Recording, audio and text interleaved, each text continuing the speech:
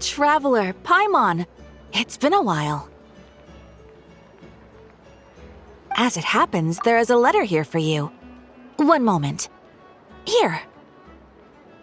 A letter? From who? Dear Diary, I'm Kale.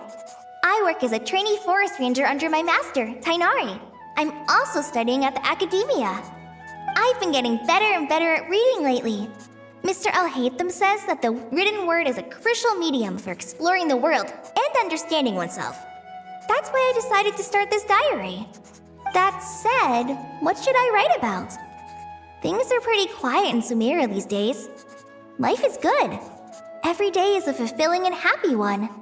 When I think back to the days when I suffered from Elazar, or way back to when I was injected with God remains, I am in a much better place now. I hope it stays that way forever. I'll leave it there for now. Master said he'll take me shopping in Sumeru City today, which is great because I've been meaning to visit the toy seller at the Grand Bazaar for a while now. Kale, time to go. Yes, Master! Huh?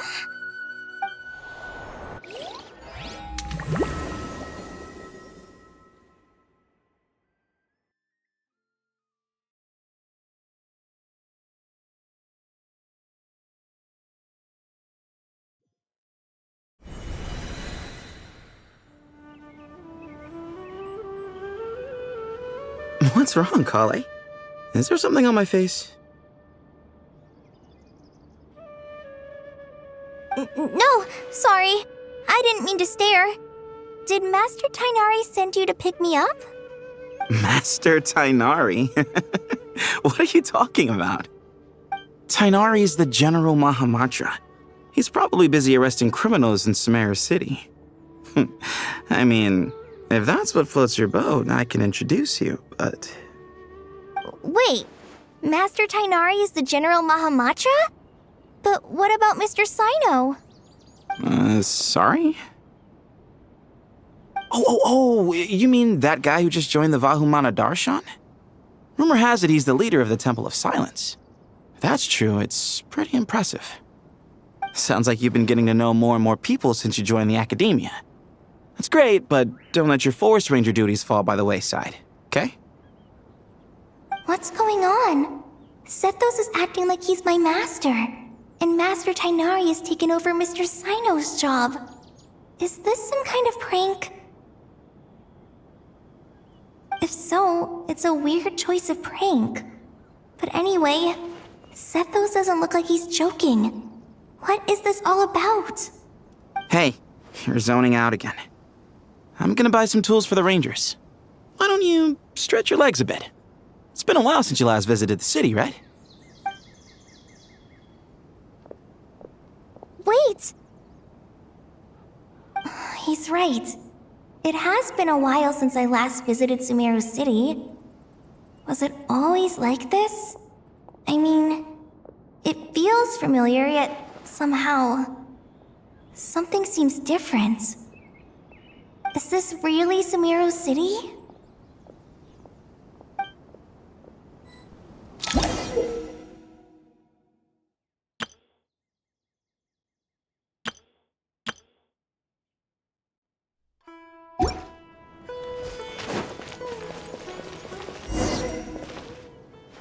Hey, did you see who just walked by? I think she's that famous merc. Hey, did you see who just walked by? I think she's that famous merc. Yeah, it's gotta be her.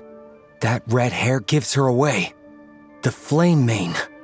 They say she can take down a dozen tough guys with just one hand.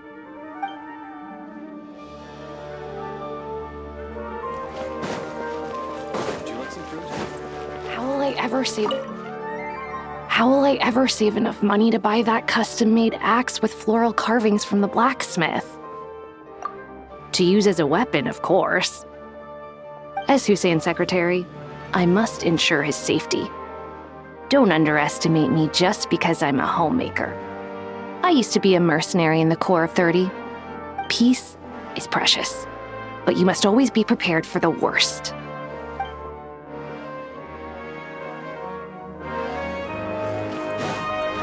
It takes courage to maintain a peaceful Will I ever save enough money to buy that custom?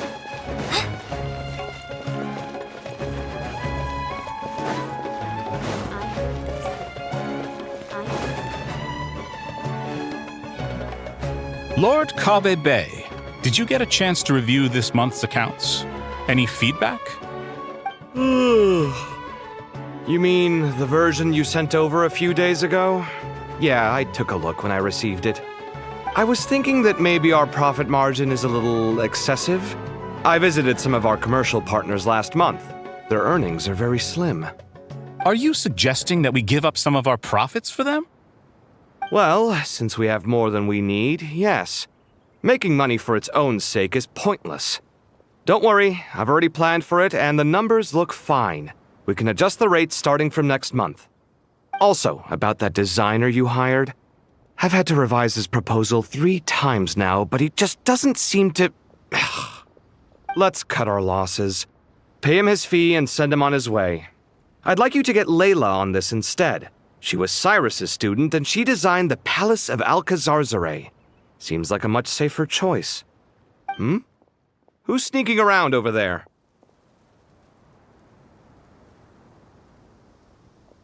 Mr. Cave? Do you recognize this person, sir? Yes, it's all right. We've met. This is Kale, Sethos' trainee. He brought her along the last time I went for drinks with him. What brings you to the city, Kale? Is your master here too? No, this is all wrong! Why is Mr. Cave saying that too? Tainari is my master, not Sethos. This can't be real. I have to ask someone else. There's gotta be someone else out there who still remembers the truth. Hey, wait! Don't run off! How strange. What's gotten into her today? It's like everyone switched places. I heard that I Sage guess I'll keep disappears looking without a trace around. as soon as he gets off work. I heard that Sage disappears without a trace as soon as he gets off work. It's a little mysterious if you ask me.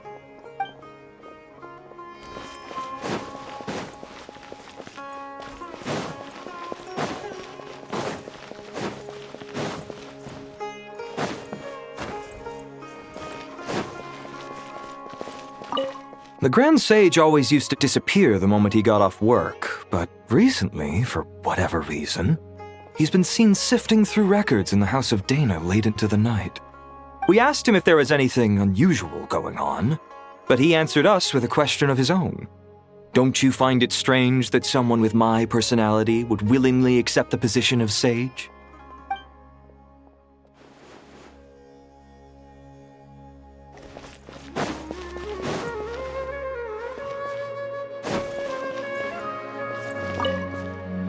Hey, bud, can I ask you a favor?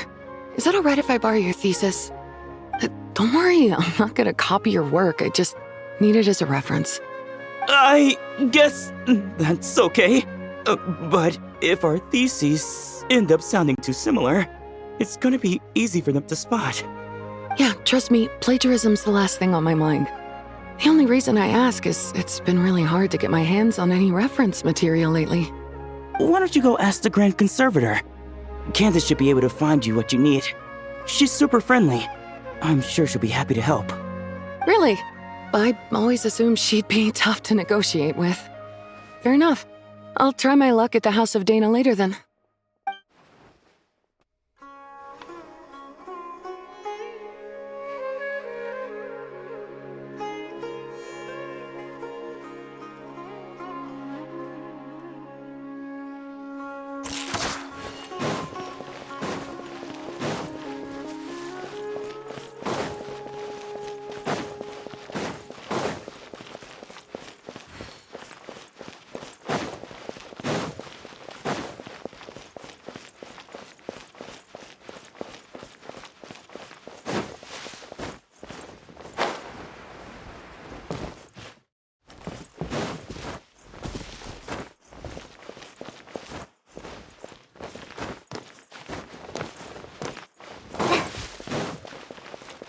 Students are under so much pressure these days. Sometimes. Would you like a cup of coffee? Would you like a cup of coffee? The store's been pretty busy lately. Lots of customers have been feeding Aaru, who watches over the shop, and now Aaru's put on quite a lot of weight. Maybe I should put up a sign saying, "Please don't feed the cat."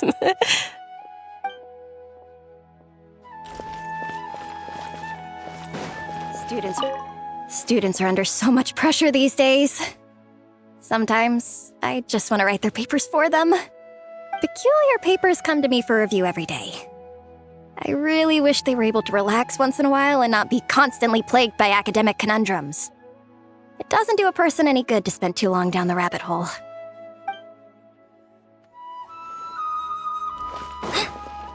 Lots of visitors today, I see. Welcome all. It's been a while.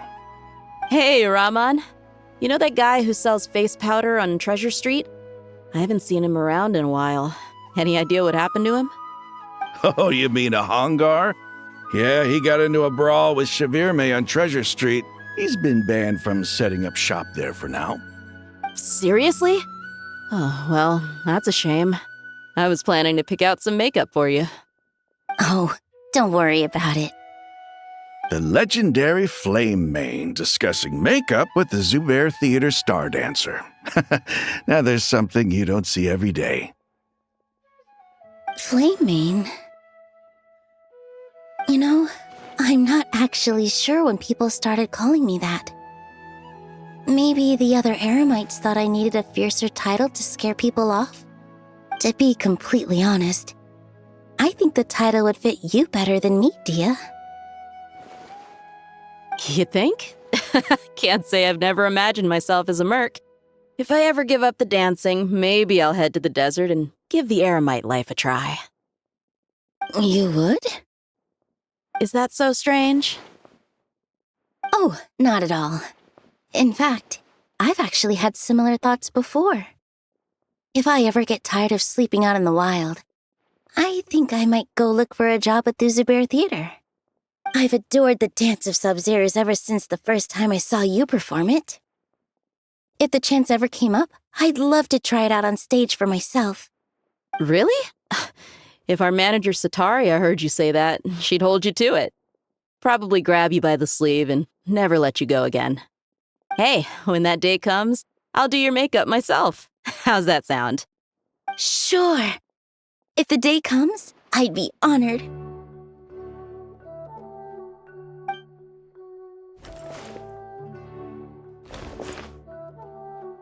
Everyone I know, everything I've ever known. Suddenly it's all a jumbled mess. The question is, who's right? Them or me? My head feels so heavy. I can't think straight.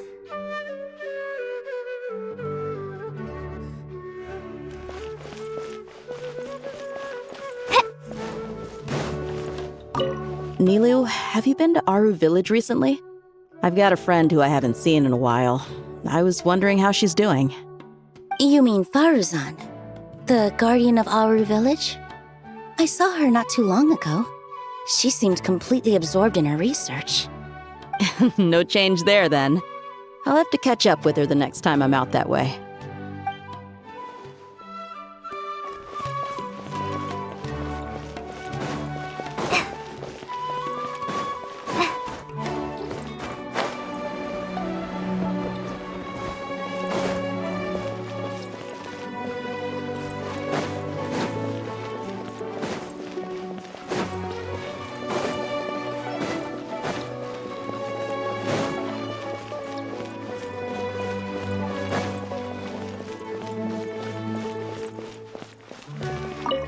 All right, not a single Mora short.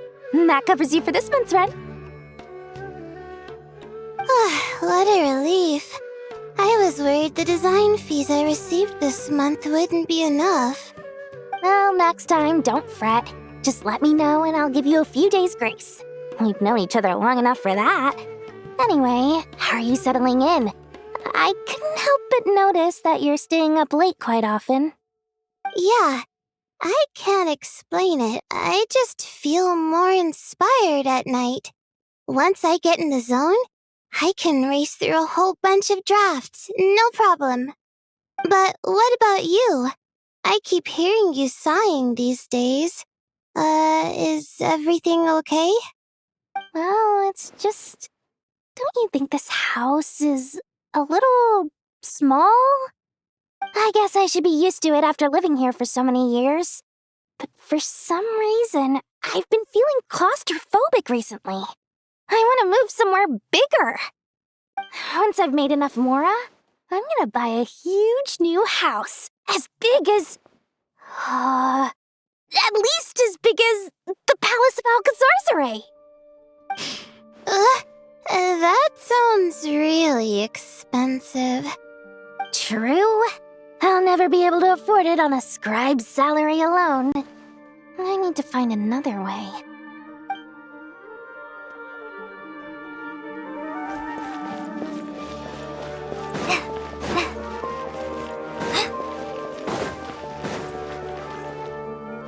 Mahamatra Tainari, we've apprehended the suspect. They say that the fool is prone to blind faith, but the wise man is not immune to it either. Suraj, do you have anything to say in your defense? Tainari, you were the one who turned the sages against me. Just a few words of caution from you was all it took to destroy my research. And now you're trying to stop me again? You should know that mechanical life is the future! We must cast aside our useless flesh and... That's enough. I'm not in the mood to listen to your lunacy. Anyone could tell you how amateur your work is. Karina, Ilias, put him somewhere safely out of the way. Yes, sir. Next on the agenda is... Master? What is it? Wait, did Professor Zahahati send you? She's been encouraging me to take on an apprentice. Might be getting a bit ahead of herself there, though. No, Master! It's me! Kale! Listen to me. Something really weird is going on in Sumeru City. It's like everyone's identities have switched around. You're not the General Mahamatra. You're a Forest Watcher. Just yesterday, we agreed to come to Sumeru City today to go shopping together and... All right, there's no rush. Let's back up a little. Your name is Kale, correct? Although this is our first meeting, you do seem strangely familiar somehow. Is there anything I can help you with? No.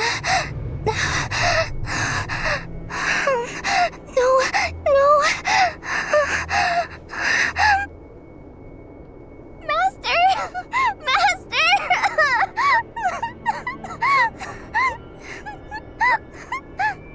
What is it?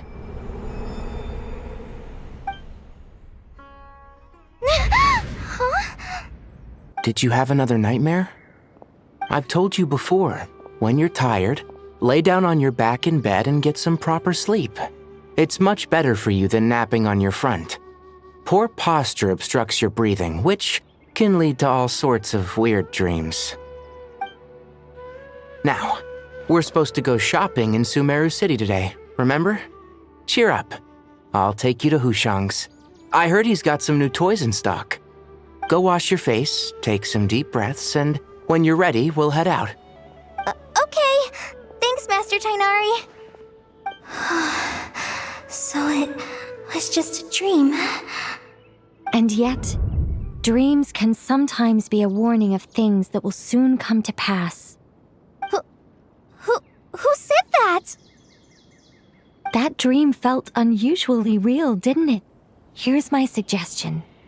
Since you're heading into Sumeru City anyway, you may as well tell Lesser Lord Kusanali about everything that happened.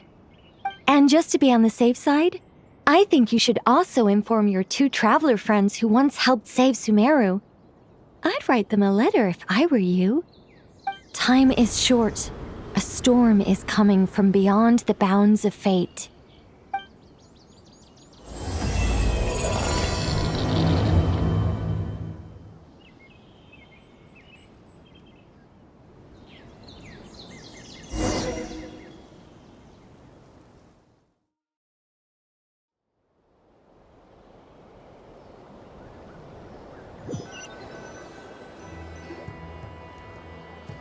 strange situation.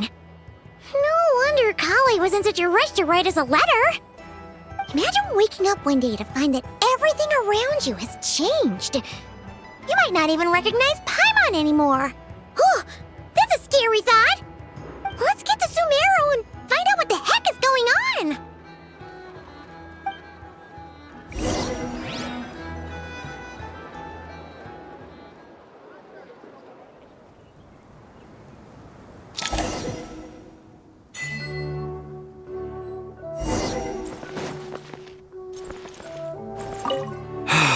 I can't believe I have to move so far away on such short notice. I made an automatic watering device so that my flowers won't wither and die while I'm away from home. Hey, do you think renovation works is the real reason they're moving us to Caravan Rebot? There's a rumor going around that Sumeru City's buildings aren't earthquake-resistant enough. Maybe that's it? All we know for sure is that the order came down from the Dendro Archon herself.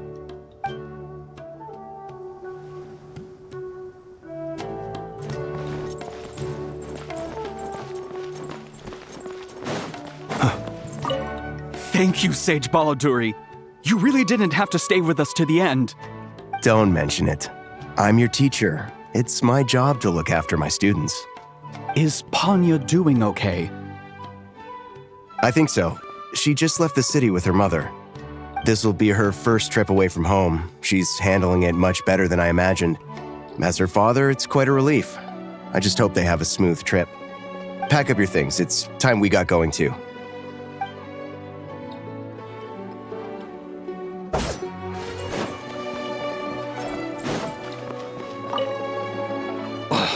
As if work and family aren't enough to deal with already. Now they're telling us to move to Caravan Rebot because of renovations? Huh. I bet it's just some vanity project. I don't trust the Dendro Archon, nor any of the sages. Especially not that new Grand Sage, what's his name, Nephis? If you ask me, he's the worst of the bunch.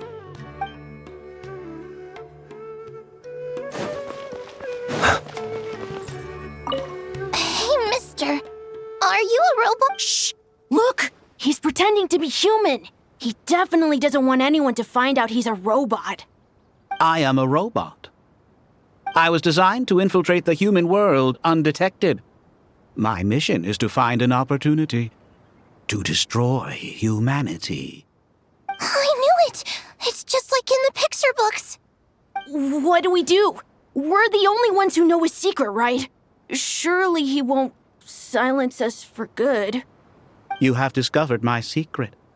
Now I must take you as my prisoners. I will tickle your feet until you join the robot army. Don't be afraid. I'll protect you. Take this, robot! Ow, ow, stop! I was just kidding. I'm human. I'm human!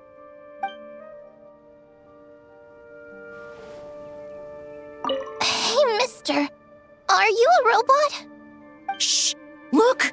He's pretending to be human. He definitely doesn't want anyone to find out he's a robot. I am a robot. I was designed to infiltrate the human world undetected. My mission is to find an opportunity to destroy humanity. I knew it! It's just like in the picture books. What do we do? We're the only ones who know his secret, right? Surely he won't silence us for good.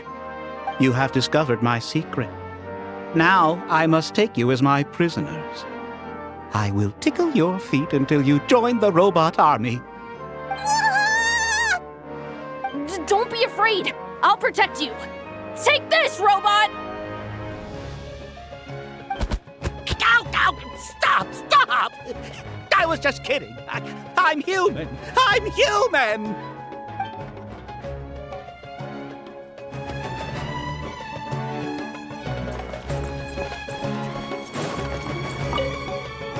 Hey, now's not a good time to visit Sumeru City. We're actually getting ready to move out ourselves.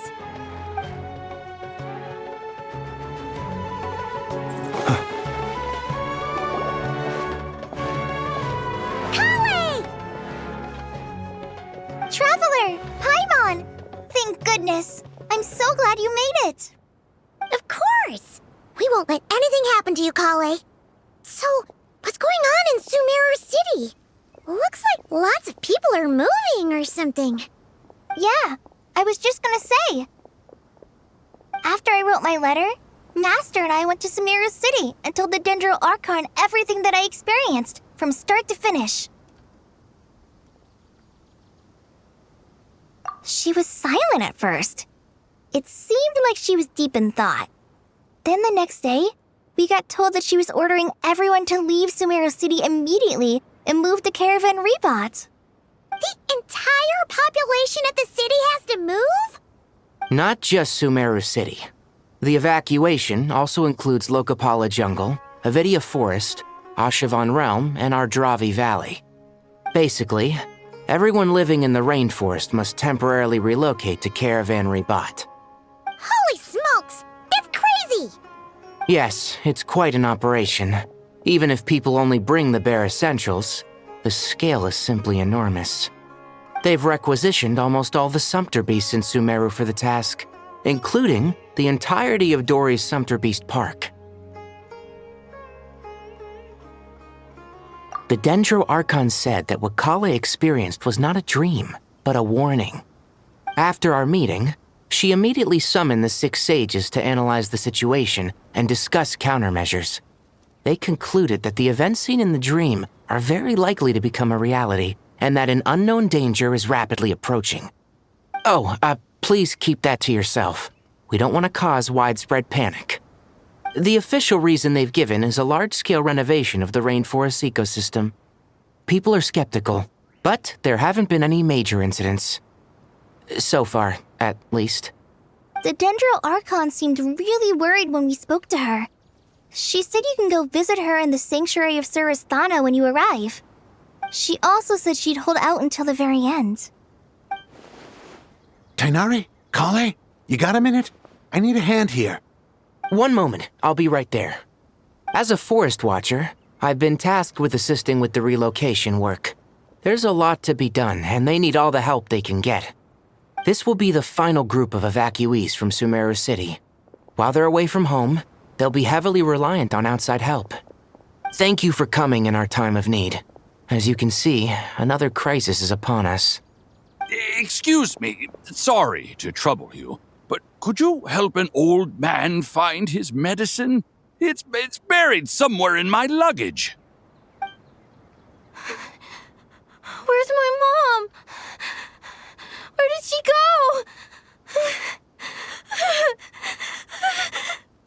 go? Don't worry, it'll be okay. Those items are worth a small fortune.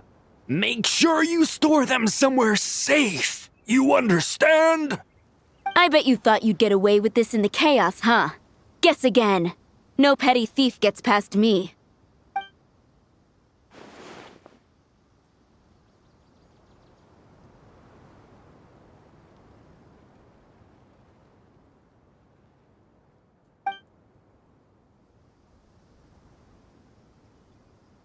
We should go help the evacuees.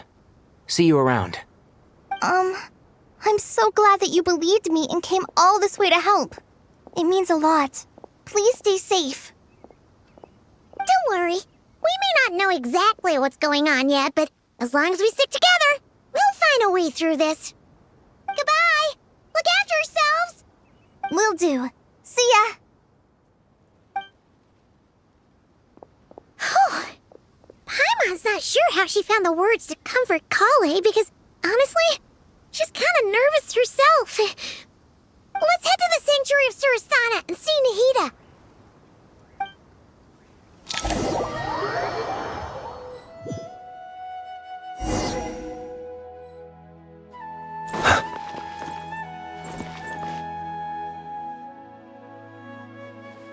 Who goes there? No unauthorized access to this place. By order of Mahamatra Sino. Are you blind? It's the Traveler and Paimon. Surely you've seen them before. Huh? Oh, so it is. I'm sorry, I haven't been sleeping well lately. My nerves are a little frayed. The Dendro Archon is in a very vulnerable state at the moment. Mahamatra Sino is concerned that our enemies might choose this moment to strike, so he's ordered us to strengthen our defenses. Just seeing you two again already puts our minds at ease. Please, enter. I'm sure everyone's expecting you.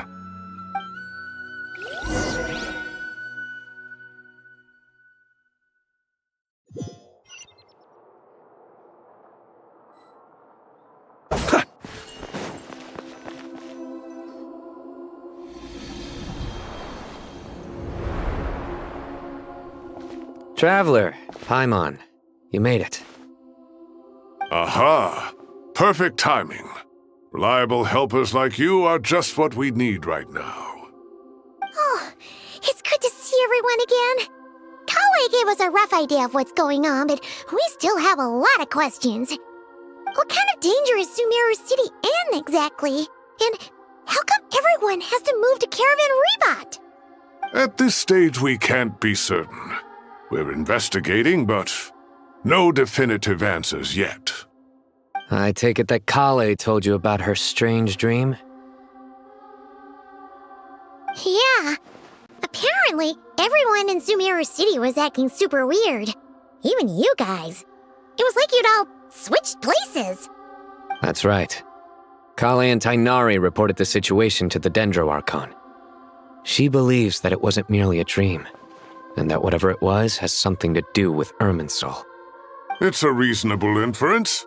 Only through Irminsul can people's memory and cognition be so significantly modified in such a short time. We don't know why Kale would dream of these things, nor who was trying to warn her. The Dendro Archon decided to connect to Irminsul to investigate more thoroughly. Irminsul is connected directly to the ley lines. The tree serves as a central hub where the ley lines converge, and its core function is to record and store the world's knowledge and memories. But something has gone awry, severely compromising the performance of this core function. Information is bottlenecking inside Irminsul, hampering the ley lines' flow. If this continues, new information will languish unrecorded, with existing records thrown into disarray. In short, the souls of the dead will be stranded, while the living have their sense of reality warped. In the long run, Kale's dream could well become a reality. And that's just the beginning. There's no telling what other nightmares could end up coming true.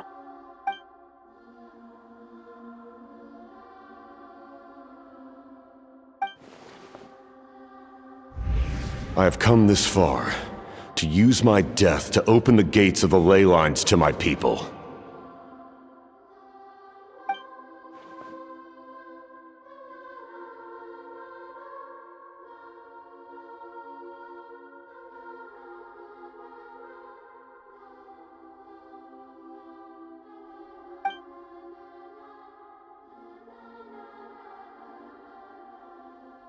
Faced with a growing backlog of information, the Dendro Archon decided to connect herself directly to Irminsul and take over the recording and processing function herself.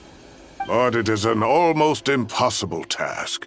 Individual brains aren't equipped to deal with the sheer volume of knowledge and memories involved. All that information flooding in at once would instantly fry any human mind. And for a god, even for a god, the suffering must be unimaginable. The Dendro Archon's power originates from Irminsul. Any issue with the tree itself takes a toll on her to begin with. On top of that, she's subjecting herself to the grueling task of processing all that data. It must be torture for her. And despite all of this, she is somehow finding the strength to investigate the Irminsul situation from within and send us her findings. I finished analyzing the latest data. Looks like our working theory was wrong. There's no signs of Irminsul having been attacked from the outside. So it's internal then? Some sort of disease, perhaps? No. I've spent half my life studying the ley lines. If Irminsul malfunctioned this easily, the world would have met its end long ago.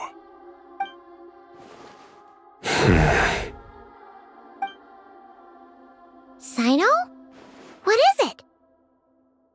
Not long ago, I got a tip from the Corps of 30 that a large number of unidentified merchant caravans had recently been spotted entering Sumeru through Beta Harbor. At first, I suspected that they might have something to do with all this, so I sent some people to investigate. But if Irminsul wasn't attacked from the outside... Don't you think there are more important things to worry about right now than guessing who's behind all this? It's been over 12 hours with no new intel. If even the Keeper of Irminsul is this badly affected, you can imagine how bad things are in there.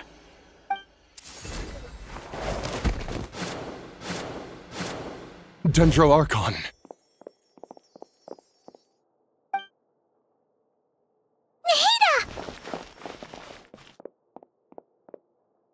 What's wrong? Her breathing is weak, and her elemental energy levels are dangerously low. Looks like it's time to move to the backup plan. What's the backup plan? Get out of the city and take the Dendro Archon with us. The entrance to Irminsul is directly beneath the sanctuary of Surasthana. That means this is ground zero if anything goes wrong. The Dendro Archon has a very strong connection to Irminsul. But theoretically, this connection should grow weaker with distance. Under normal circumstances, she can unleash her full power here. But with Irminsul out of control, our first priority is to get her away from here. The situation is critical. There's no time to deliberate. Everyone in agreement? I'll deal with it. I'll also let the Matra and the Corps of 30 know to start evacuating.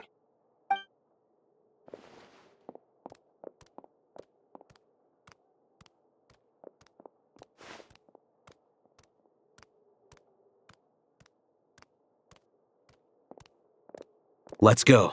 No sense grieving when there's nothing more we can do. Agreed. We'll be back as soon as this is over.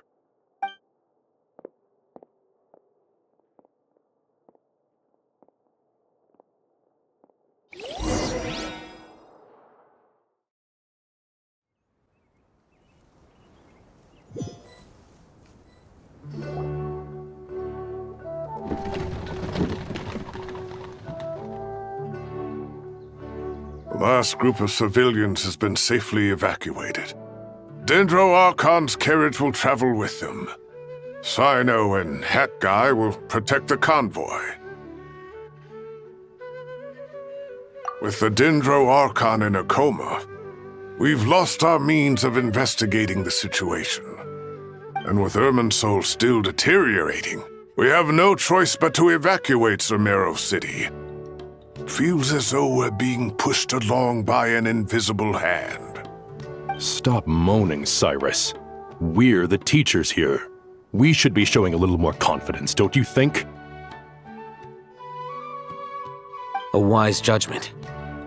Let's move out to Caravan Rebot.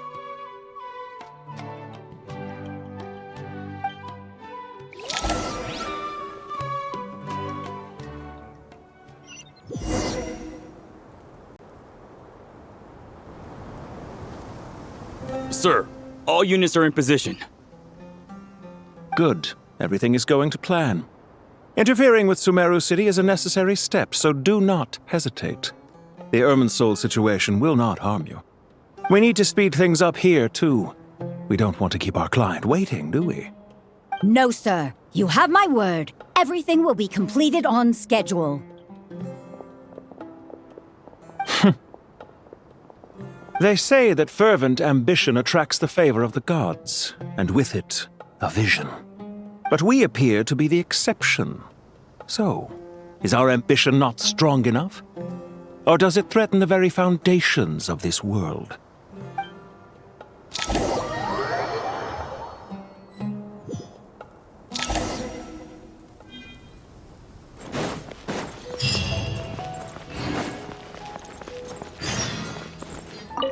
That guy!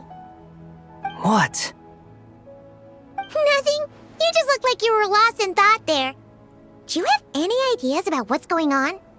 From what I know about Irminsul, the system doesn't break down that easily. I don't have the faintest idea who could have done this. Actually, one name did cross my mind. But, he's already dead.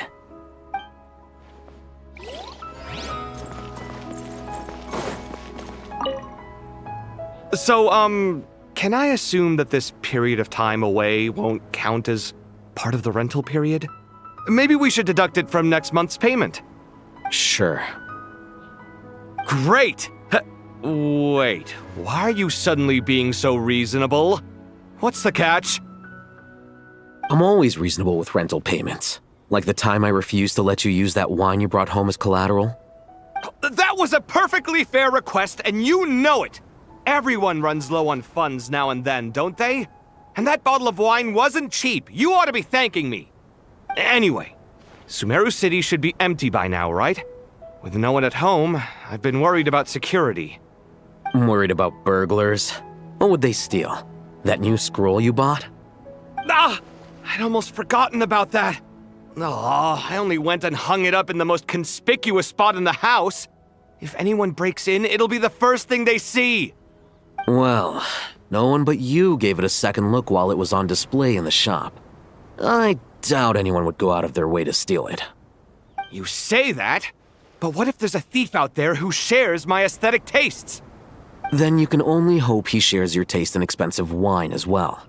Always worth having some collateral. You!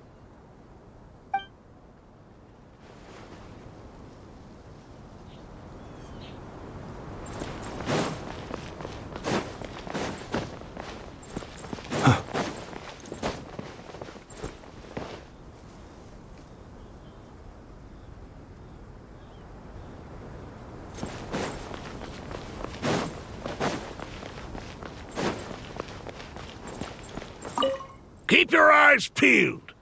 It's down to us to maintain order at this time. This is a direct command from the Mahamata. Everyone stay vigilant. We cannot allow bad actors to take advantage of the chaos.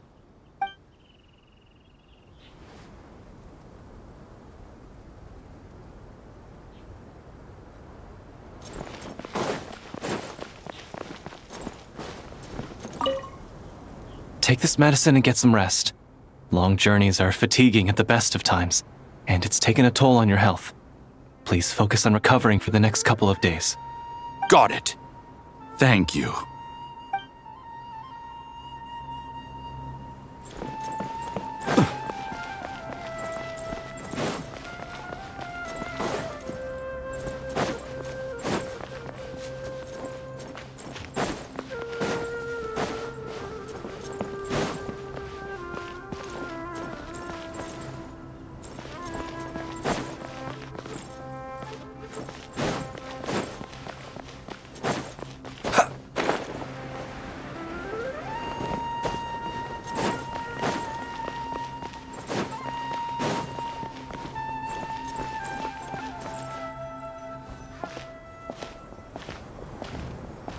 How is the Dendroarchon? Her breathing is steady. I prepared some therapeutic incense for her, but it hasn't had much effect. Her vitals are still very weak. Based on the information you've provided, I have a working hypothesis. Her condition is partly due to Irminsul's influence, and partly due to a physiological imbalance caused by the rapid depletion of her power. Elemental energy usually flows through the body at a relatively constant rate. The body grows accustomed to this rhythm, so when it's thrown out of balance, physical symptoms will appear. Is this similar to the ley lines? Overloading and withering both directly affect their vitality, potentially causing irreversible damage. Correct. From a biological perspective, if you overexert yourself, you pay the price with your life. The Dendroarchon is not only drained of power, but her life force is at a critically low level. Is there any way to restore her health? I know the ley lines have strong self-healing abilities. As long as any blockages or pollutions are dealt with, they can quickly regain their vitality. But what about people? Well, gods. What's their capacity for self-healing? Before we think about that, there's a bigger predicament to resolve. Restoring the Dendro Archon's power requires us to heal Irminsul first. But that will be extremely difficult without the Dendro Archon's power. Paimon's already getting lost here.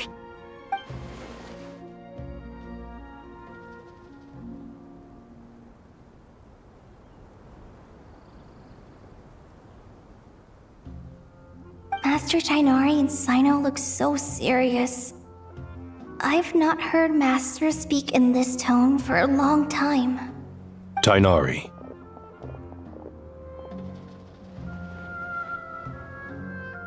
Master Nephis, sages.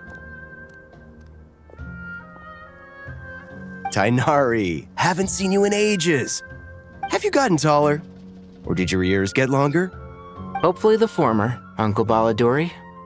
Cyno, where's Professor Cyrus? I thought he'd be with you. He went out into the wild to investigate the situation. He said that the Irminsul anomaly will likely start to affect the real world soon. He shouldn't be trotting around alone at his age. Which way did he go? I'll look for him later. Would someone mind introducing us? Ah yes, of course. Allow me to do the honors. I'm sure we're all familiar with the Traveler and Paimon. They're the heroes who helped foil Azar's conspiracy and save Sumeru. These gentlemen and I are the 6 current sages of the Academia. Balduri and I are part of the Old Guard, while the other 4 took office after Azar and his clique fell from power. We have Sage Elkindi of the Spontamad Darshan, Sage Farnas of Kasharawar, Rataoist Sage Shakir, and finally Harabatot Sage Rusht. Nice to meet you all! I've heard much about you. Delighted to finally meet you in person. You're younger than I imagined for someone with the power to stand up to fate itself. Thank you for lending your aid to Sumeru once more. Once we're on the other side of this, could we get a photo together? My daughter has a friend named Isak. He's always talking about you two. Of course! No true hero would deny a child their wish. Back to business. So with the Dendro Archon currently in a coma, the people have taken temporary refuge at Caravan Rebot, but they cannot stay here forever. We need to come up with a plan as soon as possible. Farnas, any thoughts? Well, firstly, having reviewed the data, I'm inclined to agree with your assessment. This doesn't look like an attack on Irminsul from the outside. Rather, it resembles a malfunctioning machine. Calculations going haywire and sparks flying. That being said, before we consider how to fix it, we need to understand precisely what has gone wrong. Furthermore, we somehow need to ascertain this without relying on the Dendro Archon's power. We have no direct access to Irminsul. However, we might be able to gather the information we need from the ley lines. Study the branches to learn about the trunk, in other words. Wait, is that what Cyrus is up to? No wonder he ran off to research in the wild. Curse's always one step ahead of me, isn't he? I heard that while in the sanctuary of Surasthana, the Dendro Archon had to serve as the central information hub herself. This is a clear sign the situation within Irminsul might be far worse than we can imagine. Irminsul is vital not just to the safety of Sumeru, but to all of Teyvat. We must be the ones to bear responsibility for this world. To be on the safe side, I think we need to consider some backup plans. Are you saying we should consider a scenario in which Irminsul is completely destroyed? I'm merely pointing out that the possibility exists. You have a valid point. But until worst comes to worst, I believe we should focus our efforts on resolving the Irminsul anomaly and helping it recover. Kale, I understand that you were the first to foresee this crisis. If it's all right, I'd like to talk with you about it in more detail. Of course! But even I don't know how I came to have that dream. If there are no signs of external damage, could it be a stress fracture? Metals tend to suffer from this issue with long-term use, and Irminsul has existed for centuries, after all. It's possible, but surely a stress fracture would be more likely to cause a complete shutdown rather than chaos. Sages, General Mahamatra. Sorry to interrupt, but something has come up. What happened? Some citizens didn't believe that Sumeru City was really in any danger. They slipped away and hid during the relocation, intending to return home. How many people are we talking? About a dozen. Sakura found them while on patrol, but they appeared to be suffering from psychosis. For whatever reason, they were trying to kill each other. By the time we arrived, there were only 2 survivors. One was unconscious from their injuries. The other tried to attack us, but was subdued. Where did this happen? Near Yasna Monument. That's not far from Caravan Rebot. Master. I know. The Irminsul anomaly is beginning to have effects in the world. I didn't expect it to spread to Yasna Monument so soon. It almost feels like we're being chased relentlessly, with no time to catch our breath. Sir Cyrus said the same thing. He sent me back to report in, while he continues investigating. I'll go join him.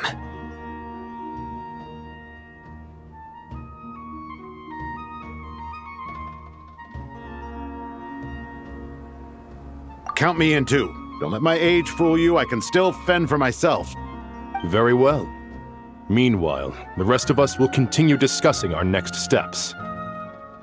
Get back soon. Take care of yourselves. It's getting dangerous out there.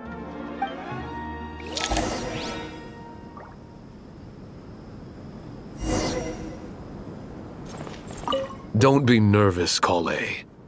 I just wanted to ask, have you ever had similar dreams to this one before? Similar how? Dreams so vivid, they seem real.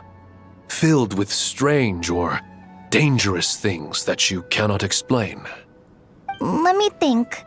There was one time, I don't remember it very clearly, but I saw fire. Fire?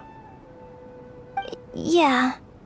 I wish I could give you more details, but all I remember is fire everywhere. From the sky to the ground, everything was burning. The heat was unbearable, and ashes were blowing in the wind. I doubt this dream was a mere coincidence. Perhaps it was some kind of prophecy? And yet, you've never studied astrology. I'm at a loss to explain it.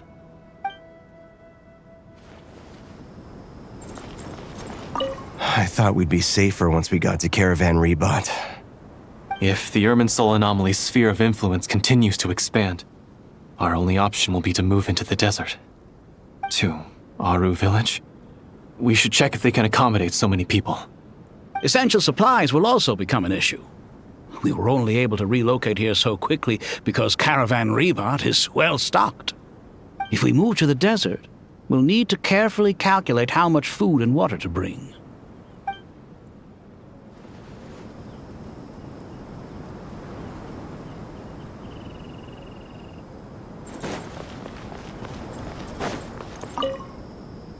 Thank you for everything, Tighnari. Don't worry about me. I'm fine.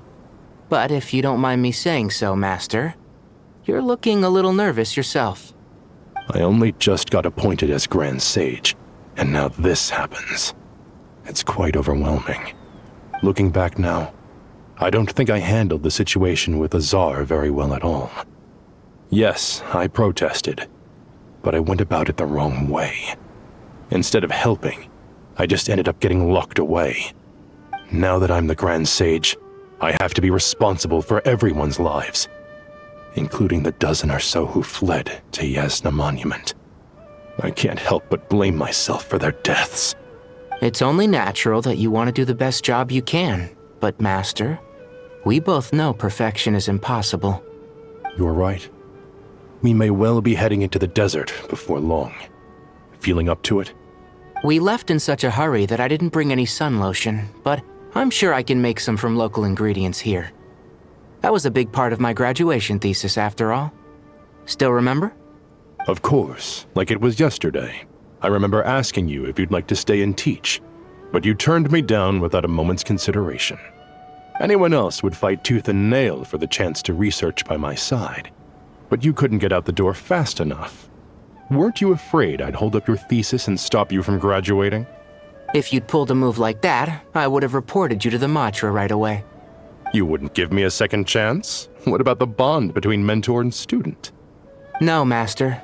I would not sit by and watch you go astray. Very good. Then I taught you well.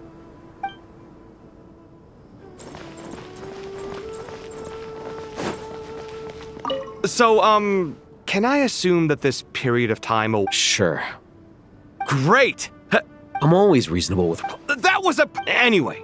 Sumeru's... I'm worried about burglar. Ah! I don't... Well, no. You say that? Then you can only hope... You...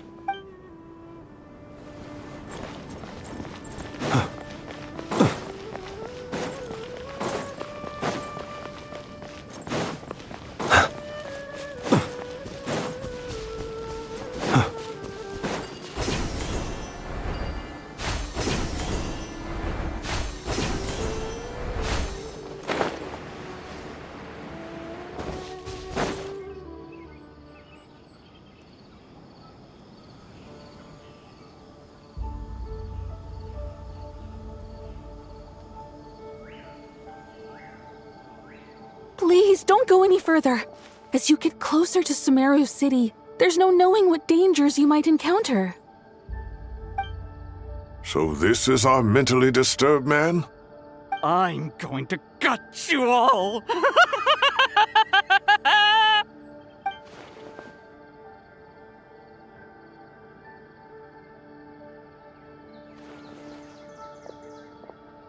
Cyrus, you didn't even bring a single guard? Do you think you're some sort of warrior? It's fine. Come here and look at this. Oh, it's...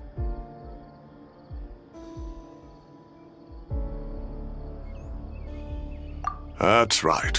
Flowers that bloom from openings in the ley lines, indicating some sort of anomaly. I don't believe I've ever seen a color like this before. Did you discover it nearby? Not just here. Way over there, too. They're everywhere. There's even more in that direction. How did you ascertain the situation further ahead? Didn't you just say that we can't go beyond this point? Yes. This area is relatively safe so far. But if you continue forward, delusions will start afflicting your mind. However, some vision-bearing mercenaries were able to maintain their sanity a little better. They're the ones who brought back news from further afield. Sino, do you remember the class I taught on dissecting ley line blossoms? I do, Professor. I received full marks in that course. Good. After all these years, it's time to put that knowledge into practice. There must be anomalous information hidden within these blossoms. Alkindi, I'll need your help as well. Been a while since we worked on a project together, hasn't it? Sure has. Well, what are we waiting for? Let's get to work. Anything we can do to help?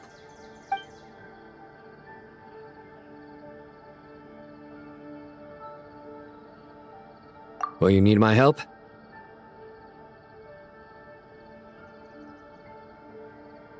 All right, well, don't go too far. There's too many unknowns at this stage. Let's regroup at Caravan Rebot later. Don't worry if you don't show up. I'll come and find you.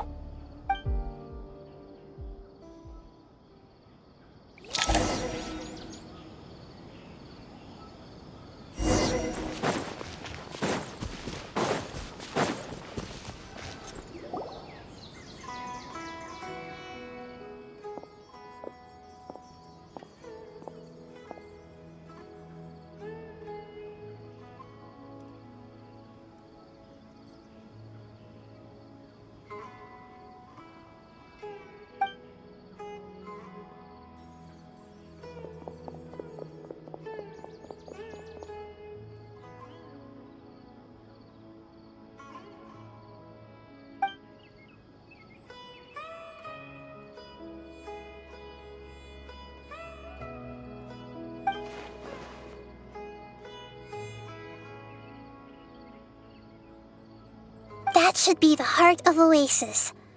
All we need to do is light it with the fire seed, and it'll restore a pep with elemental power.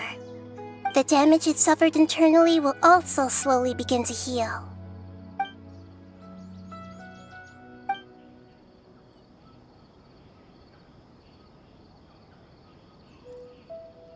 What is it? You thought of something? Really? Then let's get back and tell the others!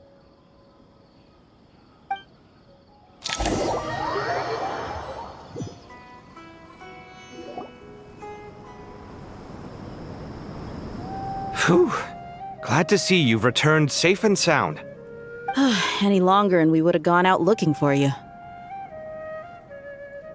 Well, this is a nice surprise. Paimon sure feels better with everyone we know here.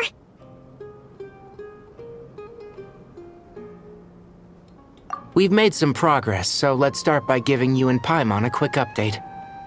By dissecting the ley line's blossoms, we've been able to deduce that although Irminsul is experiencing an anomaly, it has not completely rejected access from the outside. The Dendro Archon has the power to connect to Irminsul, but there's also another way. I assume you recall the devices everyone was wearing when you first arrived in Sumeru? Devices? Oh, wait. You mean... The Akasha terminals? That's right.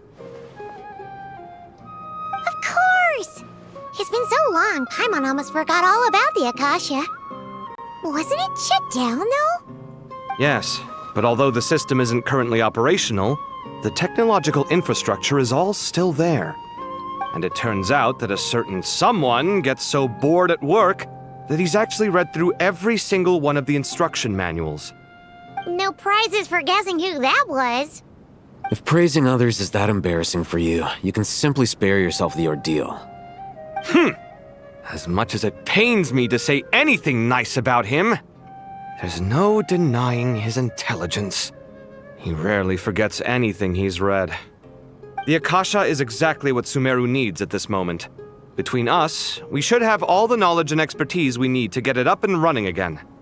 But if I recall correctly, doesn't the Akasha need a gnosis to function? That's exactly right. The Akasha relies on the Gnosis as a power source, and in its absence, we'll need to find an alternative. To tackle this problem, it looks like we'll be relocating once again. Namely, to the Temple of Silence. Ring any bells? It's the only major institution in Sumeru dedicated to preserving the knowledge of King Deshret's civilization. You might find the answers you're looking for hiding there. I agree. There's a good chance. Master Nephis and the other sages have discussed it. As the chaos from Irminsul continues to spread, Caravan Rebot won't be a safe haven for much longer. We have to move into the desert next. The scholars and sages will head to the Temple of Silence, while the civilian population seeks refuge in Aaru village. The Eremites will keep everyone safe during the journey, and Candace will be there to receive us at the village. This leaves us just one thing to worry about. That Dendro Archon. She's very weak. We can't afford to wait until Irminsul is fixed. There has to be another way to help her. Huh. Wow. Luckily, the Traveler had a eureka moment while we were out investigating. Really? Wow, nice one, Traveler. Let's hear it. What say our Amorta experts? Theoretically, it's feasible. From what you're saying, although elemental life and elemental energy have their differences, the Dendro Archon has explicitly stated that she can imitate the power of the former. In which case, as long as a Pep is willing, she should be able to convert her own power into a form that the Archon can use. It wouldn't be difficult for her at all. The only problem is convincing her to help.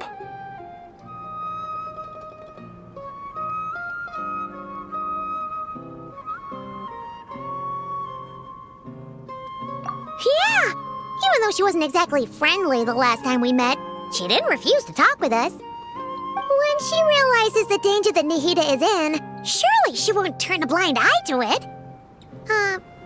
Well, hopefully not. Either way, we're not exactly spoiled for choice here. Hey, it's better than having no options at all. I agree. Without Irminsul's aid, the legendary Dendro Dragon Apep may well be the only living thing in Sumeru who can help our Archon recover her power. There's no time to lose. I'll bring this proposal to Master right away. If he and the other sages agree, we'll split into 3 teams. The academics will go to the Temple of Silence to look for a solution to the Akasha problem. The Eremites will escort the civilians safely to Aaru village, and the Traveler and Paimon will take the Dendro Archon to see Apep. There's still a long road ahead, and no knowing if we'll make it. But at least we have a direction now. I'll take it over floundering around in confusion. If there are no objections, then let's proceed. But before we adjourn, I would like to leave you all with some parting words. No matter the distance between us, there will always be an invisible force tying us together. May the bonds forged in the past shine bright like stars and open a new path before our feet. Huh. Is that from King of Invocations? No. This one's from King of Invocations, the sequel. What's the difference? The sequel's much cooler. Couldn't agree more. Well, it was very apropos. Once this is all over, I'll give everyone a copy of King of Invocations and the sequel to show my gratitude. Come on, let's get moving.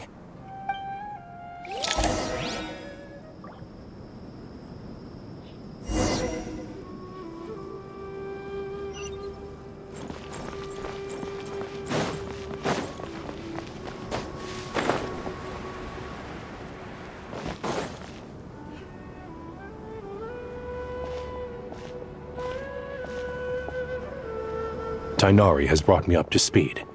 I approve of your plan of action, but we can't proceed with everything right away. The people need to rest.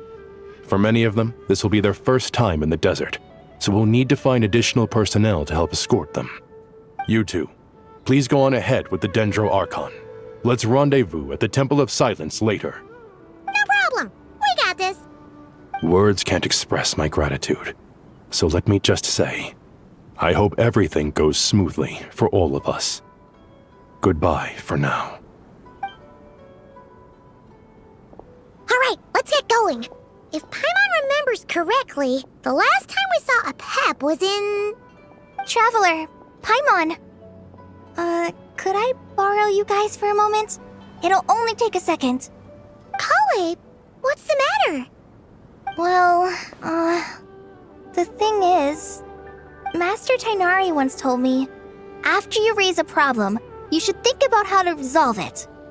But ever since I had that dream, I feel like I haven't been of any help at all.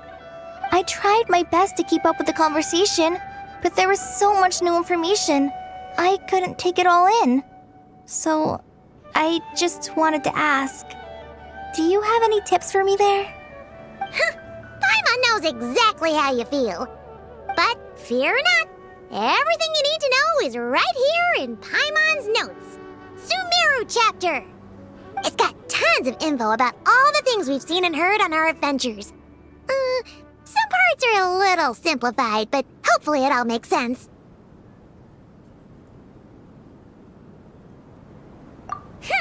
You see? Being the greatest guide in Tibet isn't just a fancy title. It takes a lot of hard work. Paimon doesn't always understand the things you're talking about with other people. Whenever that happens, she notes down the confusing parts and goes over them in her own time. This is perfect. Could I borrow it? Sure. Matter of fact, you can keep it if you want. Paimon has another copy. The spare copy was originally meant for the Traveler. Paimon used to worry that one day she might not need a guide anymore, so she wanted to have a gift for her, in case we ever parted ways. But it doesn't seem so necessary nowadays. We have so many more places to see together. One copy will be enough for both of us. Thank you so much. But still, these are your treasured memories. I think I'll make my own copy and then return the original to you. Anyway, that was all. I won't keep you any longer. Have a safe trip. See you again soon. See ya! Alright, time to bring the Hida to see a Pep. Let's hope that old grouch is in a negotiating mood.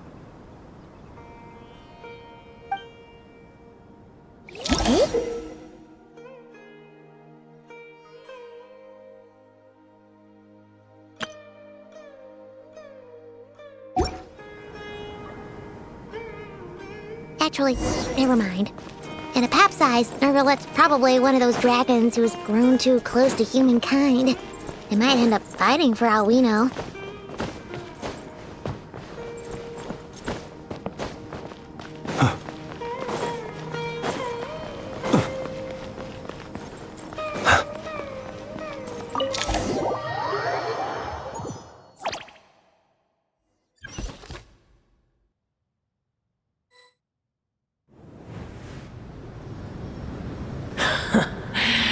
I had a feeling your kind might come calling. The ley lines are in disarray. Something has gone wrong with Irminsul, yes.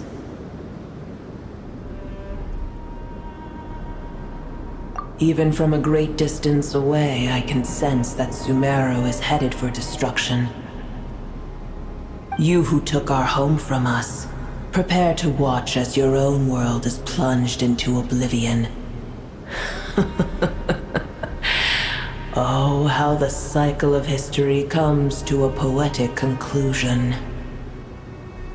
This isn't a joke, Pep!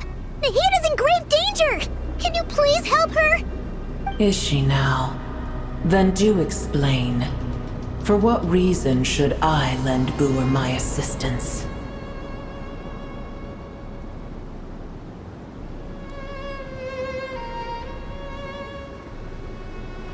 Be not mistaken. The fate of Sumeru is of no concern to me. I am neither the god of this land nor its guardian. I may have given my tacit agreement as your kind built homes here and multiplied for generation upon generation. But that does not mean that I bear any responsibility for Sumeru.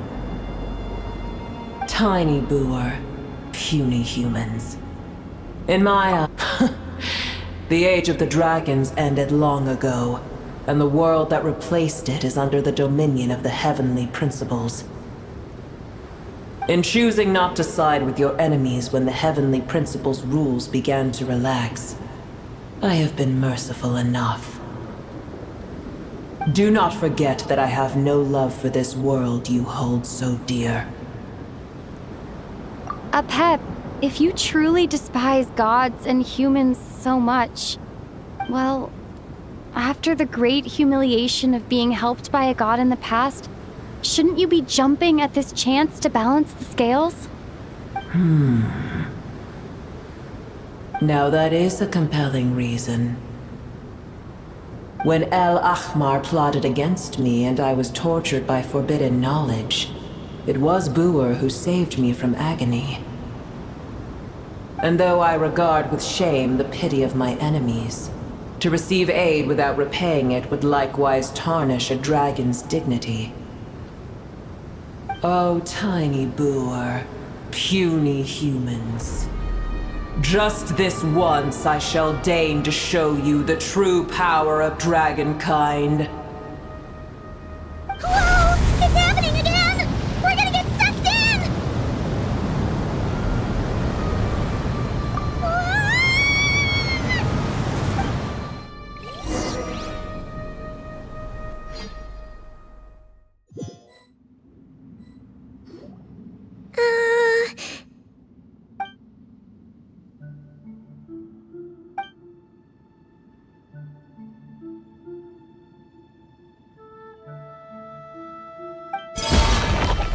It is done.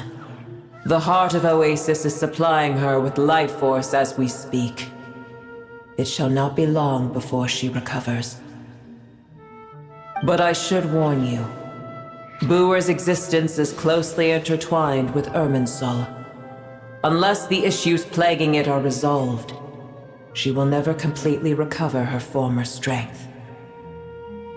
Oh, thank you. Spare me your words of gratitude. You may also spare me your feigned concern.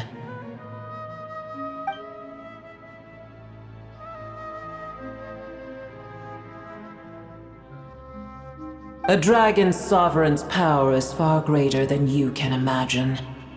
While I was indeed weakened when the heart of Oasis ran dry, providing Tiny Booer with a morsel of my life force shall have little consequence for me. Oh, good to hear.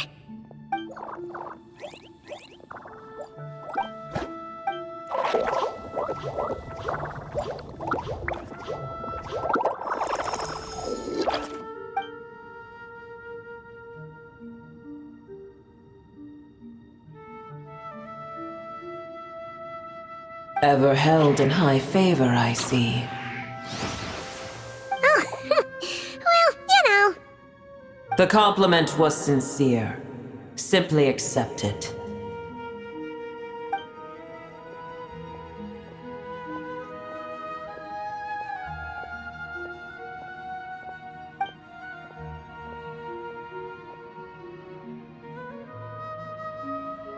I did once.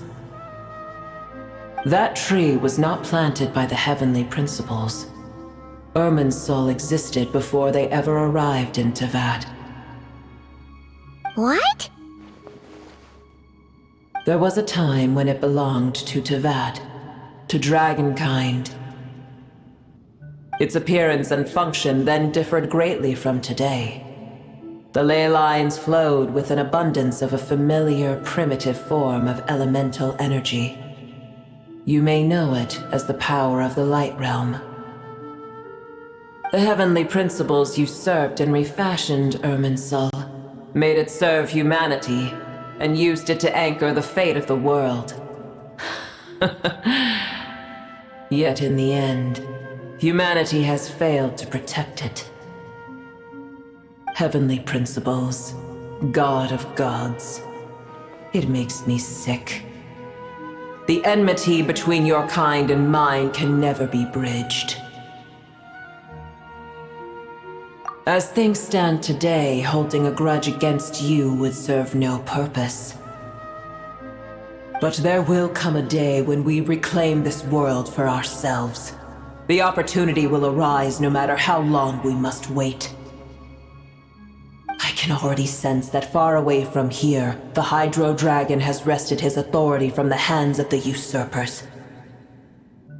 Though we have yet to meet, I know that we are both preparing for our revenge day and night. Uh-huh.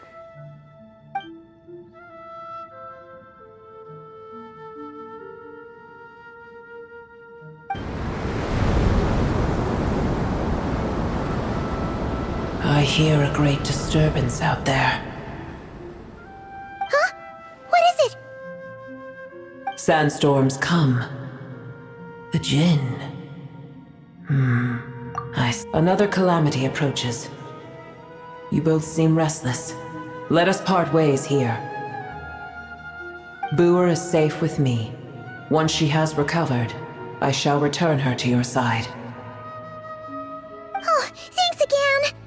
Take care, alright? I told you already I have no need of your feigned concern.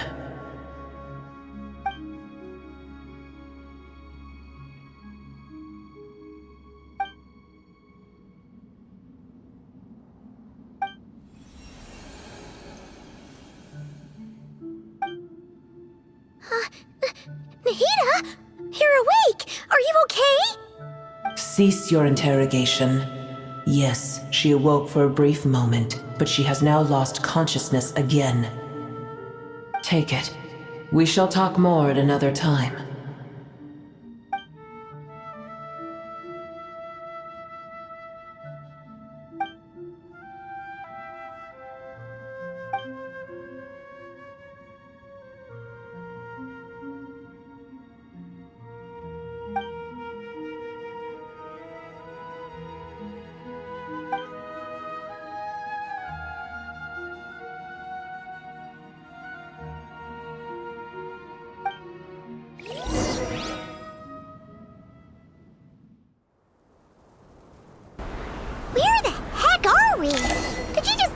in the middle of nowhere? Wait. No, Paimon remembers now.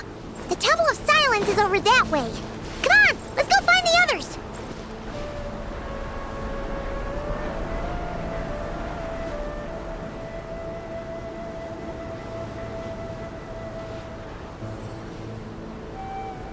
There's no need for everyone to stay here.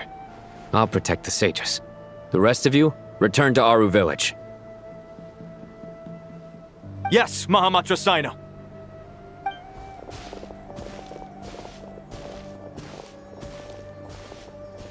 Sino!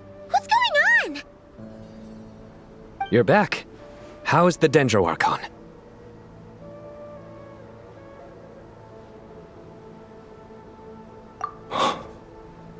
What a relief. It's the Jinn. Countless Jinn have stirred up violent sandstorms across the desert, blocking our path to the Temple of Silence. Tighnari and Kale have returned to Aaru village to help. The Jinn are being highly aggressive, so both the village and the merchant caravans require protection. It's just one thing after another. Where did all of them come from anyway? In all my trips to the desert, I've never seen anything like this before. As I see it, the only possible candidate is Gurabad. Gurabad? Baladuri could explain in more detail if he were here. All I know is a rumor I've heard about from previous trips to the desert. Supposedly, a great number of dormant Jinn lie sealed beneath that city.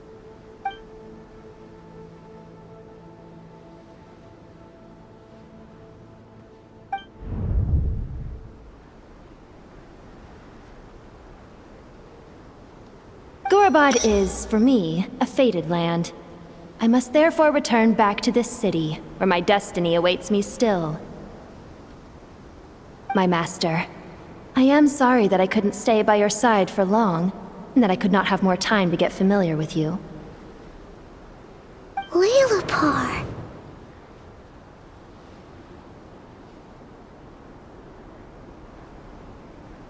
Yeah. We once said goodbye to a friend there. Well, maybe not a friend exactly, but someone we met on the road anyway. She was a strange bottle.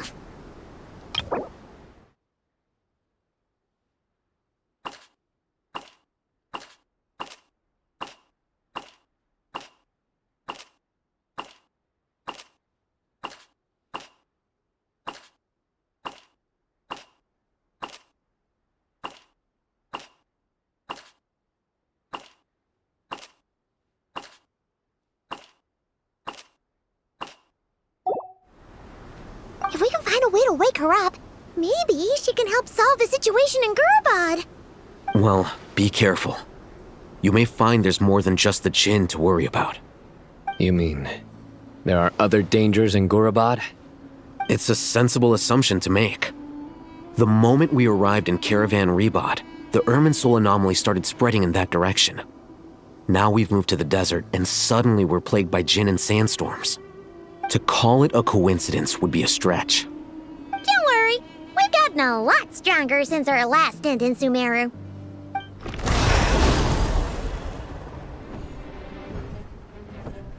Ah! When did they show up? It appears the monsters native to the desert have been stirred by the Jinn's activity.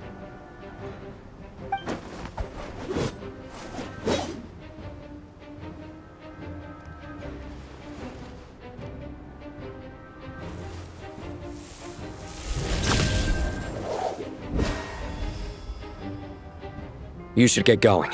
We'll take care of things here.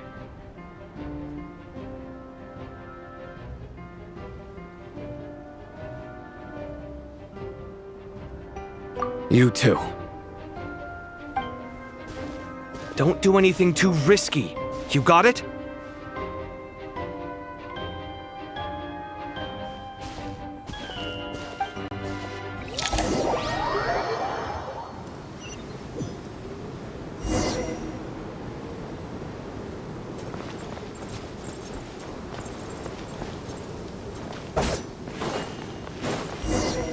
The Jinn are swarming out of Gurabad! Looks like Alhita was right! Let's get inside and see what's going on!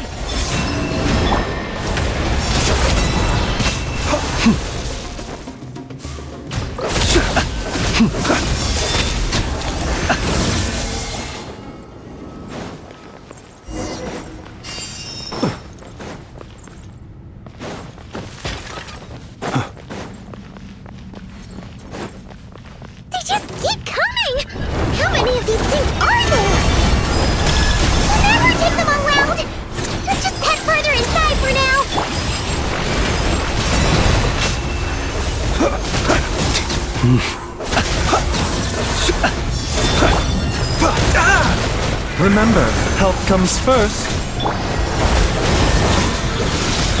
Wait, I'm fine.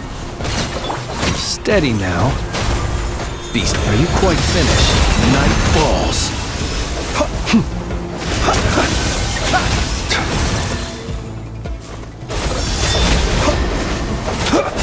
Fear the dark.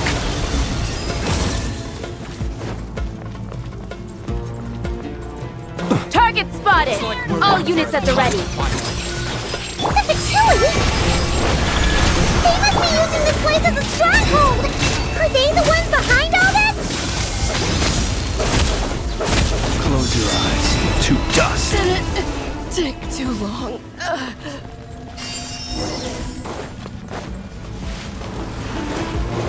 Seems like Fighting Jin with one hand and Fatui with the other?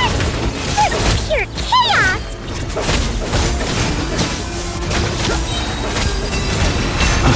close your eyes to dust. Mind the silence. A bitter pill to swallow. Three moons converge. Observe.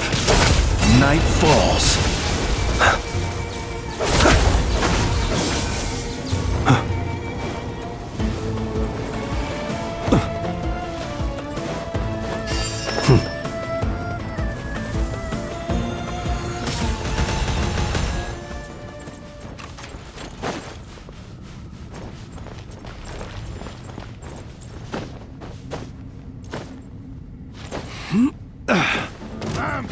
It's your skill! Remember, health comes first. Mind the side effects. Close your eyes. You can fear the dark.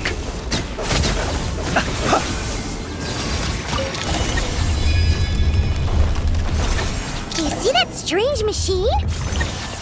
Paimon has a sneaking suspicion that that's the thing wrecking Gurubad and setting all those dangerous Jinn free! The target has reached the core zone. Requesting backup. Repeat, requesting backup. Backup en route. Stop her. It'll... Careful! Better hold back this time. Observe. Be silent.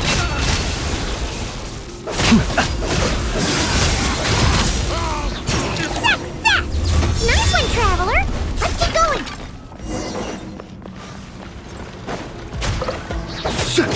A moonlit night for all. Surge. Seems like an emergency. Be silent. Close your eyes. Do you fear the dark?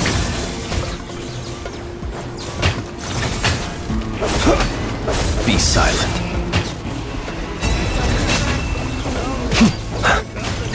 The doctor was seen. Wait. Close your eyes. To dust. Be silent.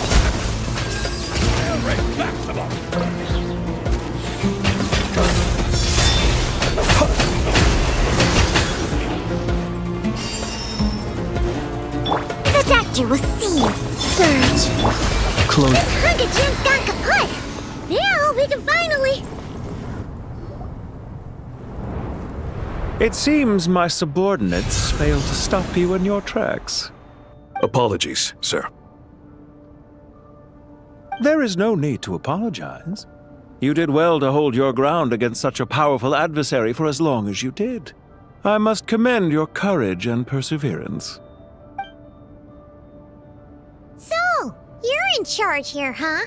First the problems with Irminsul, now this mess in Gurubad? Are you the ones responsible for all this? I'm afraid I cannot answer that. I assume you aren't naive enough to expect answers from an enemy.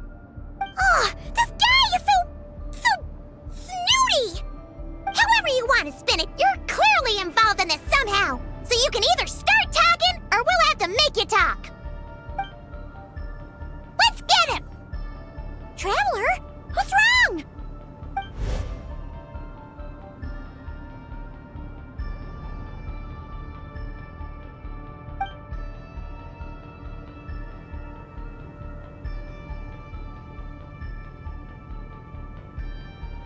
You're remarkably calm. Some would act more rashly upon finding the ringleader all alone. But you keep your cool. Even as your enemy, I must applaud you. Did you show yourself just to say that? Is this you trying to take back control of the conversation? Unfortunately, I really don't have anything to say to you. I am here merely to indulge my own curiosity. Your names are well known among the Fatui. Naturally, I wanted to observe you up close while I had the chance. Hey! Don't treat us like we're some kind of exotic animals in a zoo! Oh, I wouldn't dream of it. You seem rather predisposed to misunderstand me. I'm quite aware that you are both heroes of great renown. You have resolved crises in many nations and won countless allies along the way. I've been following your adventures with great admiration. My only regret is that the trajectory of your journey conflicts with our goals. What do you mean, admiration? Sorry, but that sounds pretty weird coming from you. I don't see why. We may happen to occupy opposing sides, but there is no cause for deep-seated enmity between us.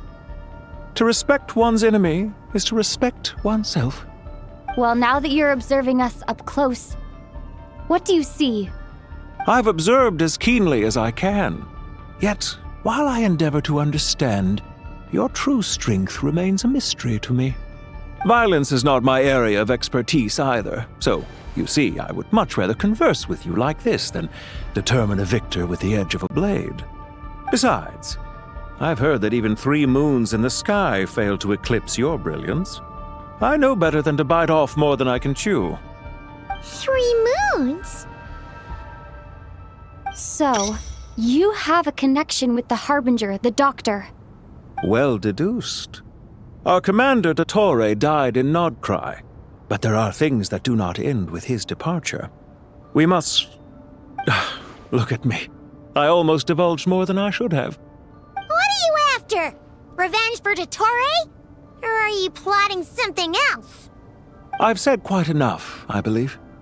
There's no point in continuing this conversation, except to say, I've noticed that you seem to know your way around here quite well. A repeated visitor to Gurabad, are we? Ugh. I'll take that as a yes. Then I'm sure you'll have heard the story of this place. The mother of the Jinn, Lilupar, and the tragic tale of her vengeance that spanned 3 generations. It was right here that Lilupar once helped the wise to ascend to the throne. But from that moment on, every king who sat upon it was corrupted by power. These degenerate rulers lost control over their nation, and with it, the right to occupy that exalted seat. What are you trying to say? I once admired you for your adventures. That is the earnest truth. But it appears to me that your journey serves ultimately to uphold the rules of this world. Are these rules truly just? Does the heavenly principles rule with wisdom or folly? And how can we be sure that the 7 who wield authority over the world will not be corrupted? Do you seriously think you're gonna convince us of anything? Convince you? I'm sure my commander already tried that. Why would I waste my breath doing the same? If a few words from a stranger were enough to make someone completely change their stance, it would only prove that they never had a firm will to begin with. I am merely stating my position, so that we might understand each other better. One's enemy in the present may not necessarily be an enemy for life. As for what game I'm playing here, I'm simply buying some time. But now I must bid you farewell. It was a wise decision not to attack me immediately. Since you did not fall for my ambush, I will now have to ask those in hiding to reveal themselves. Leave this to us, sir. Very well. I trust you to do what is necessary. Stall her while I execute the next step of the plan. Sumeru City, Irminsul. Hey! Stop right there! Don't you dare leave without explaining yourself! All units, stop them! Protect the commander! Did you hear that? This time. He mentioned Sumeru City and Irminsul! He definitely knows something! We can't let him get away! Get rid of these pesky soldiers! Quick! Rear guard to the front! Don't let them through! Get that thing in position! Hold on! Just a little longer! Mind the side effects. Observe. Night falls. We finally beat them! That mysterious guy can't have gone far! Let's catch up with him!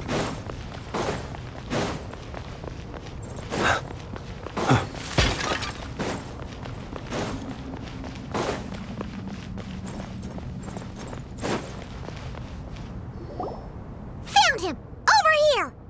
You're very persistent. Hey, you! Stop running and explain yourself! What are you trying to...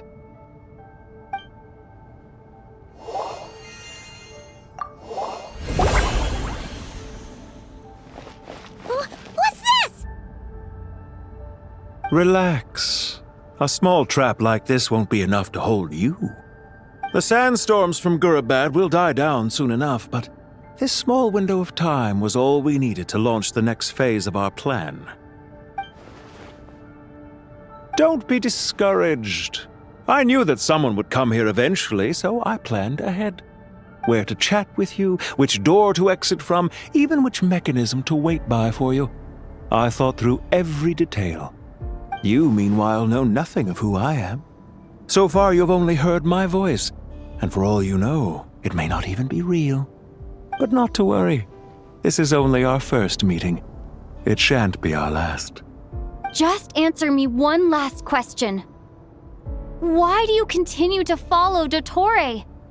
He has conducted countless cruel experiments, even on his subordinates. Follow isn't quite the right word. Let's just say even those you see as villains have their friends, even if they aren't the most sincere of friendships. When any set of rules is established, there will be those who benefit and those who lose out. People will do anything to justify what they have gained or escape from the hardship imposed upon them. Neither he nor I are tolerated by the rules of this world. We were both searching for a new order. Our ideas of the final form that should take may have differed, but our journeys took a shared path. Goodbye, Traveler and Paimon. I wish you a timely escape, albeit not too soon. I will need a little more time to prepare, after all. Hey! Come back! Wait, this dark wall. We've seen these on our adventures before. It swallows people up! Oh, I'm sorry. She shouldn't have jumped the gun! Oh, okay. He may have fooled us this time, but we'll get him back!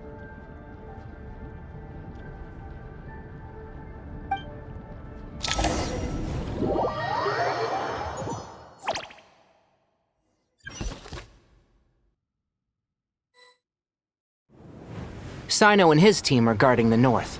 We'll take this side. There's so many Jinn. We can't let them get into Aaru village. Don't fret. I am well prepared for this situation. Huh. So you have a solution? Perhaps you're unaware that I have a trusty genie partner of my own, Plumpy. If I send her to negotiate with the others, this whole thing will be resolved before you can say Mora. Off you go, Plumpy!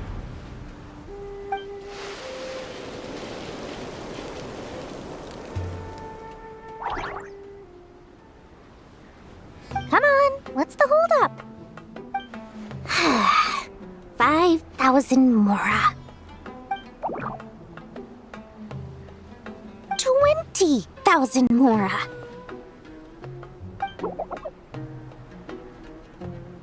100,000 Mora. Final offer! Ah, so she's a hired partner.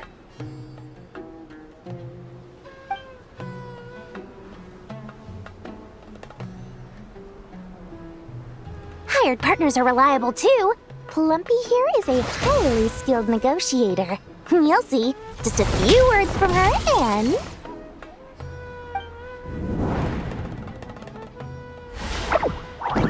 Plumpy! Don't you Jinn have any respect for the rules? This was supposed to be a negotiation! How dare you treat my messenger like this? You wanna play rough? Two can play at that game!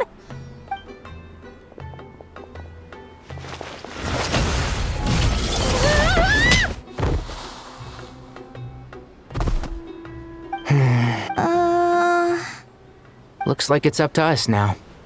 Be careful, Kale. Yes, Master.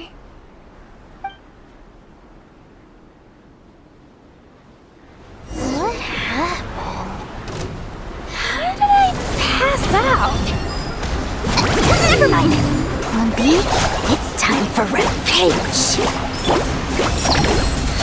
You know, this reminds me of when you first arrived in Avidia Forest. You were trying to help a child retrieve a lost toy when you stumbled upon Spino Crocodile territory by mistake. Yeah, I remember. Our first time fighting side by side. Fighting side by side? I seem to recall swooping in to rescue you with a team of forest rangers. Please stop.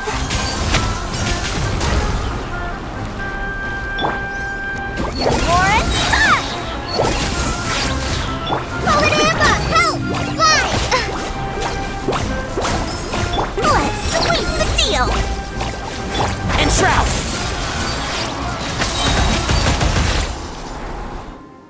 There's too many of them!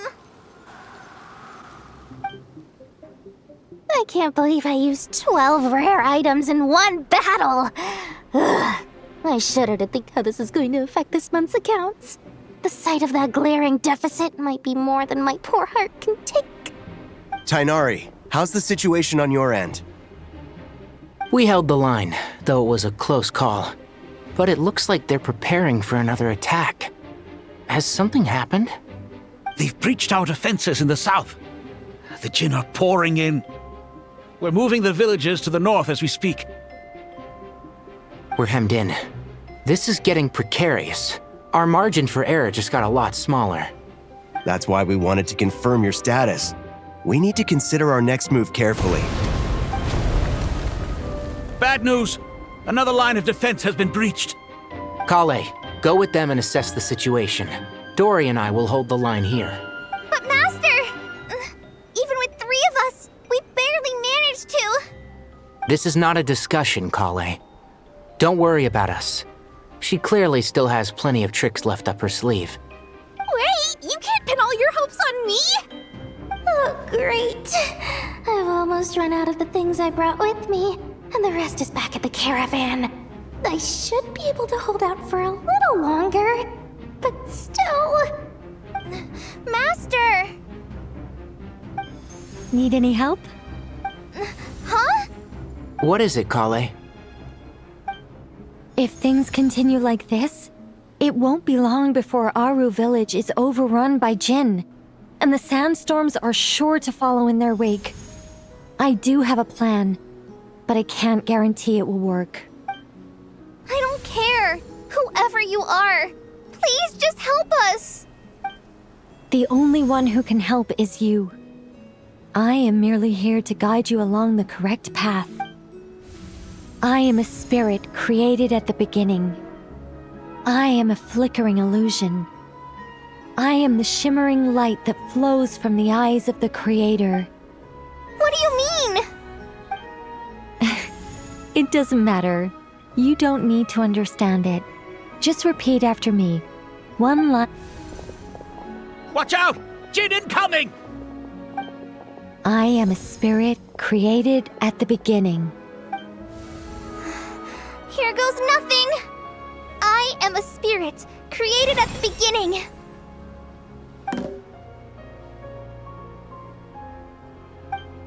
I am a flickering illusion. I am a flickering illusion. What's wrong, Plumpy? I've never seen you so agitated before. But how do you... Do you know what Kale is reciting? I am the shimmering light that flows from the eyes of the Creator.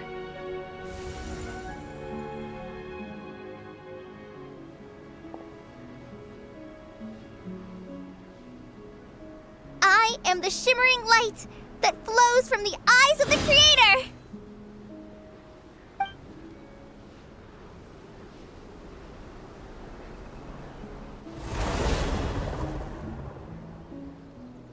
It's a song composed by the goddess of flowers, but very few records of it remain, even in historical texts. All we have is a few fragments. Is Kale an avid historian? Not to my knowledge. The Jinn have actually quieted down. Although, no, it's more than that. It looks like they're showing... Clearly the songs left by the goddess of flowers have a soothing effect on them. Really? Let me try. I am a spirit created at the beginning.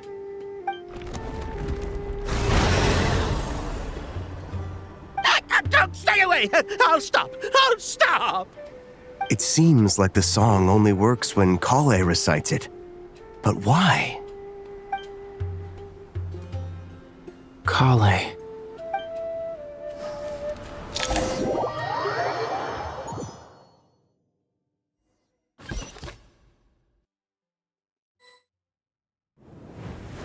Yeah! Any luck?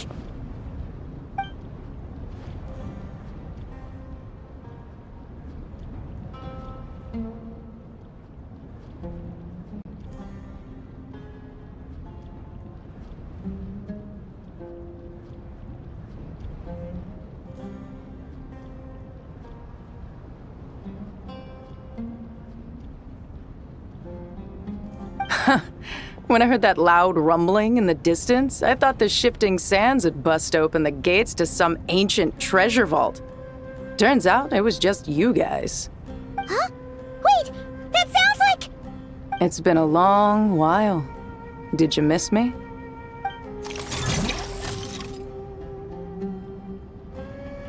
Jet! Ben! Let's save the catching up for later. First, I gotta get you guys out of there. This should be the right mechanism. Ben, can you handle it? There we go. Come on, let's leave this place.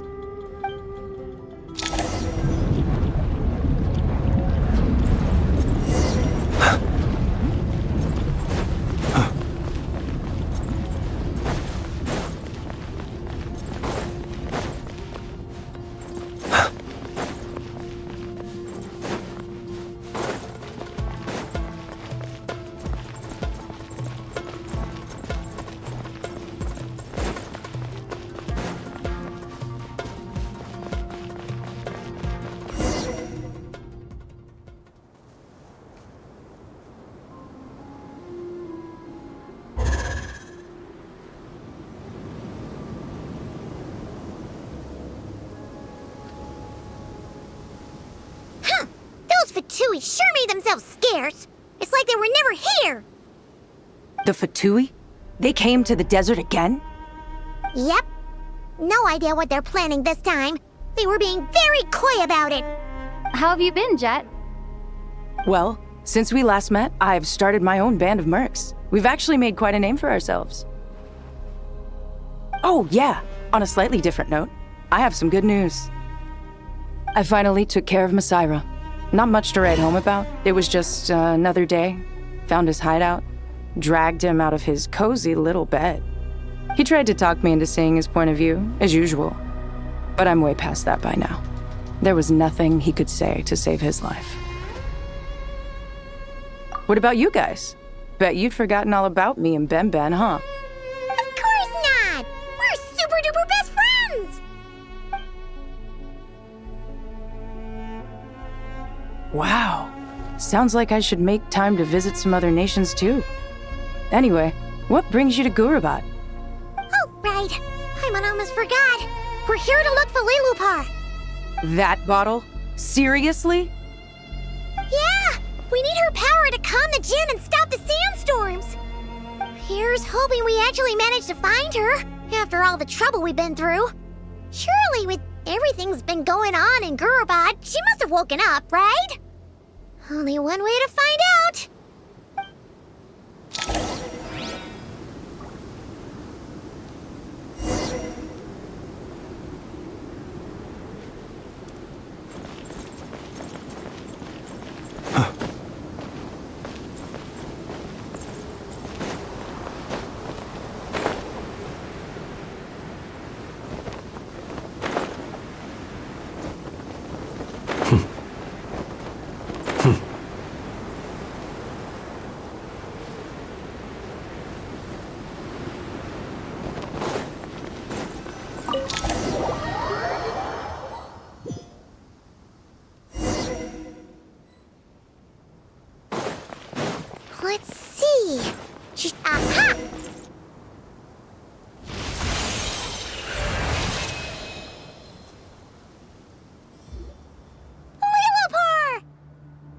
a long dream that was. It's been a while, my master. Oh, and you're here too, little wildcat. The four of us back together again. Imagine that. In truth, it was at first. I was none too pleased when those miscreants barged in. But it did give me the chance to reunite with you, dear master, so I shall overlook their folly. After we last parted ways, I merged with the land beneath Gurabad to suppress the dark calamity stirring in the depths. It rekindled the flame of vengeance within the Jinn, depriving Gurabad of any hope of peace. I fought against it for a long, long time, until one day, I sensed a change in a foreign land to the west. Suddenly, the pitch-black abyss fell silent.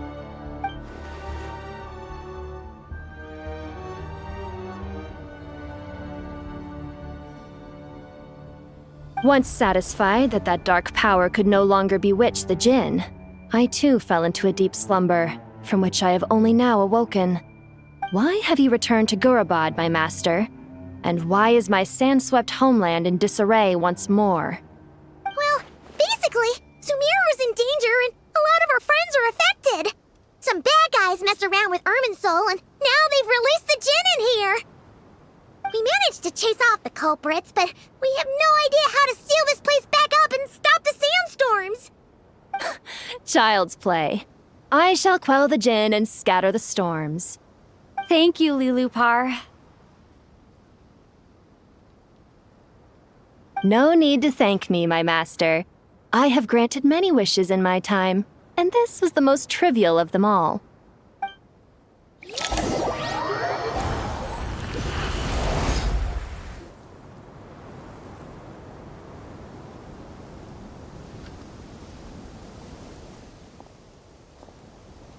The sandstorm's gone. The sun shines bright again. When I said that we'd meet again under a lovelier sun, this was exactly how I imagined it. Yay! Although, honestly, Paimon would love to hang out with you more, even if the weather sucked.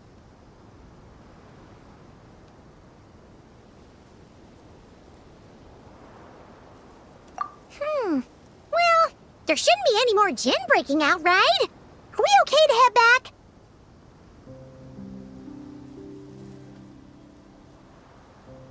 Sounds good. You can introduce us to your other friends. Another adventure begins. Lovely. The storms have stopped! We should be able to get to the Temple of Silence without any problems now. Time to regroup!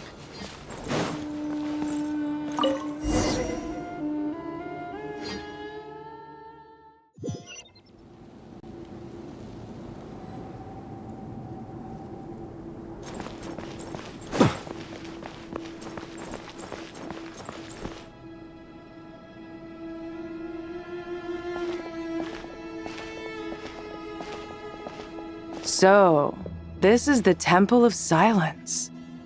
I've heard the Nagarjanites mention it in passing, but I never imagined it would be this big. It's colossal. I thought the temple moved to the rainforest ages ago. When did they scamper back into the desert? I don't know. This plan sounds a little too risky for my liking. Even in King Deshret's day, this was experimental technology. We have no idea what could happen if we activate it. Well, unless you know of another viable alternative for the Akasha terminal, I'm afraid this is our only option. The plan is sound, and the risks are manageable. However, if we are to proceed, we must act quickly.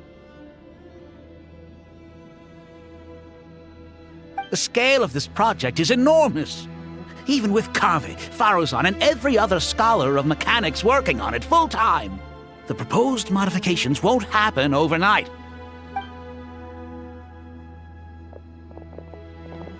You're back. Everything all right? And who are they? Friends of yours? Pretty much everyone in the Temple of Silence is. This guy's Kaveh, and the one next to him is Alhaitham. Hello, I'm Jet, and this is Lilupar. Oh, a famous name from the history books. Pleased to meet you. A friend of a friend is a friend of mine, as they say. Who's they? Huh? Do people not say that? Not in the desert. Friends you can trust, but friends of friends? Gotta keep an eye on them.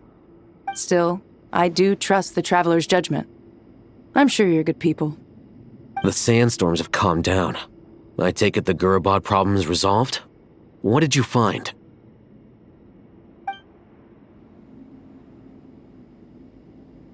And after getting all smarmy with us, he trapped us there. Luckily, Jet used the mechanism outside to free us, and then we got Lilupar to put a stop to the chaos. Wow. Thanks for being there to help them.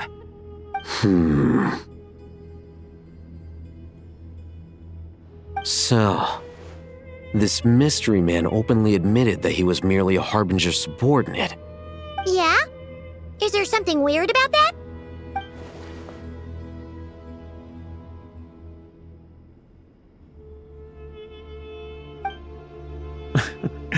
I assume you aren't naive enough to expect answers from an enemy. Well deduced. Our commander Dottore died in Nodcry.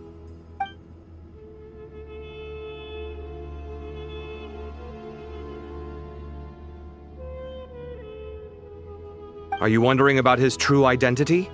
Or do you think there's a big conspiracy behind all this? I wouldn't go as far as to call it a conspiracy.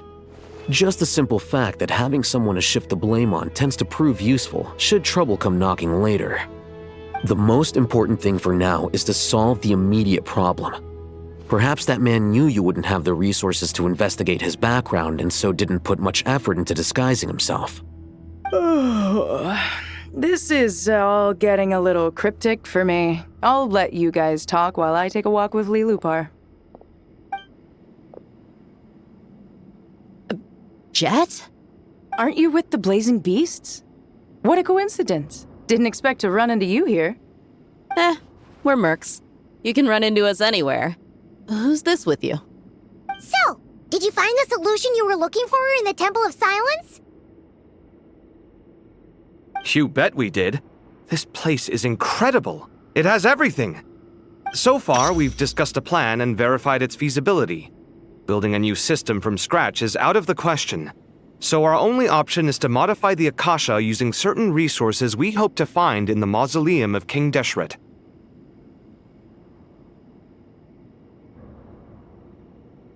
According to certain sources in the Temple of Silence, there is a core device in King Deshret's mausoleum known as Aaru.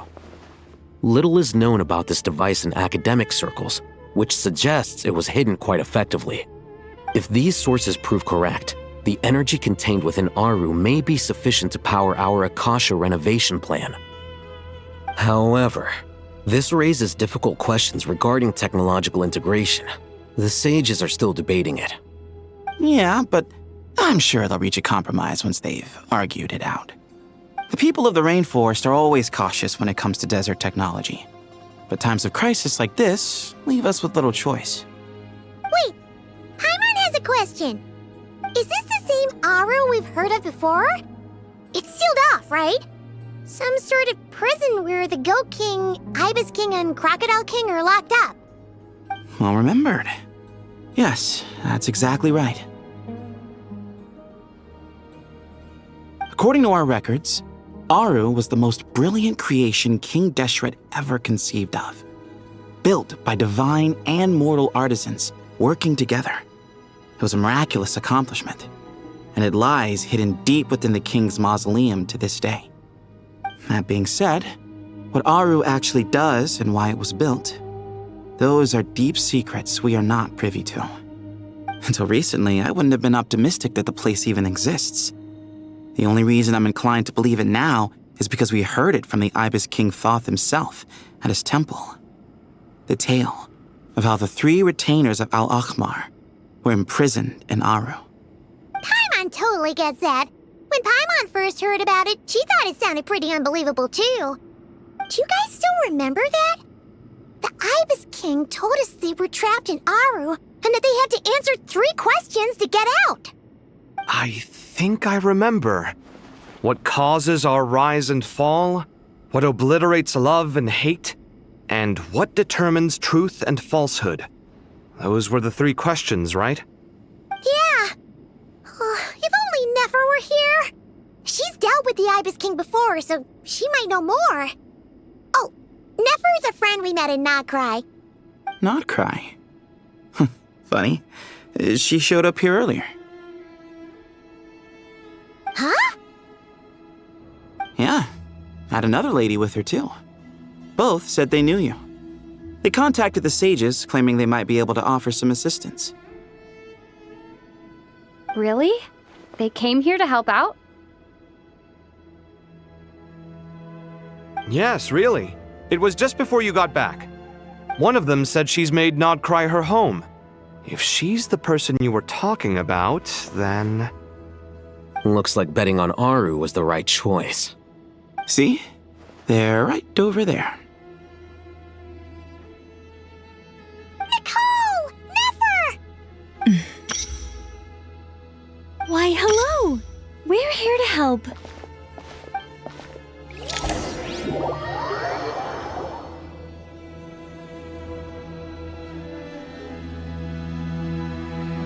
It's a good thing we left early. We almost got locked out. Locked out? What do you mean? Oh, you haven't heard? An invisible barrier has appeared around Sumeru's borders, cutting off all travel in and out. No one can leave and no one can enter. Sumeru has become a lonely island. Are the Fatui behind this too? Actually, no. This has nothing to do with them. I suspect it's a defense mechanism within Irminsul itself. Irminsul is the source of Tevat's ley lines, after all, and Sumeru is the nation closest to it. I imagine this function was put in place to seal the entire region off in the event of serious damage, preventing the disaster from spreading to the rest of Tevat. It may have been implemented long ago. But doesn't that mean that the people here won't be able to escape to other nations if the anomaly keeps spreading? Currently, that does appear to be the case, which is precisely why I am here. This is a critical moment for the world, and Sumeru is the eye of the storm.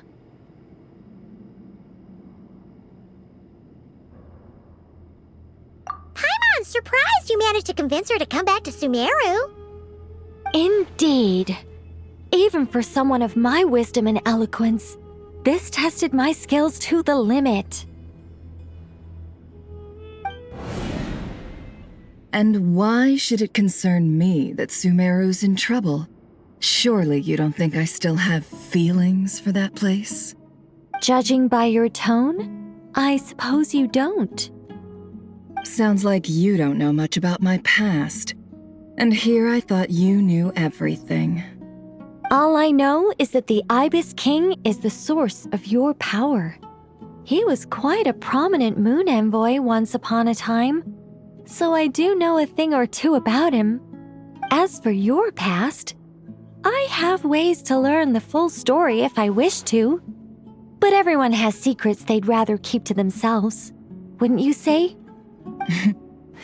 I'm glad you see it that way, Miss Nicole.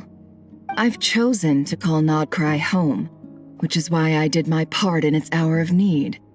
That doesn't mean world savings become a habit with me. I have no particular desire to play hero in Sumeru, thank you. I understand. Human emotions do not appear and disappear without cause. There is always a reason to be found behind both salvation and destruction. Still, if time has taught me anything, it's that human emotions are often complex and in conflict. That's why people change their minds about things all the time. But that's where we angels come in. Our duty ultimately is to guide people towards their deepest, truest desires and help bring them to fruition. So I wish to hear about your past, because I do not believe you are motivated by hatred alone. And if we still arrive at different conclusions in the end, that's okay.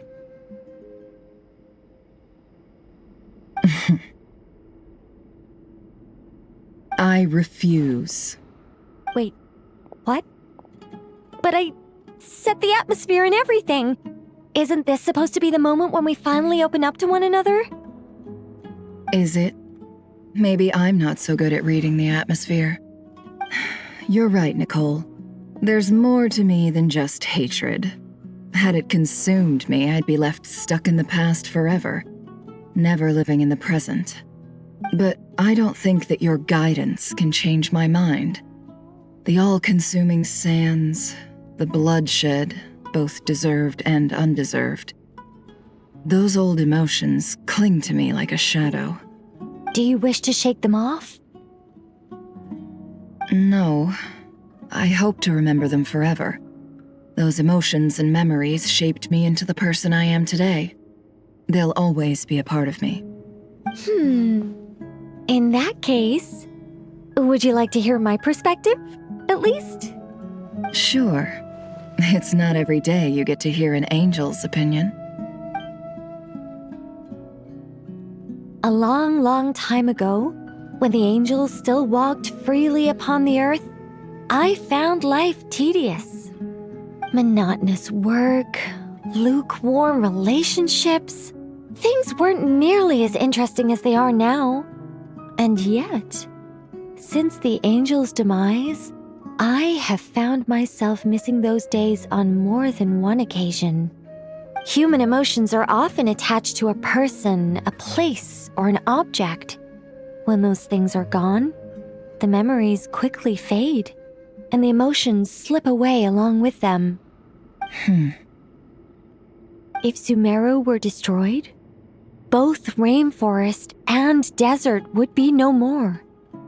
With the object of your hatred wiped from existence, it would not take long for the memories buried deep in your heart to slowly fade.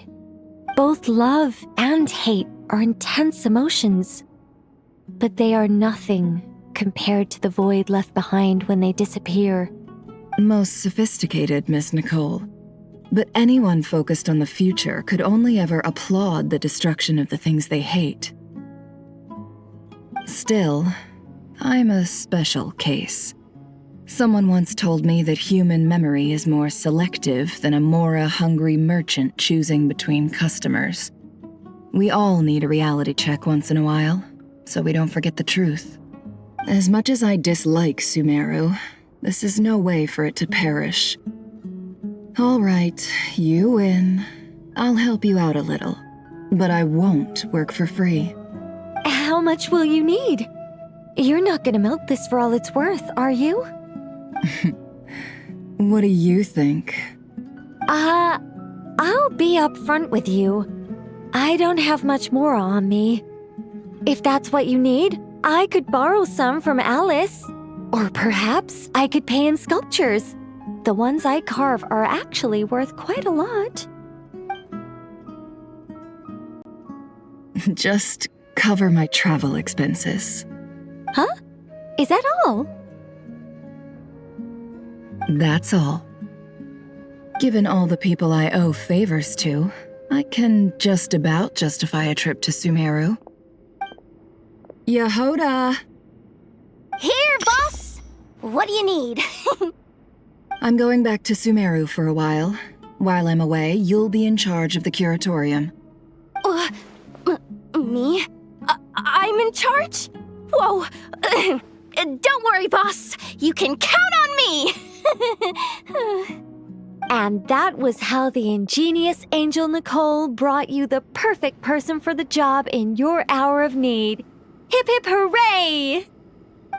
That was far more detailed than necessary. Not lacking in embellishment either. I never thought I'd return. Especially not the desert.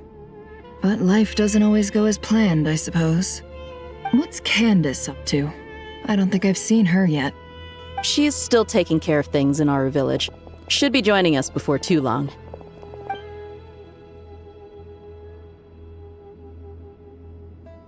Oh, and sorry. Hope we're not interrupting anything. We have some good news, though. We're planning to go to the mausoleum of King Deshret to look for the legendary Aaru, then use it to try and restore the Akasha system. According to records in the Temple of Silence, the mausoleum houses something called Aaru's Shoot, which can be used to establish connection with Aaru. We still have some time before we leave, so there's no rush. By the way, who are these two new faces? Just call me Nefer. I'm based in Nodcry. Did I hear you mention Aaru? Correct. Well, I happen to have a connection with one of the 3 retainers imprisoned inside, the Ibis King. I'm here to get things done, so if you don't mind, I think I should come with you. That sounds perfect. Miss Nefer, are you from the desert by any chance? Why do you ask? I don't know. There's a familiar air about you. Plus, you mentioned Candace. Sorry, I don't mean to pry. It was just a random thought. I'm Dia, an eremite mercenary. My work usually keeps me out in the desert. I'm on good terms with Dory, and she's mentioned you all before. It's nice to finally put faces to the names. However, my associate here is probably less well acquainted with you. Why don't you all introduce yourselves? Actually, I'm a little better acquainted than you might think.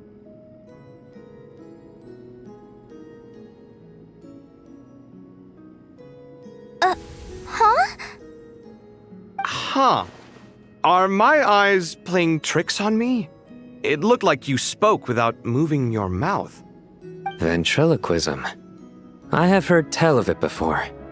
What is it, Kale? It's you! You're the voice who's been speaking in my head, aren't you? You encouraged me to report my dreams to the Dendro Archon, and got me to recite that magic prayer. I have many titles, but let's go with the most pertinent one. I am Nicole Rain, an angel who has lived since ancient times. An angel?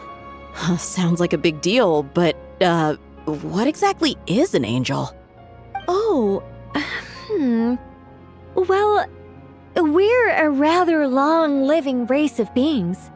Not gods, technically, but we can still tell you a lot of stories from ancient history. Yep, and she's also an amazing sculptor. You could say she's a real creative type. Well, ma'am, if both the Traveler and Paimon give you rave reviews, you must be pretty impressive. Oh, please don't call me ma'am. I find it so awkward when people get too formal with me. Just relax and be yourselves. No need to be nervous. Miss Nicole, if it's okay, could I ask you a few questions? Yes, you may. I can see your heart is filled with confusion, and you are desperate for answers. I also know which questions you want to ask me. Why did you dream of Sumeru City in disarray? Why did those verses soothe the Jinn only when recited by— I can guide you to the truth. But it involves a personal secret of yours. I'd prefer to speak with you alone, if possible.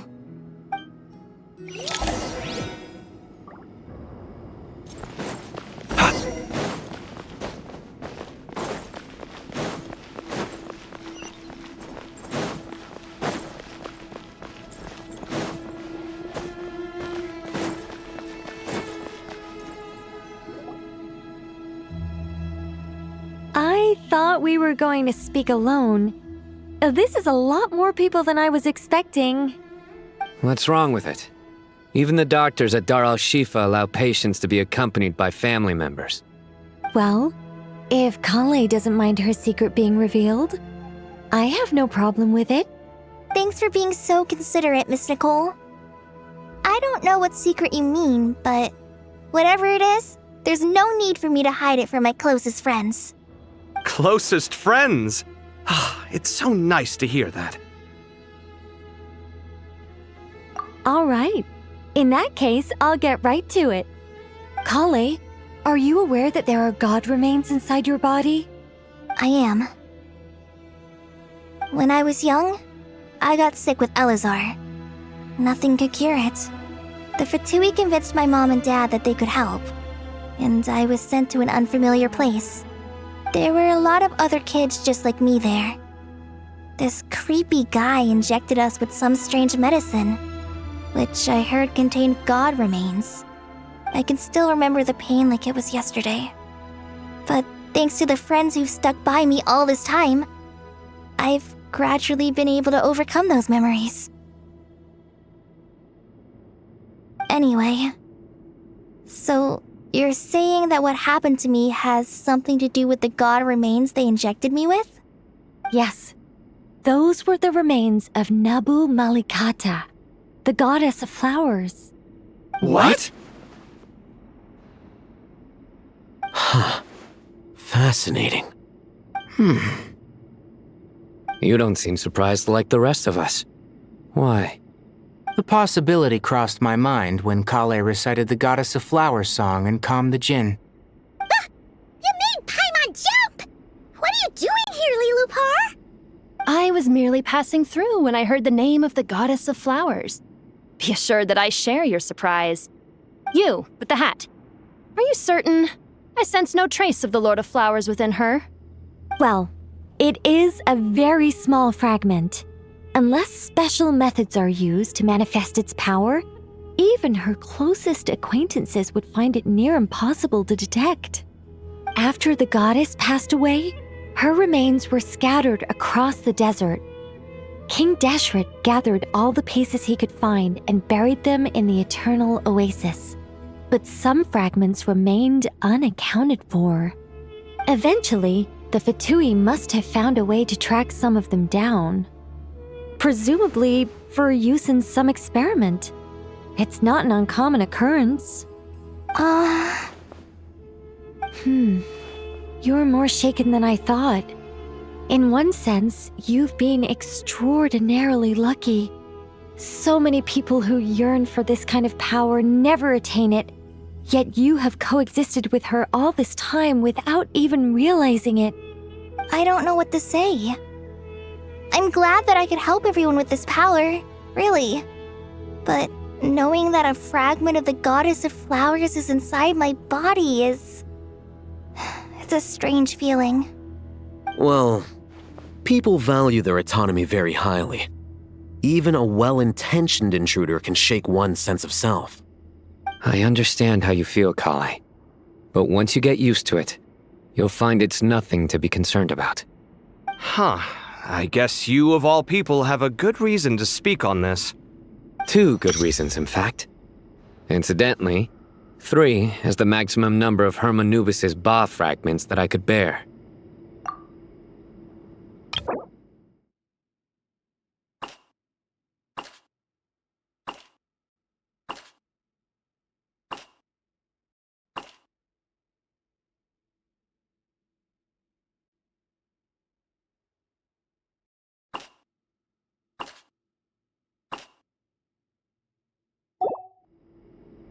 Let me guess. Because 2's company but 3's a crowd? Thanks for helping to explain the joke, Tainari. Not my intention. Goddess preserve me. I should take my leave. This boy in his wolf's head hat speaks much too differently from the Hermanubis I remember.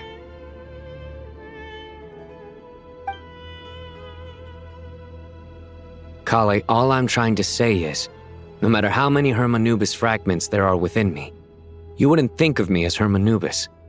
In the same way, you are simply you. Yeah, I know what you mean.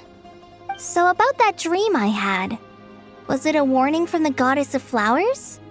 Yes. Just like me, she was an angel created by the primordial humans, born with the instinct to guide living beings. Though her body and soul have perished, her essence retains its natural instincts. Even her smallest remaining fragments would do their utmost to send you that warning. The Mother of Dreams? Lord of Flowers and Oases? She must have had a premonition. That is why she gave that dream to you. We won't let our efforts go to waste. But I still don't understand. Why me? Yes. Why indeed? You weren't the only one injected with god remains, but only in you have her fragments persisted. I suspect it may be because of the firm will you showed in the face of suffering. She was likely assimilated by that will. Of course, this doesn't mean you have to shoulder any extra responsibility. As this young man said, you are who you are, and that will not change. All right, any further questions from the family members of the patient? If not, we should head to the mausoleum of King Deshret. Let's move out. Time to put our plan into action. We all hope it'll work. But will we really be able to open Aaru? And even if all 7 pillars of King Deshret agree to let us proceed, the scale of the work to follow is daunting to say the least. Haven't you handled other big projects before? I mean, the biggest project I've worked on to date is probably the Palace of Alcazarzaray, I guess? But this is orders of magnitude beyond that. It's a total nightmare. Look on the bright side. At least this time you're actually here when Sumeru needs you most. You won't have to come asking me for details after the fact. Mock me all you want. But now that I'm here, things will be resolved far more quickly and smoothly than last time. Kave's self-doubt disappeared in an instant. Like magic. Well, this confidence is most gladdening. Now, go and pack your things. We'll head to the mausoleum as soon as you're ready.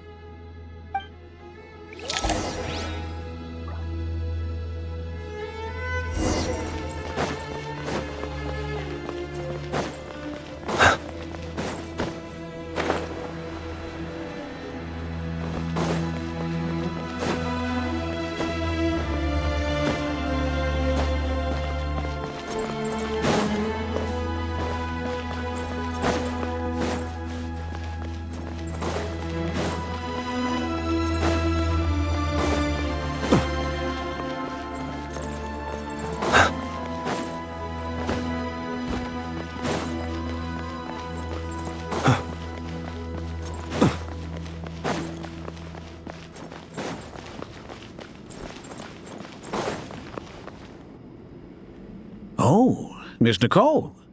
I heard you're a very talented sculptor. Is that true? Oh, I don't know. I wouldn't want to blow my own trumpet. Honestly, even though Kasharawar is best known for its focus on mechanics, plenty of Kasharawar scholars are quite serious about sculpting as a hobby. So if they rate your work, that's enough for us. We just have to take a look. Who's we? Myself and a few other scholars. Kashif, Daneshvar, come take a look. Oh, well, if you insist, I suppose there's no harm in showing you.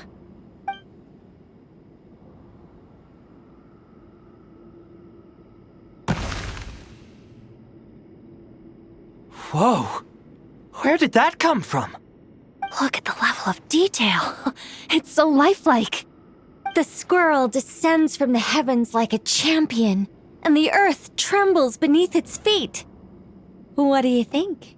Striking, isn't it? Kave? Kave, come here for a sec. Oh, and Madame Faruzan, didn't you used to study in our darshan? Come take a look. All right, but hang on a moment. I have to finish reviewing this proposal first. You called? What is it, youngster? This squirrel statue. Isn't it cute? Oh, a squirrel. I wouldn't say cute per se. The realism is what stands out to me. Were you trying to carve a statue of a hero, young lady? Oh, a hero? I suppose so. Actually, I didn't really have a specific theme in mind. I just started working on it, and this is how it turned out. I see. Well, do you tend to read novels about heroes in your spare time? As a matter of fact, I do quite enjoy those. Everyone loves a good tale of daring do, right? Then perhaps this statue represents the heroic tale you long to see deep down inside. Also on the subject of heroism, I feel that if the subject posed with a finger raised towards the heavens, it would lend a greater gravitas to the overall image. I'm sure some would call it cliché or old-fashioned, but not me. I think it would be a perfect fit. It has a certain classical beauty about it. Kaveh! Sorry, Madame Faruzan, I'm a little busy right now. Don't wait up for me. What a pity. That young man has excellent aesthetic tastes. I was hoping to ask him for his opinion. What a genius idea! Why didn't I think of that? Classical beauty is a great direction to explore. That's it.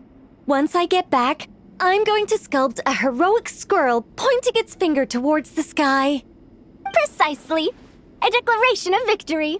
You understand my vision. Then place the two statues face to face. Yes! That's exactly what I was thinking. It'll be a masterpiece, Miss... I'm sorry, I didn't catch your name. Just call me Nicole. Madame Faruzan? Was it? What? Oh, no. That wouldn't be right. Why ever not? Madam is a state of mind cultivated from within. Anyone may call me Madam if they so desire. My dear Miss Nicole, once we make it through these trying times, should we have the pleasure of meeting again, I shall look forward to seeing your new work. In this day of age, it's rare to find people with an appreciation for classical aesthetics. Meeting you was truly a pleasant surprise. Honestly, I feel the same way. It's been a long time since I met anyone interested in this style of statue. Clearly, they don't call you Madam for nothing. Also, I have to say, you're a very good judge of character. Because when I think about it, I really am someone who likes stories about heroes. That must be why I've quietly kept watch over generation after generation of them. Sorry, keeping watch over heroes? What exactly do you do for a living? Oh, never mind that. Let's not tell Madame Faruzan about Miss Nicole's true identity for now. Good idea. Let's limit the conversation to aesthetics.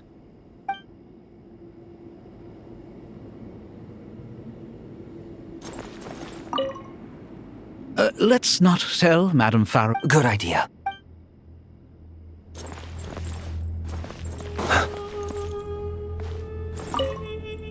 What's wrong? You look a little depressed. Kale got a fragment of the goddess of flowers, and all I got was one of the 7 pillars who served under King Deshret. I lost out, didn't I? That's what you're upset about? You're such a child.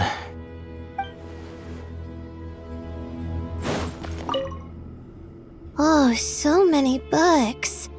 More than I could ever read in my life. But I've learned a lot that the textbooks could never teach me. I never realized that people in the distant past thought about some of the same questions we ponder today.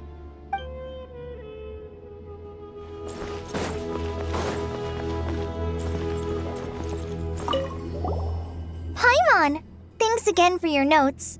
I'm done copying them, so here you go. You're welcome.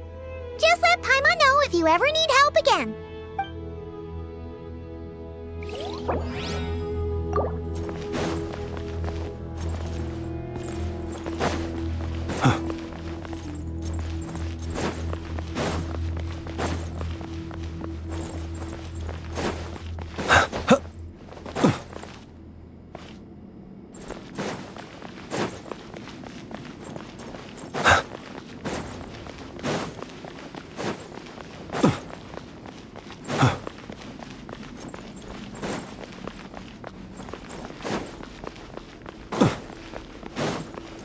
Good to finally meet you in the flesh. It's a little surreal seeing you here after exchanging letters for so long. In my head, the boss of the Curatorium of Secrets didn't look so young. Sounds like you have some history then? Any budding mercenary group needs a steady supply of intel. They, in turn, can prove an exceptional source of the same. The Curatorium of Secrets is happy to cooperate with friends from all over the world. If you're interested, you'd be very welcome to join our network too, Miss Dia. Can't say no to a solid partnership, especially out here in the desert. Having intel can mean the difference between life and death. But cooperation's built on mutual trust, and there isn't much contact between the desert and Nodcry. So I'm guessing you reached out to Jet first, Miss Nefer? What's behind your interest in the desert? Nostalgia? Or is there someone you're looking to take care of? Let's put all our cards on the table first. Things will go more smoothly that way. I like your style, Flame Mane. Actually, I had this same discussion with Jet before we started working together. To be clear, I have no intention of using you for any ulterior motives, and I have no enemies in the desert as things stand now.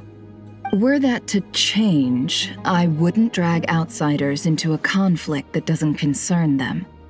There's no point in doing certain things if you don't do them yourself. Wouldn't you agree? Well said. Taking responsibility for one's own affairs is the way of the desert folk. Huh. It's like you're one of us. You sure that's a compliment? Absolutely. I'll take it.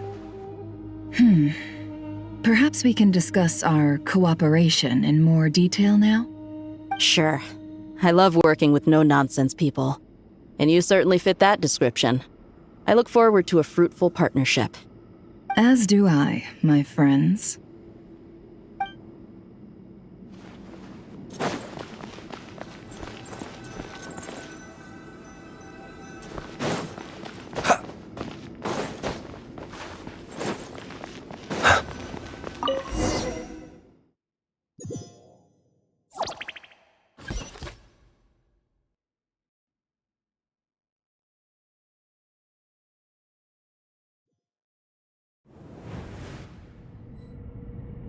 I hope everyone's ready. We'll be arriving at our destination very shortly.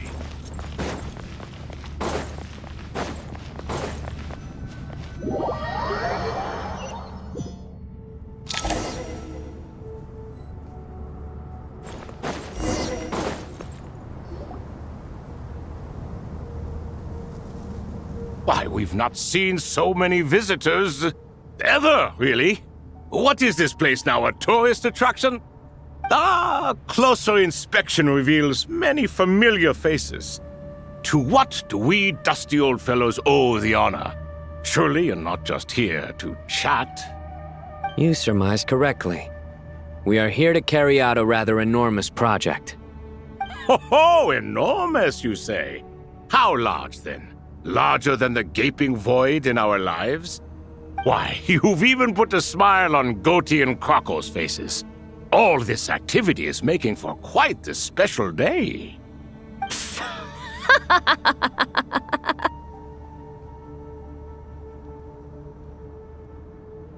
I know that laugh. Lilipar? What on earth are you doing here? Oh, this is hilarious. Turns out good things really do come to those who wait, as long as you stay alive long enough. When did you three get locked up in here? And still you act all high and mighty, putting on a show for the younglings. Truly hysterical. Why, you... Yes, I know. No need to shout. You're right, Lilipar. Goatee, Crocco, and I all have the same problem. But didn't King Deshret seal you away? How did you break free, and how did you get in here? Who knows? Perhaps you can ask my master one day, should you ever get the chance. Behold, the executioners of old. Some have turned into fragments residing in human bodies, and others are imprisoned eternally, leaving not a single shard behind.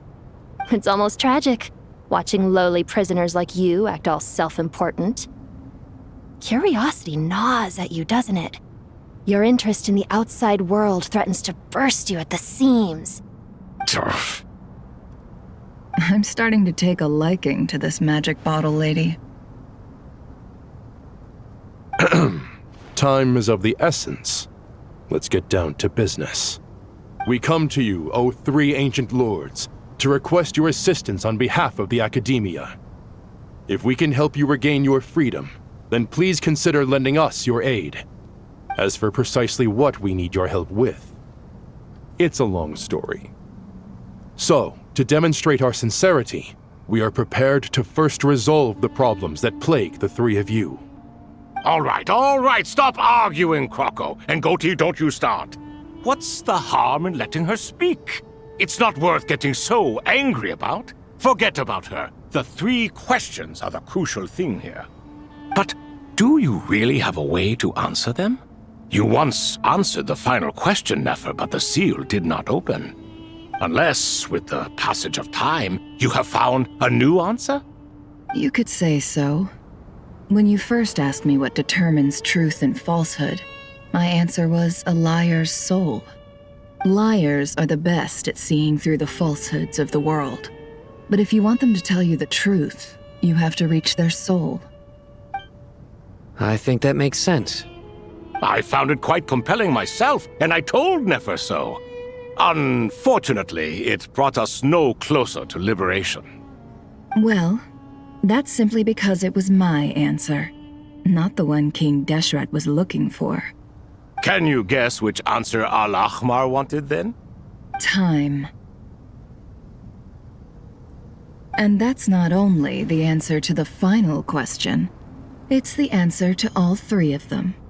All things wax and wane with the passage of time. Love and hate eventually fade into nothing. Current affairs are always fraught with conflict and controversy. Only time can distinguish between right and wrong. You once described King Deshret as a proud man. I'd say that the prouder someone is, the more inclined they are to believe that only time is qualified to be their judge. Time. Well. Indeed. Perhaps in building Aaru, our king was in fact attempting to reverse time, to bring love and hate, right and wrong, the rise and fall of all things back to their point of origin.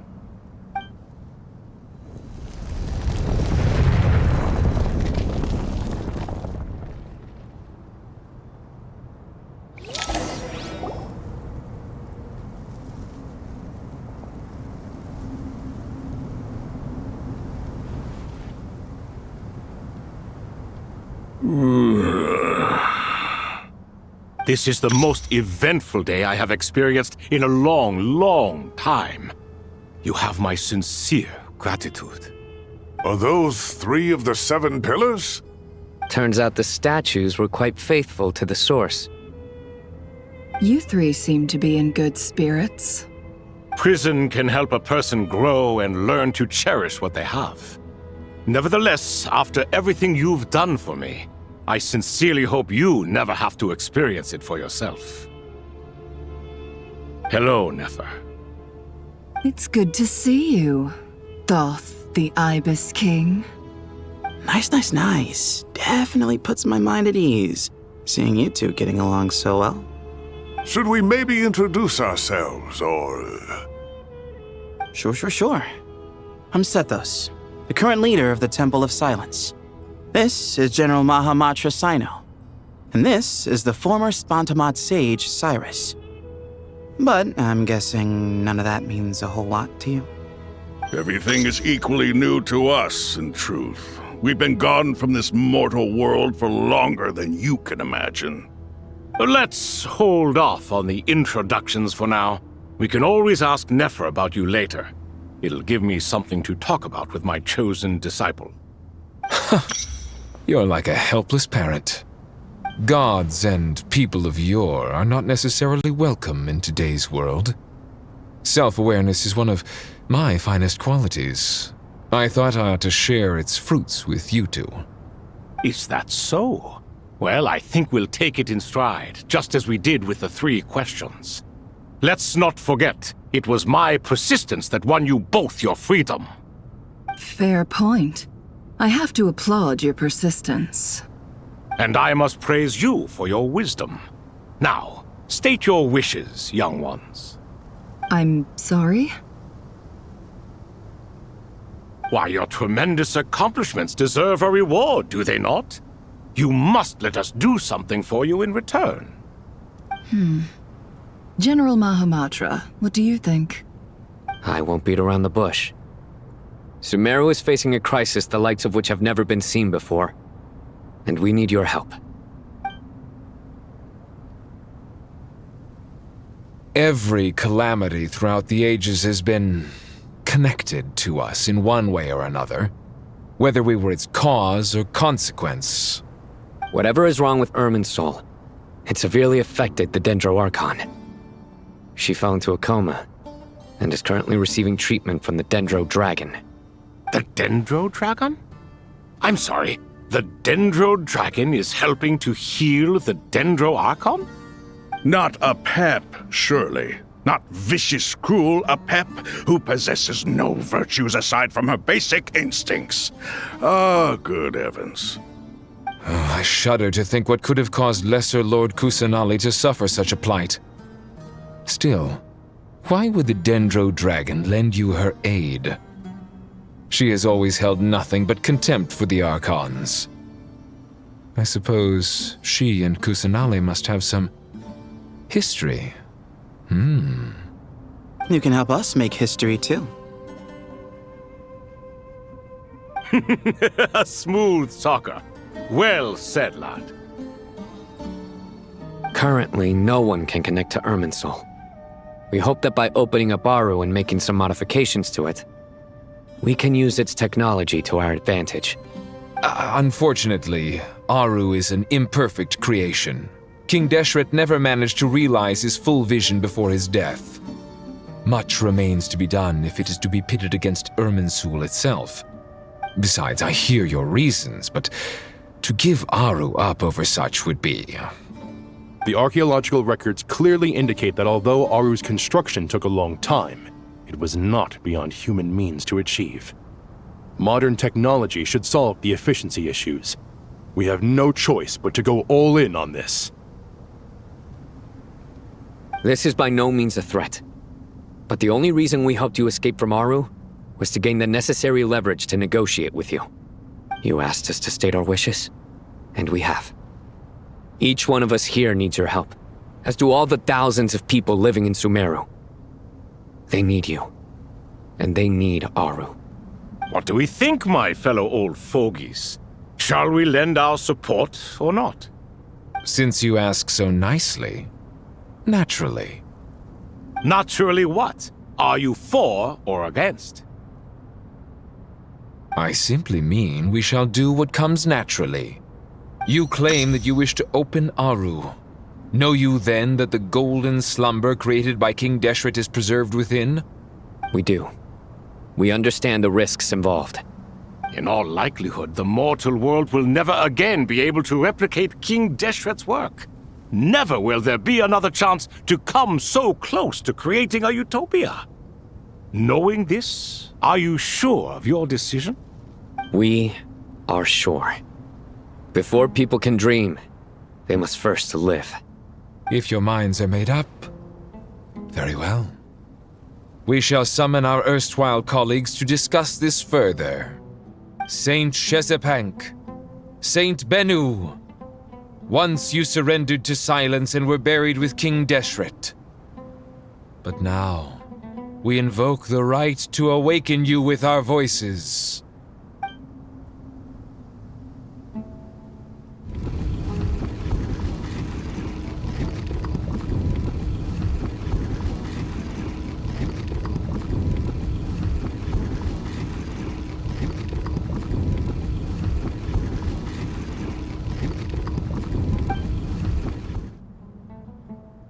Saint Bennu, responding to your call.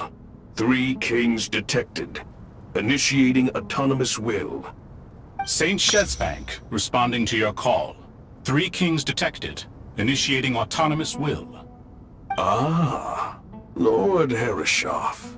What a long time it has been. I trust you are keeping well. Then your trust in my well-being has long outlived your physical body. You have always opened with that same phrase, in life, death, and now even beyond. Al Akmar is long gone. What is the reason for this meeting? You're awake? Good. We are voting on whether to give the people of present-day Sumeru access to Aaru and permit them to perform technological renovations. You have the right to support or oppose the motion. Aaru is the pride of Al-Ahmar. Opening Aaru requires the unanimous consent of the 7 pillars.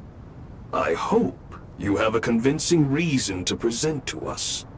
Sumeru is currently in the midst of a major calamity. Let us not forget that while Al-Ahmar was a stern ruler, he was also a teacher of wisdom. A god without his people shall cease to exist, and King Deshret's greatest wish was to provide protection for his people. Let us then honor our God King's wishes as we consider our decision. I do not mean to mock these proceedings, but what is the point of a unanimous vote when we know that the last of the 7 pillars, the Dendro Dragon Apep, will never communicate with us?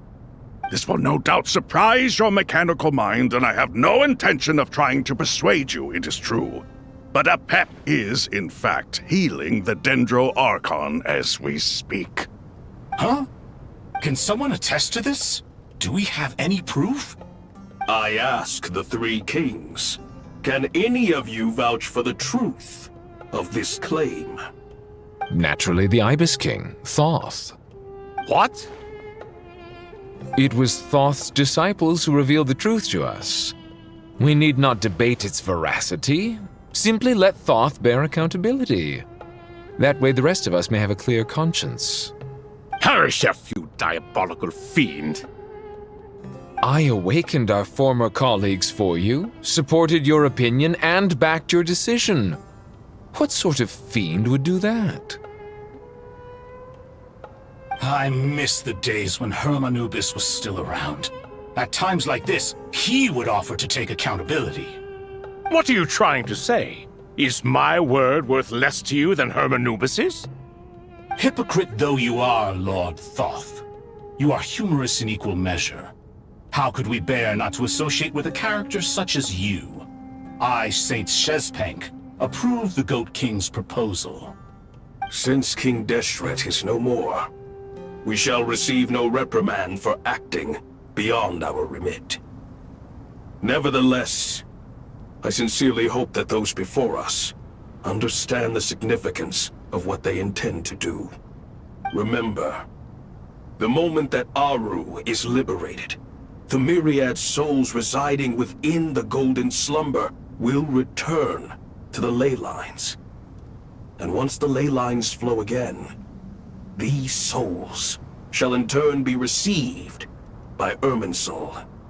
To take this step is to bring the perfect afterlife created by our king to a permanent end. We understand that well, and we have decided to proceed regardless. Furthermore, the contemporary human perspective would contend that confining souls in this way is no act of benevolence. The deceased have a right to rest in peace. King Deshret's creation is clearly a place of rest and peace. It is just that many do not see it this way. But no matter. Saint Binu approves.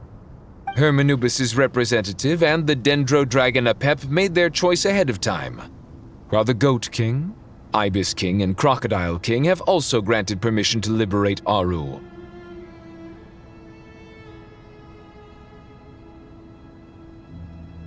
By the grace of His Majesty, guided by his wisdom and will, let the gates of Aaru be reopened.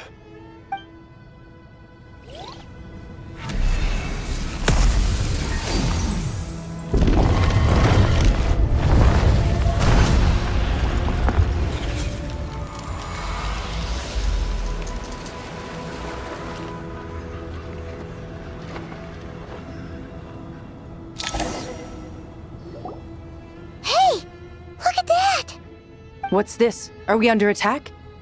No. Wait, it's...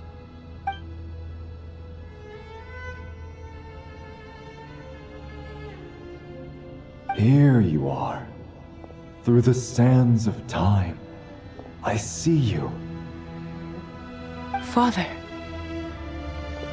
Father, is it really you? It's Chet's father, Jibriel! That's right! He entered the golden slumber, didn't he? I smell blood and sand on you. You've grown, strong as a wild beast, and without shedding a tear. You have to leave, don't you? Please, just answer me this. What should I do for you? This meeting is a blessing from the gods. My soul, once imprisoned along with that of Samael, is finally free. I am truly grateful for the chance to see you again. That the dead should meet the living is itself a miracle. One brief, precious moment is enough. Enough to set my heart at ease. Do not weep for me, Jet. I know you will accomplish many great things in your life. You will go further and climb higher than I ever did. All I ask is that you take good care of yourself.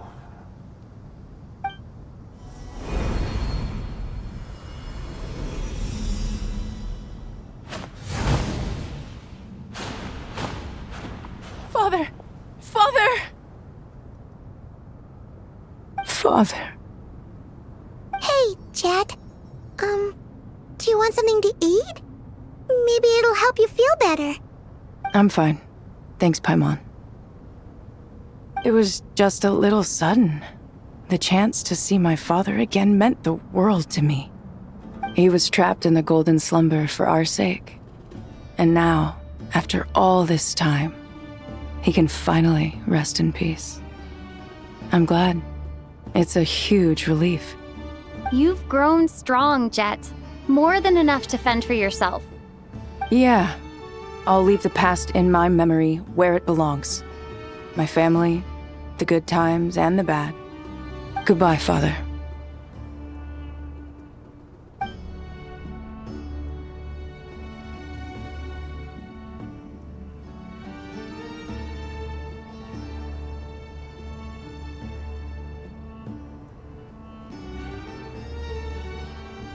Ah, me, what a touching reunion that was. It seems we did a good deed today.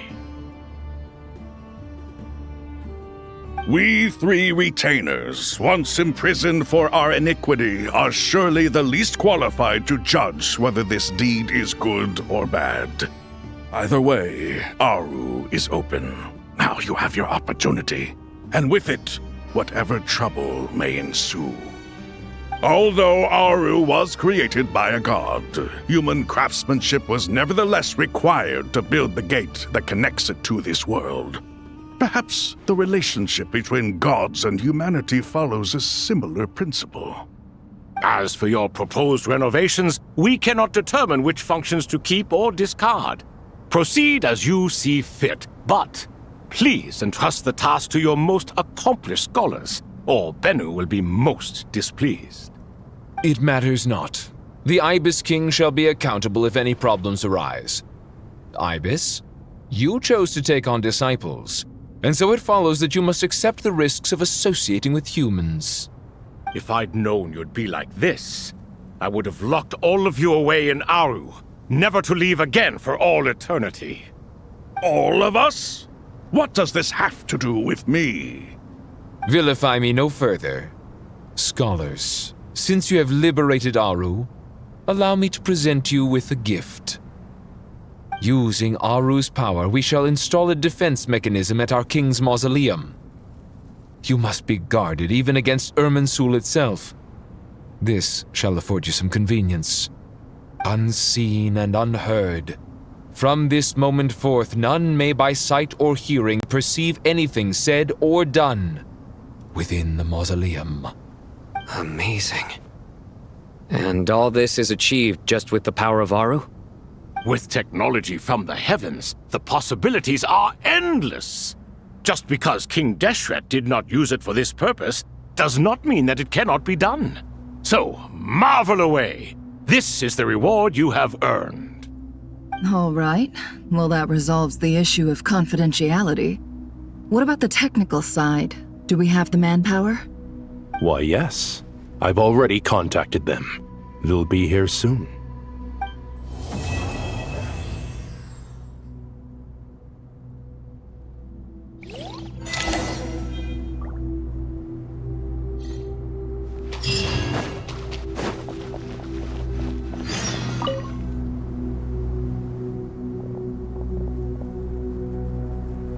You must be the ones tasked by the Academia with renovating Aaru? That's right. Good afternoon. I'm Kaveh, and these two are Termezi and Naisaburi. Hey, I'll hate them! Come and introduce yourself! We've met before. This is Thoth, the Ibis King, and everyone knows these two. Afternoon, gentlemen. I've only ever seen these two in murals! Ah, the paintings in the temple. They show us chatting, playing cards, playing chess. Precisely the activities we most enjoy, funnily enough. No, only you enjoy playing chess. We were just humoring you. I wouldn't go that far. Back to the matter at hand. A preliminary assessment by the Academia indicates that this project requires expertise in various disciplines, including the deciphering of ancient texts, mechanical engineering, the restoration of ancient ruins, and elemental theory. The most capable minds in their respective fields are here before you. If there are no objections, we'd like to begin our work. The artisans who built Aaru for Al-Ahmar gave their very lives to create this splendid work. Follow their example by giving your utmost devotion to this project. I didn't know that. We'll do our best, of course, but we certainly won't be sacrificing our lives. Such brazen words. Humans these days are a far cry from their ancestors. What little respect you show for King Deshret. No, that's not what he meant. Please, don't mind him. He shares your sentiments, just not your, penchant for hyperbole. Assuming that's what you were going for? I just think it's important to manage expectations. Forgive my lack of courtesy, but we simply can't sacrifice our lives to the gods on completion of the project like people in the legends of old. Here's a first draft of the project proposal for your perusal. Please let us know if you have any requests. Normally, I'd have made it look a lot more visually appealing, but we were really pressed for time on this occasion. I hope you'll forgive me if it's a little rough around the edges. Naturally. If my fellow ministers deem this meager display of respect sufficient, I suppose I can consider agreeing to their proposal. Why are you so preoccupied with the ostentatious displays of respect to Al-Ahmar? We should be trying to make things easy for them. You never know. We might have to rely on these young people to look after us in our old age. Exactly. This is Aaru's mainframe. Be reminded to use it with great caution. We certainly will. Thank you for your assistance. You may attempt to lay out punishment should you so desire, though I'm afraid it would be futile. You and I both know that certain components of Aaru can only be operated by humans. King Deshret always believed in humanity.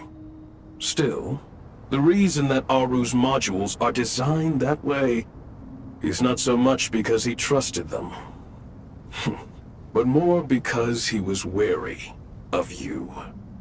Is that true? No wonder human artisans helped to build Aaru then. He actually required human assistance to create his greatest work. Naturally. Have you noticed that the Goat King keeps giving superficial responses? It's like he's just going through the motions and leaving the real debate to his colleagues. He understands the art of perfunctory speech. That's what earned him his position as the Minister of Ministers. It seems the rumors about King Deshret being a poor judge of character are baseless after all. Excuse me for being blunt, but it sounds suspiciously like you're putting yourself on a pedestal and mocking me. You're mistaken. And while there's nothing strictly wrong with making every conversation about yourself, it's not exactly a positive tendency either. You? Whatever. I knew it'd be like this working with you. All right, let me past. I need to look at this console. It's your job to activate it after all. Let's begin. Everyone, please proceed with the external checks and preparations as per the procedures outlined in the engineering plan.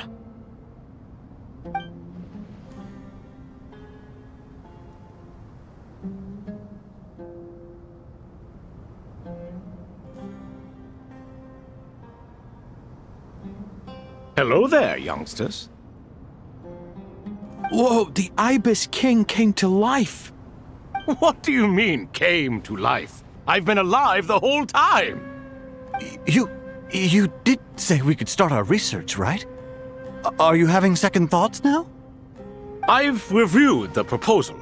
The work you're planning to carry out on this grand device is ambitious in its scope. You have ample confidence in your abilities, I take it? I wouldn't say I'm feeling hugely confident, but given how bad things are, I'd rather at least try something than sit around waiting to die. You are the top scholars of your day. I trust you are aware that there are countless links between Aaru and the Akasha? Aaru and the Akasha? But I thought the Akasha was the Academia's greatest technological accomplishment, created years ago by the Dendro Archon to help her people access knowledge. And you too? Do you not know either? You've read the instruction manual, right? You tell them. An instruction manual? The Akasha has an instruction manual? The Dendro Archon is a kind and thoughtful god indeed. It used to sit on a shelf in the corner at the House of Dana. Not the most popular read. If the manual is to be believed, Aaru was in fact the original inspiration for the Akasha system. What? But there are so few records about Aaru anywhere. And practically none of the scientific expeditions into the desert had anything to do with it. Ah, but this is something you could not possibly have known. You may have heard many stories about the desert, but what is the most important aspect of history? Consider this a quiz. Anyone from Vahumana present? I'm from Vahumana. It's, well, veracity. Precisely. And a large part of veracity is the chronological order in which events occur. I may as well tell you. In the beginning, Nabu Malikata, the goddess of flowers, descended upon Sumeru. The glory of the heaven was within her. She brought life, oases, and knowledge to this land.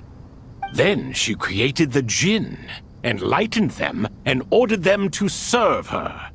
Two other gods also walked upon this land where wisdom flowed in abundance, and the three met beneath the great green trees. It was the first and greatest alliance.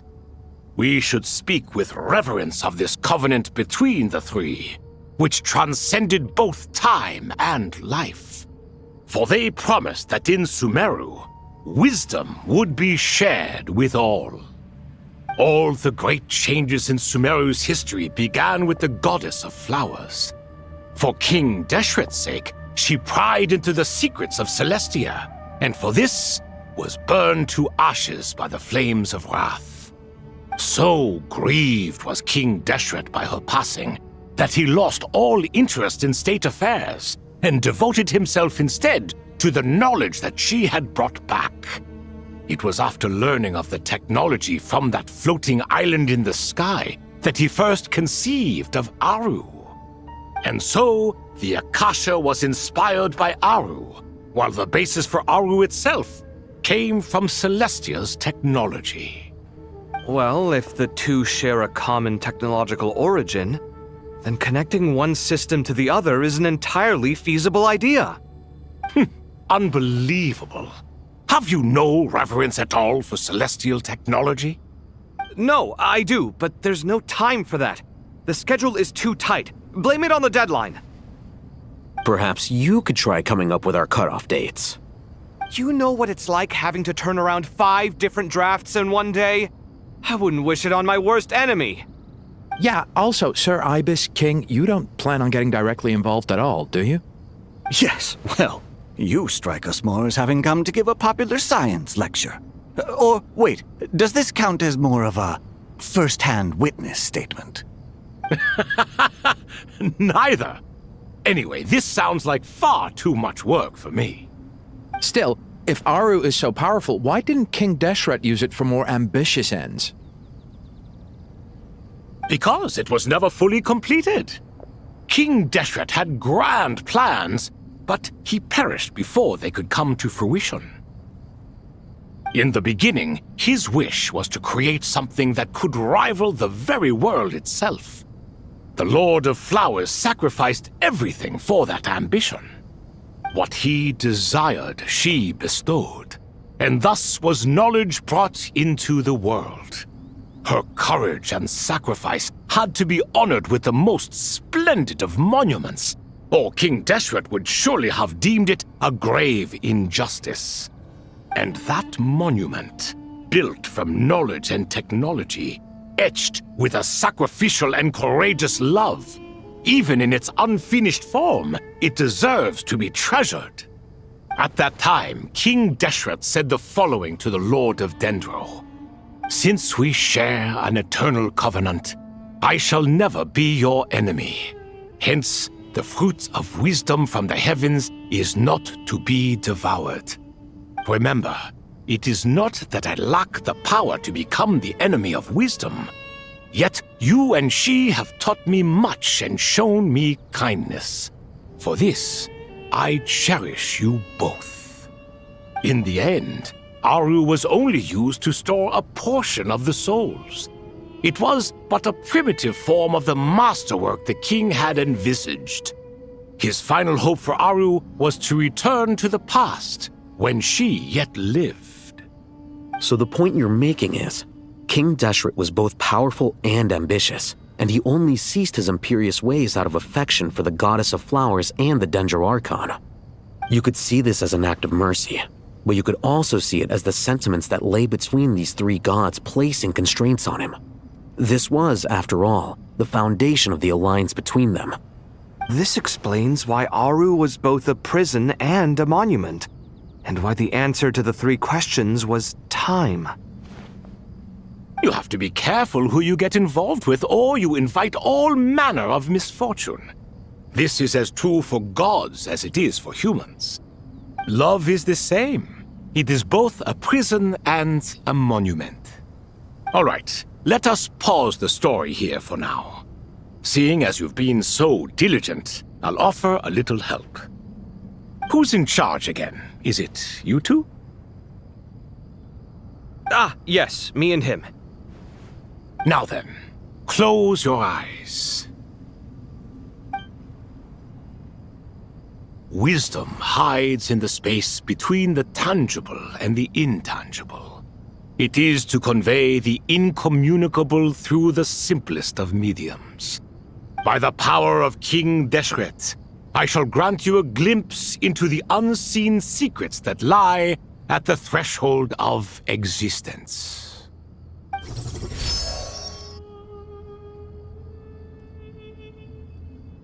Where did this come from? Is it a new mechanism?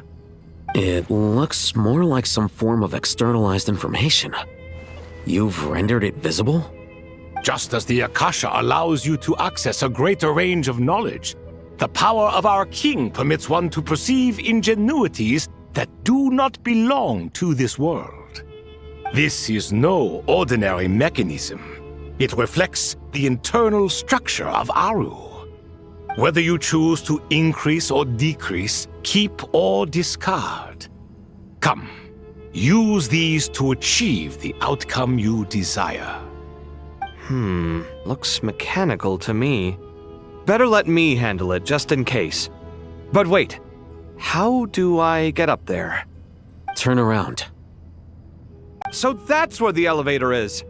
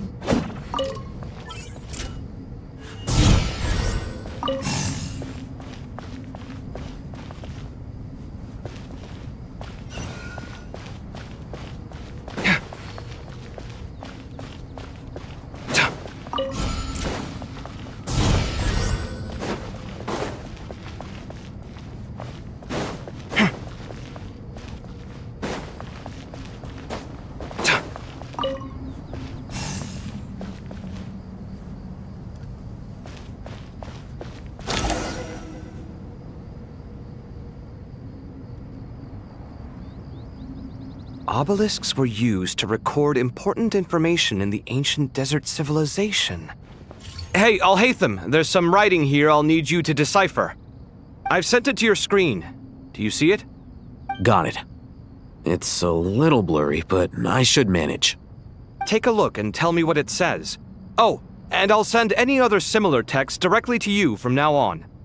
Let's start with this one.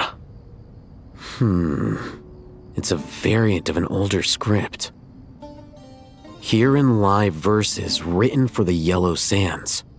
Looks like cultural information from the age of King Deshret. If so, I suggest you delete it.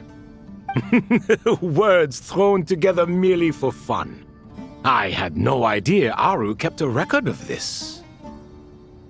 Well, as long as you're certain that this is strictly private information, that's fine. It is unimportant. All right, well, I guess I'll start now.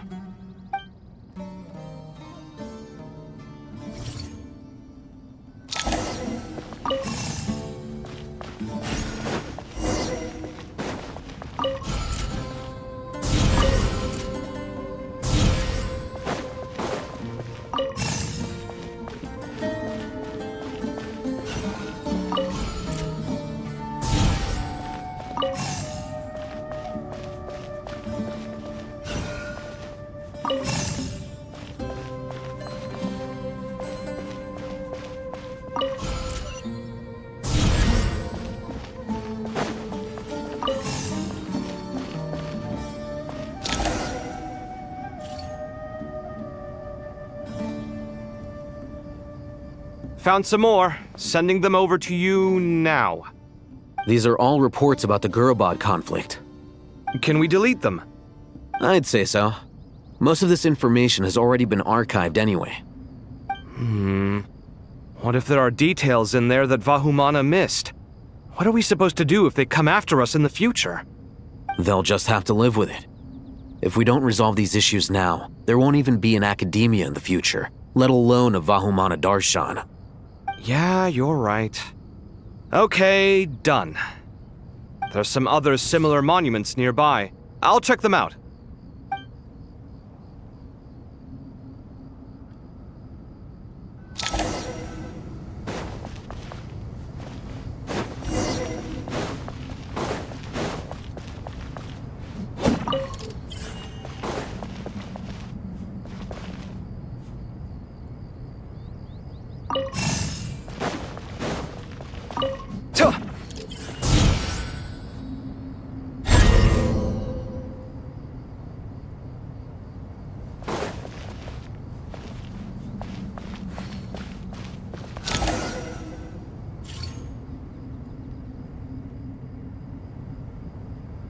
Another monument. Hold on.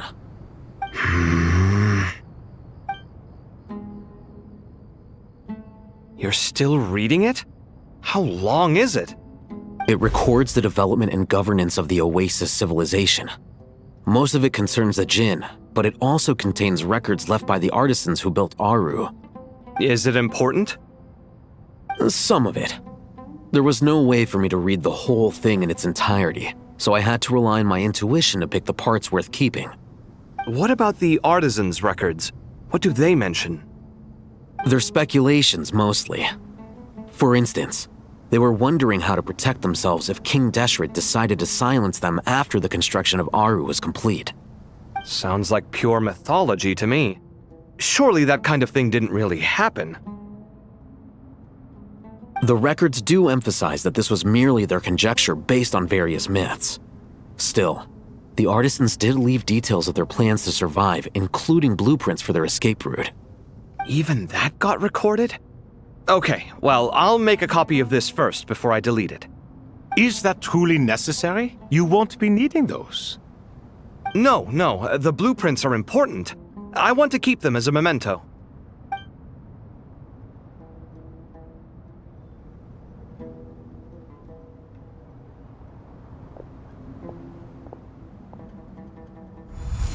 I think that should just about do it. It meets the requirements of the contingency plans, so we should be good.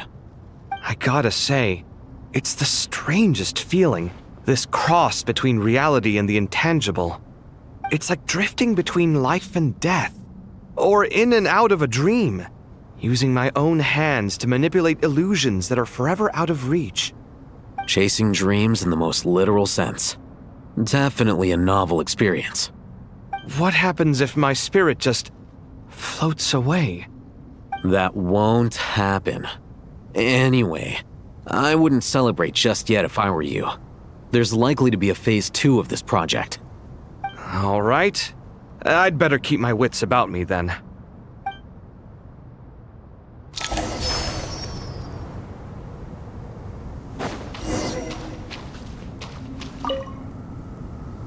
I expected that the outside world no longer respected the ancient gods, but even so, I do find the tone of these youngsters to be dreadfully impolite. It should hardly come as a surprise to you. I remember you saying the same thing last time. I assumed that was just a one-off. I did not realize it was the norm. Don't you think that young lad's matter-of-fact tone sounds familiar? It bears a rather uncanny resemblance to you, Goatee. Surely a sign that he is a man of rare intelligence. Oh. The rest of them, though, much better. The blonde-haired one, for instance. So sincere. That's the kind of kid I can respect. Oh, really? Well, what about your disciple, Nefer? She's about the furthest from sincerity that a person can get. And now you hit the crux of the issue. Thoth is spouting lies again. He cares nothing for sincerity. He likes Nefer simply because her personality is just like his. Thus, in giving his approval to Nefer, Thoth is simply validating himself. The rest is but smoke and mirrors. You have some nerve saying that. There really is no helping you two. Shut up, chess rookie. What nonsense is this? How dare you tell me to shut up? How can you engage in such banal chitter-chatter at a time like this? Aaru has been opened. The glory and splendor of a bygone age is about to sweep over the earth like a flood. And you're here squabbling like petulant children. All three of you are insufferable. King Deshret was merciful, indeed, giving you a chance to be released from prison. I say, you should have been locked up for good. Ah, but Bennu, look on the bright side. Had they not been released, we would not have been awoken. Oh, you've been here this whole time. You should be scolding them along with me. I miss Hermanubis. It's not a real reunion without him here. And now you're avoiding the topic and talking to yourself. Why King Deshret designed your personality like this, I will never understand. Isn't this simply proof that our king supports my free will? Oh, look at those two rust buckets. Suddenly, you two do not seem so bad after all. Here, here. If being stuck together for thousands of years fosters no friendship, I cannot say what would. Naturally.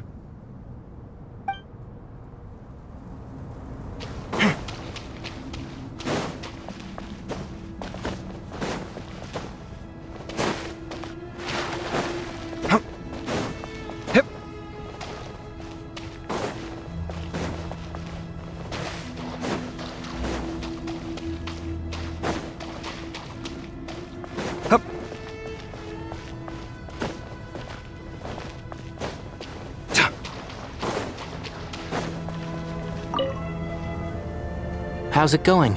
Are things progressing smoothly? Well enough, I suppose. You know how it is.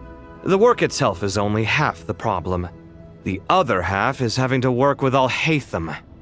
I'm sure the feeling is mutual.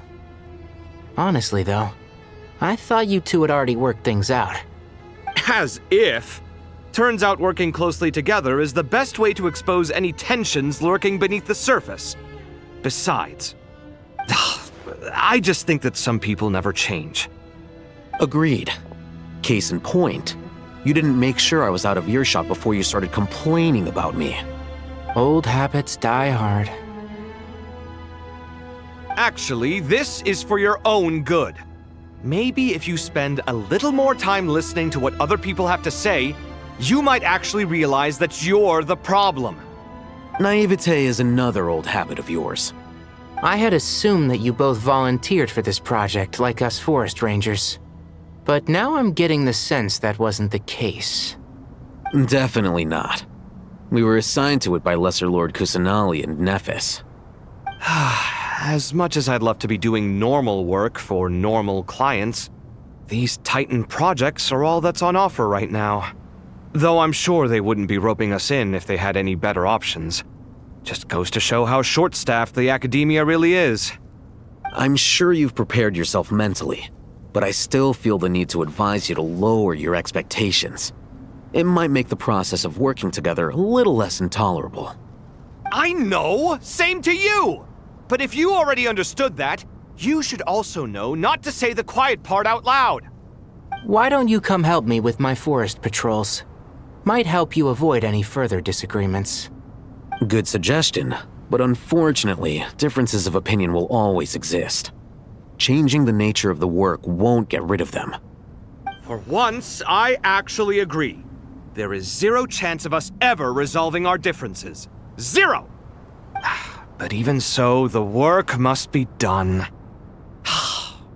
Care for some coffee? I'm glad to see you making progress. Don't act so smug! It'd be nice if you made some too! I feel like even I've made some progress today. In the past, I never would have dared to try and mediate a conflict between you two while you're both right there in front of me. Apologizing probably makes it sound like I'm in the wrong, but I'm sorry. I was just kidding. Truth be told, I don't have any work to do at the moment, so I'm just here to kill some time. How's Kale? She's studying with Nicole. I'm not sure how she's getting along, but she seems to be in good spirits at least. I wouldn't worry. Angelic affairs are probably above your pay grade anyway. I know what you mean, but Sino and I are still a little concerned for her. He said he'd go keep Kale company after he's finished training the mercenaries. I'm planning to join them myself shortly. Kale will be okay.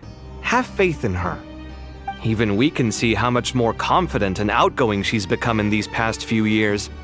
Thanks to you and Sino being there for her and providing guidance every step of the way, she can finally stand on her own 2 feet. On her own 2 feet. Does it feel bittersweet? Watching the younger generation grow up and move on? No, not yet, at least. I was just thinking, I wish there was more I could do for everyone. She'll be fine. Yeah, she will. Just try to relax.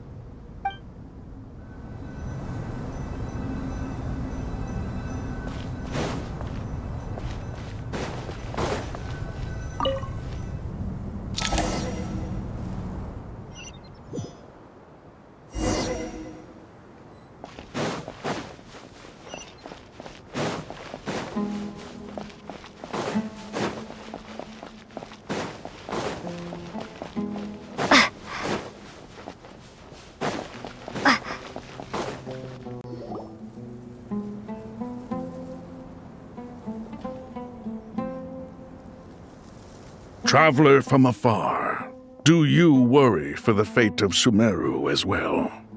Whoa! It's Sobek the Crocodile King! Greetings, Crocodile King. Please be at ease. I'm just here to chat with you about Lesser Lord Kusanali. Sounds like you really care about her. Yes, although to be exact, it is a mixture of both concern and curiosity that I feel. Speaking of Nihida, Paimon was wondering how she's doing. Wait a moment.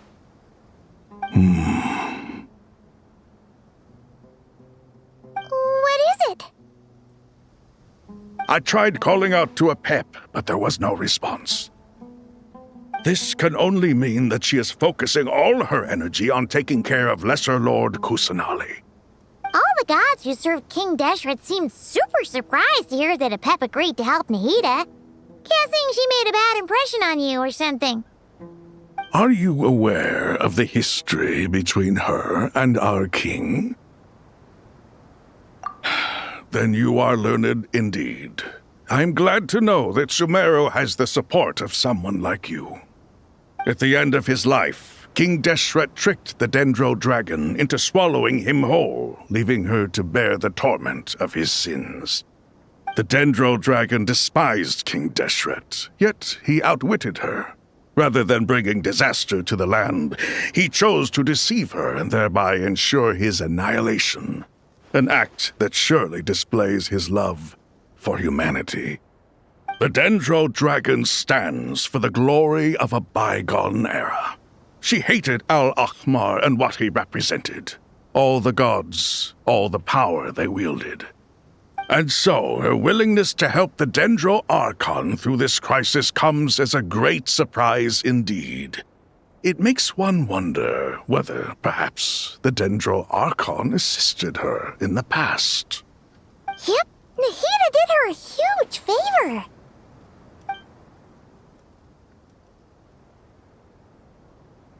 So Lesser Lord Kusanali put an end to the Dendro Dragon's many long years of torment. As much as she loathes the Seven, Apep knows kindness when she sees it. No wonder she was willing to make an exception. Yeah, that's the sense we got from dealing with her too. She is not incapable of coexisting with other living things. Rather, she actively chooses to avoid coexistence. And this despite the fact that she symbolizes life itself. How ironic. All of this being said, I wouldn't expect too much from her if I were you. Nothing will change her hatred towards humanity and gods. We'll keep that in mind. Anyway, how much longer do you think Nahida needs to stay with Apep? For all we know, the Fatui might still be in the desert. Just to be on the safe side, why don't we grab anyone who isn't busy right now and go look for her? I'm alright, Paimon. Huh? Was that Nahida's voice? It seems the treatment was effective. Since when do my deeds require your evaluation?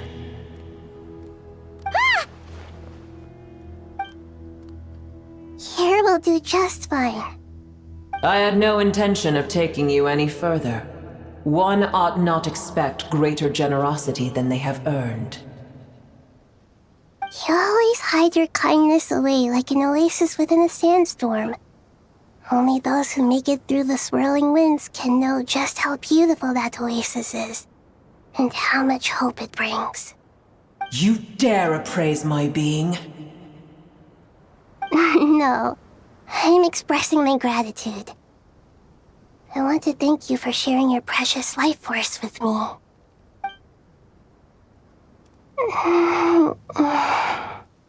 Awake already? You are more resilient than I thought. Pep. I feel much better. Thank you. Gods and their gratitude mean little to me.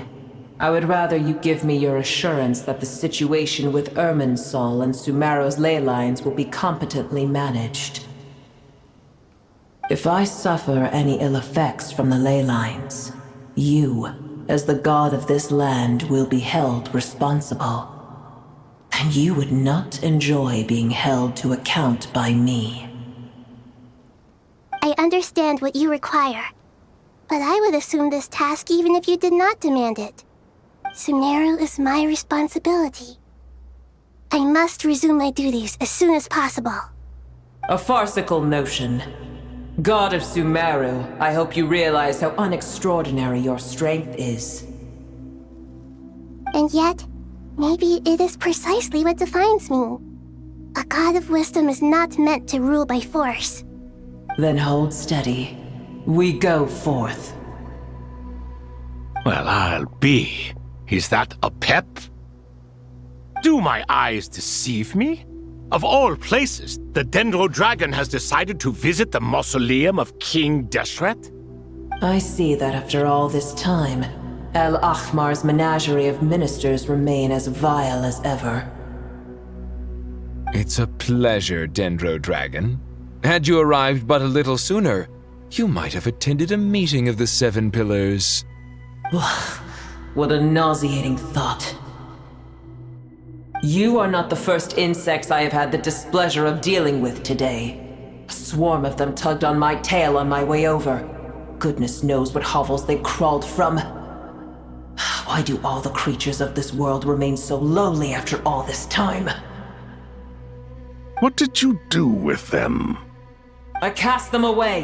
What would you have me do? Keep them as trinkets? Boer, this is where we shall part ways. To be clear, I do not wish to see you or anyone else here ever again, unless absolutely necessary. Then I wish you peace as you return to your dwelling place. It matters not to me. Simply refrain from bothering me again.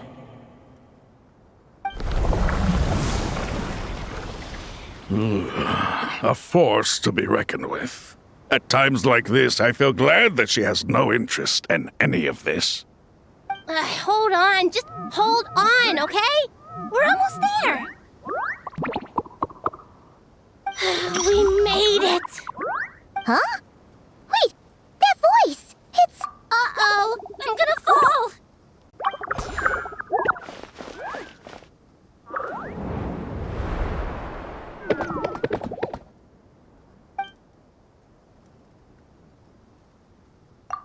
Well, that's a relief. A pair of safe hands indeed. The Dendro Archon's familiars. They are the last thing I expected to see here. Huh? Wait, what are the R&R doing here? Don't you guys hate the desert? Obviously I was worried about the Dendro Archon. I've been supporting them with my Pari powers the whole way here. Oh, you seem pretty nervous. Is it because there are too many people around? Not just people. It's all these non-human beings, too. It's hard on them. I can't believe you made such a long and dangerous journey just for my sake. I appreciate your support so much. Thank you all. I'll have to ask everyone to wait while I help our new arrival settle in. Once I'm done, I'll gather everyone to discuss our next steps. Traveler, Paimon, shall we find a place for our friends to stay? Awesome! Let's go! Well, first I have some questions.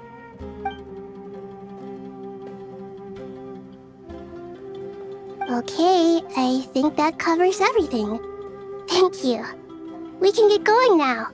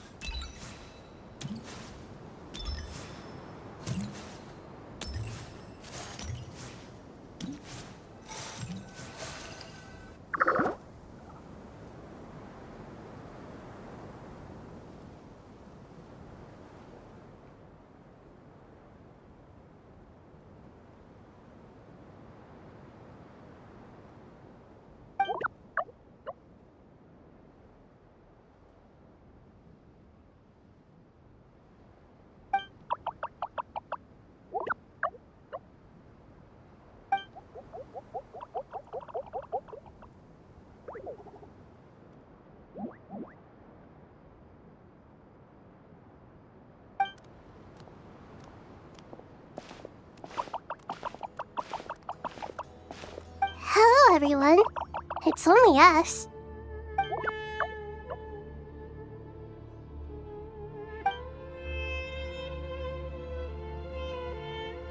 It must be very tough for you coming all the way out here, especially since you don't like the Voluka. Is everyone back in Vanarana doing well?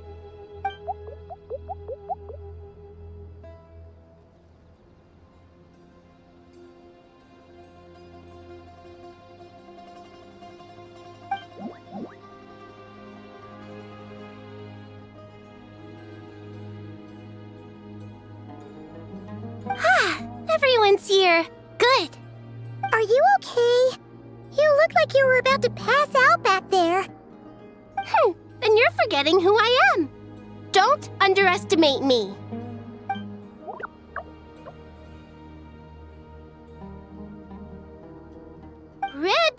Oh, excuse me! Are you comparing me to Paimon? I suppose everyone is gathered here because of me. As we can see, the situation is critical, and everyone is very busy with their various tasks, so...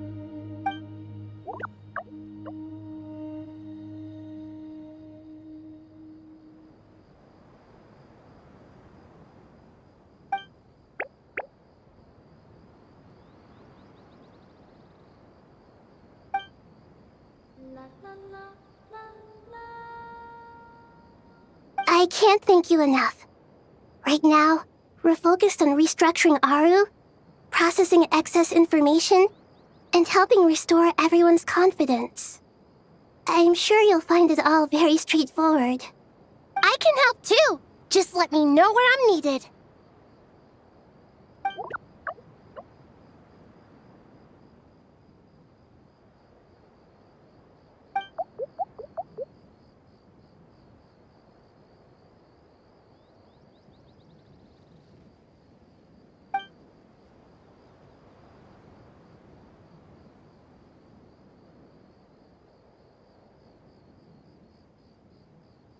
Up to no good?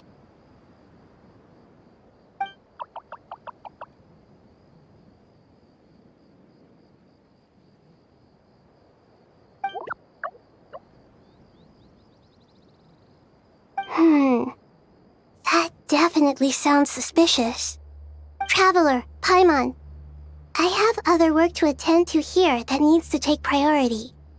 Could I trouble you to investigate the situation Arabalika spoke of? No problem. Leave it to us.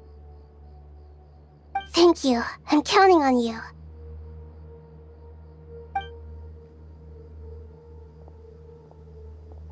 There's one other thing. If you are to work alongside the people of Sumeru, you will need to make yourselves visible to them. Is that acceptable to everyone?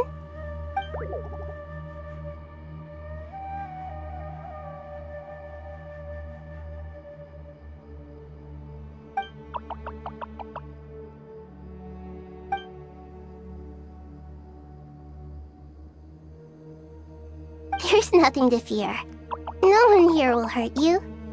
But if you do feel afraid, don't worry. Just call my name and I'll be there. Very well. Now, I shall bestow a small blessing upon you all. Whenever people see you and interact with you, from the moment their gaze meets yours, they will experience the most beautiful of dreams.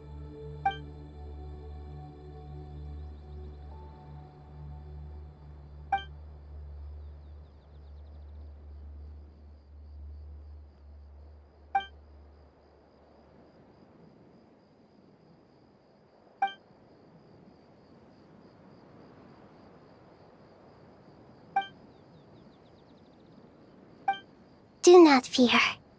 We will face it together. This too shall pass.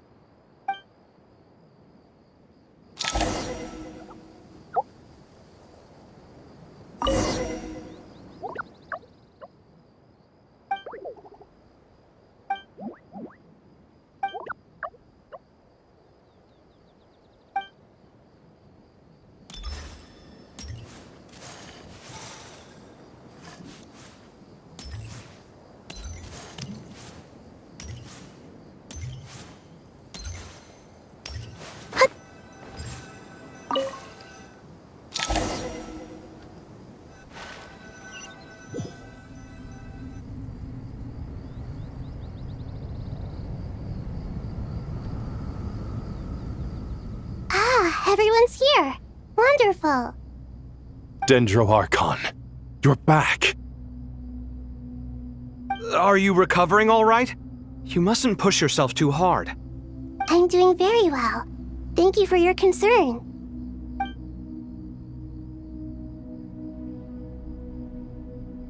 I see. Using the power of Aaru to reboot the Akasha and gain access to Irminsul. It's a sound plan, although... I regret to be the bearer of bad news, but with the state that Irminsul is currently in, it's impossible to access via traditional means. Even the Akasha won't change that. Alas, we had feared this may be the case. What about non-traditional means? Non-traditional means? Are you saying... Desperate times call for new measures.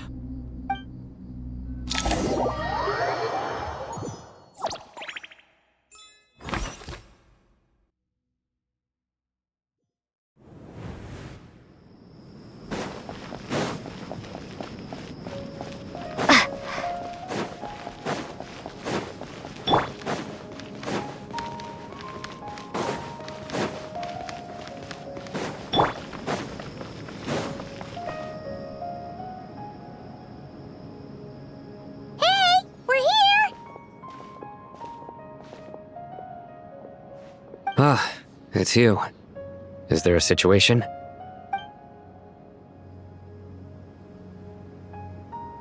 The Aranara have good intuition when it comes to people.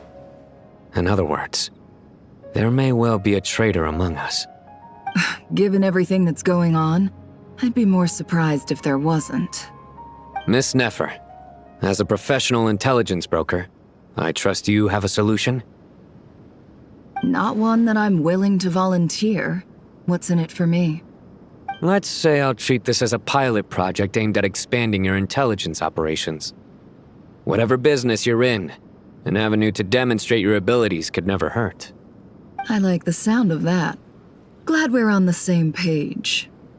Given that you rarely set foot in Sumeru, practically no one at Caravan Rebot knows who you are.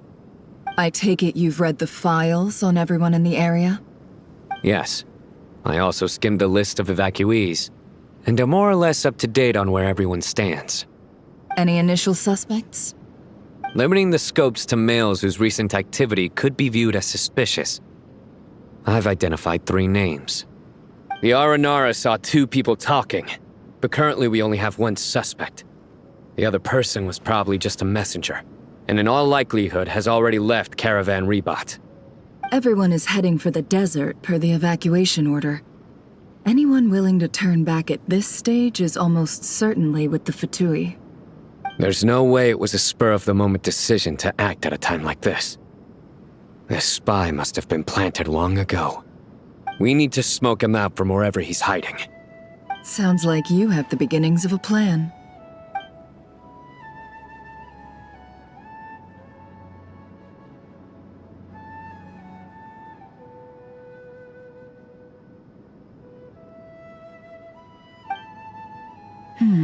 I see. Your suspicions are well-founded. I'd be watching him too if I were you. So far, we still lack solid evidence that he's been bribed. He hasn't made any recent purchases that would indicate he came into some cash. Then let's get closer to him to confirm before we make our move. I can handle it. I'm not based in Sumeru, so barely anyone at Caravan Rebot knows who I am. And you're certain you've never encountered this person in Nodcry? I'm certain.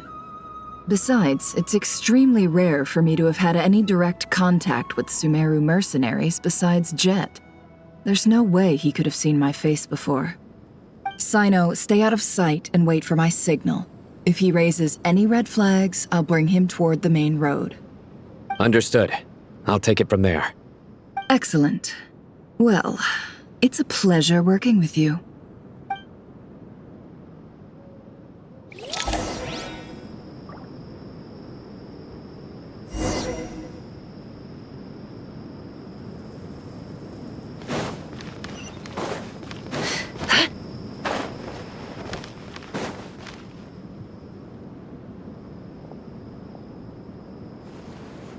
darker skin, scars, frequents the desert, and has ample combat experience.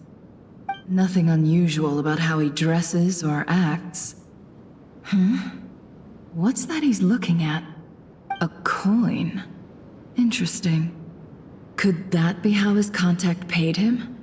Conveniently discreet for someone trying to hide any unexplained income. And yet it could be highly valuable.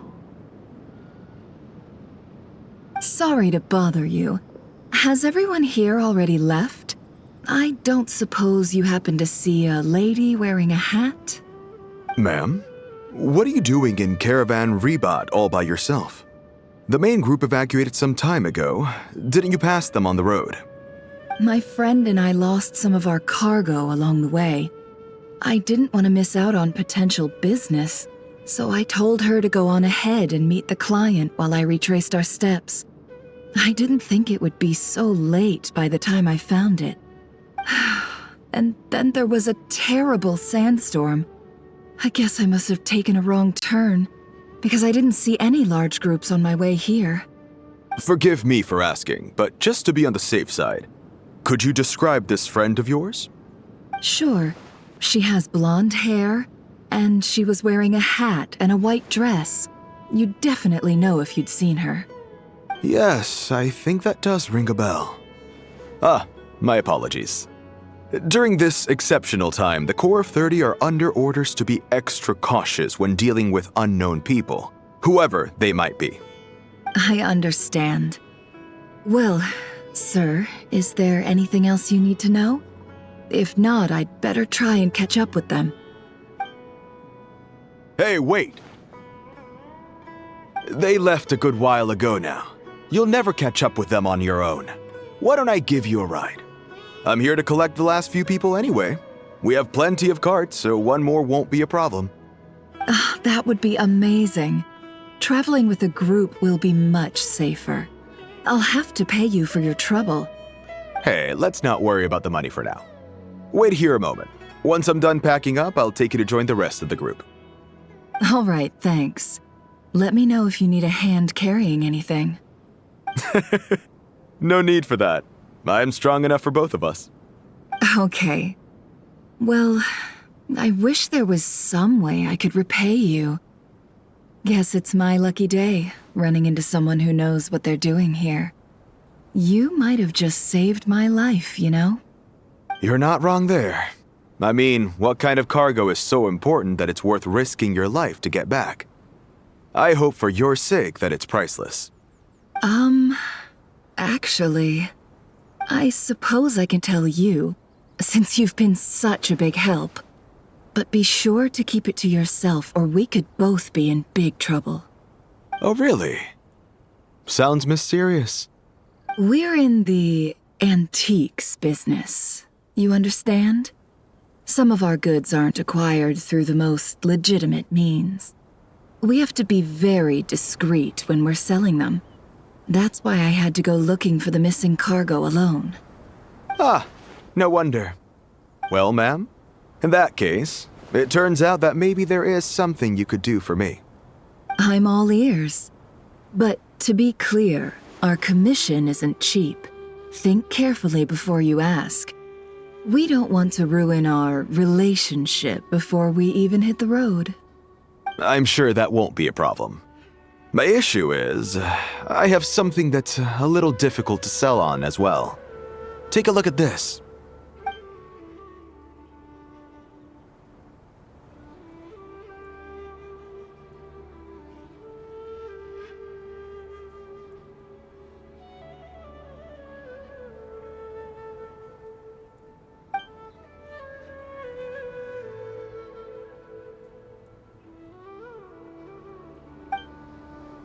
Pure gold. That's quite something. How'd you come across it? Dig it out of some ancient tomb? If you look hard enough, there are many treasures to be found in the mausoleum of King Deshret. It has no distinct Snezhnayan markings. That'll be why he's going with that story. And he clearly doesn't want to arouse suspicion, so he's on the lookout for an opportunity to make a quiet trade. Surely you have an existing business partner. Won't they take it off your hands? I hope I won't be attracting the wrath of my competitors by helping you sell this.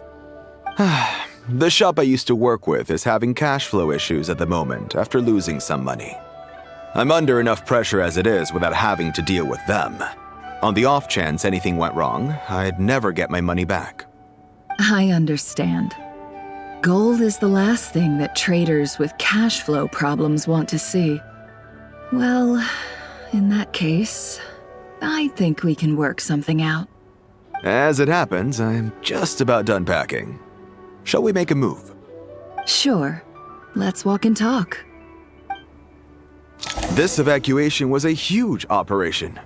They needed a few people to stay behind and tie up loose ends. And I ended up being one of them. You're lucky you ran into us in time. I certainly am. I don't know how this happened. One thing led to another, and look how it ended up. I just hope our client doesn't get spooked and cancel their order. Fingers crossed. But either way, life goes on, and we all have to make a living somehow.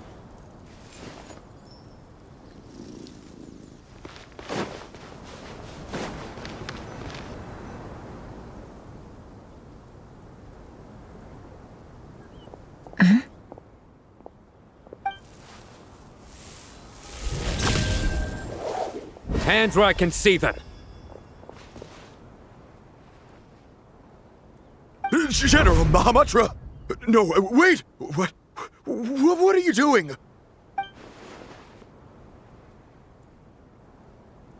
This is the coin?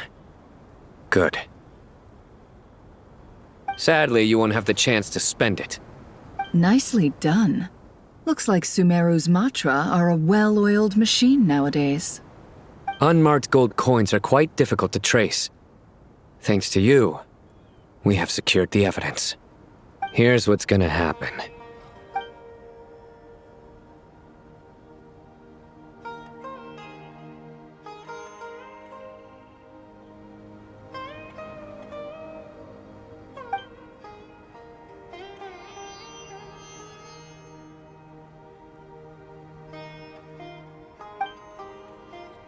Southeast from here, leeward side of the hill.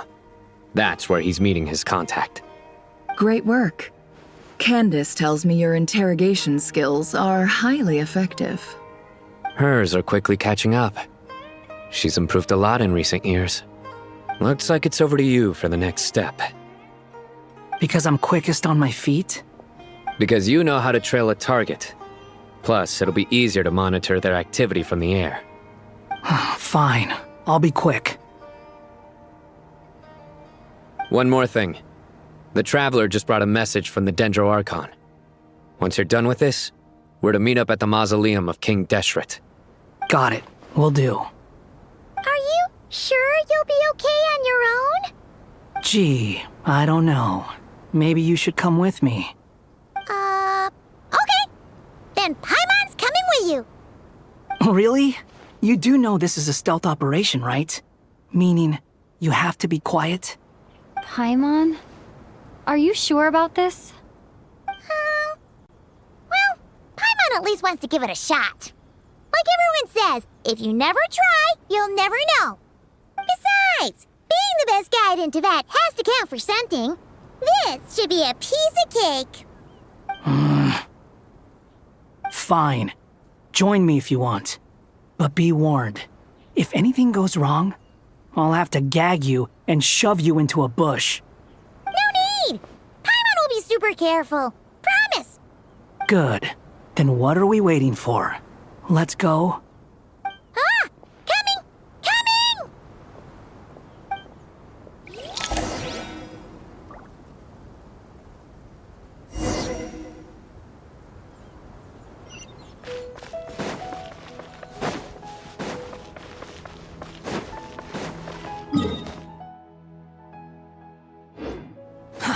Too slow.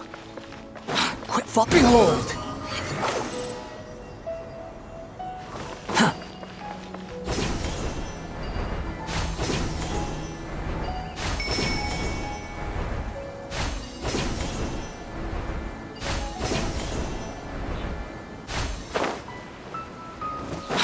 following me.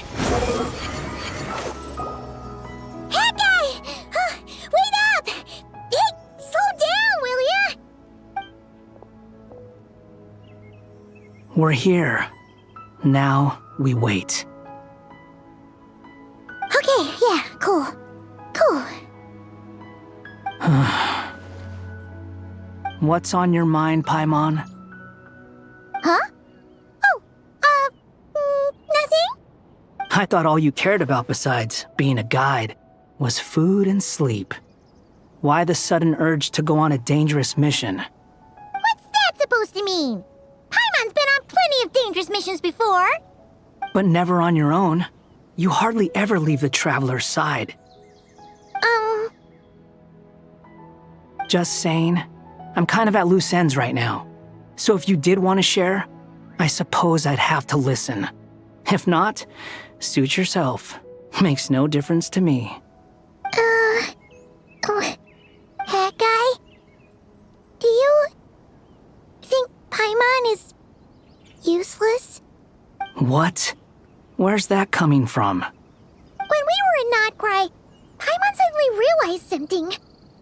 Even though Paimon's with a traveler every single day, whenever we face real danger, she can't do anything to help. Paimon doesn't get like this very often. She just got really scared when the traveler got kidnapped that time. What if she never came back? What would Paimon do then? And the more Paimon thought about it, the more useless she felt. But Paimon doesn't want to be a burden. Paimon wants to be a friend who's actually useful. Does that make any sense? You know, that feeling of just being completely useless and... Oh. Paimon probably sounds so ridiculous right now. You asked the right person. Boy, do I know that feeling. Oh, that guy. I'm not gonna try and encourage you. What I will say is this. When you start doubting yourself, you have two choices. Give up or change. You have to make the decision to move forward. Otherwise, no amount of consultation from other people is gonna help you. So ask yourself, what do you want? To get stronger? To learn more? Whatever it is, go do it. You won't have any regrets if you can at least say that you tried. Oh. All right. Something's not right. Shouldn't they be here by now? Paimon, is it just me? Or is it a little too quiet around here? Should Paimon take a look? We'll give it another hour. If nothing happens, we head back. Okay.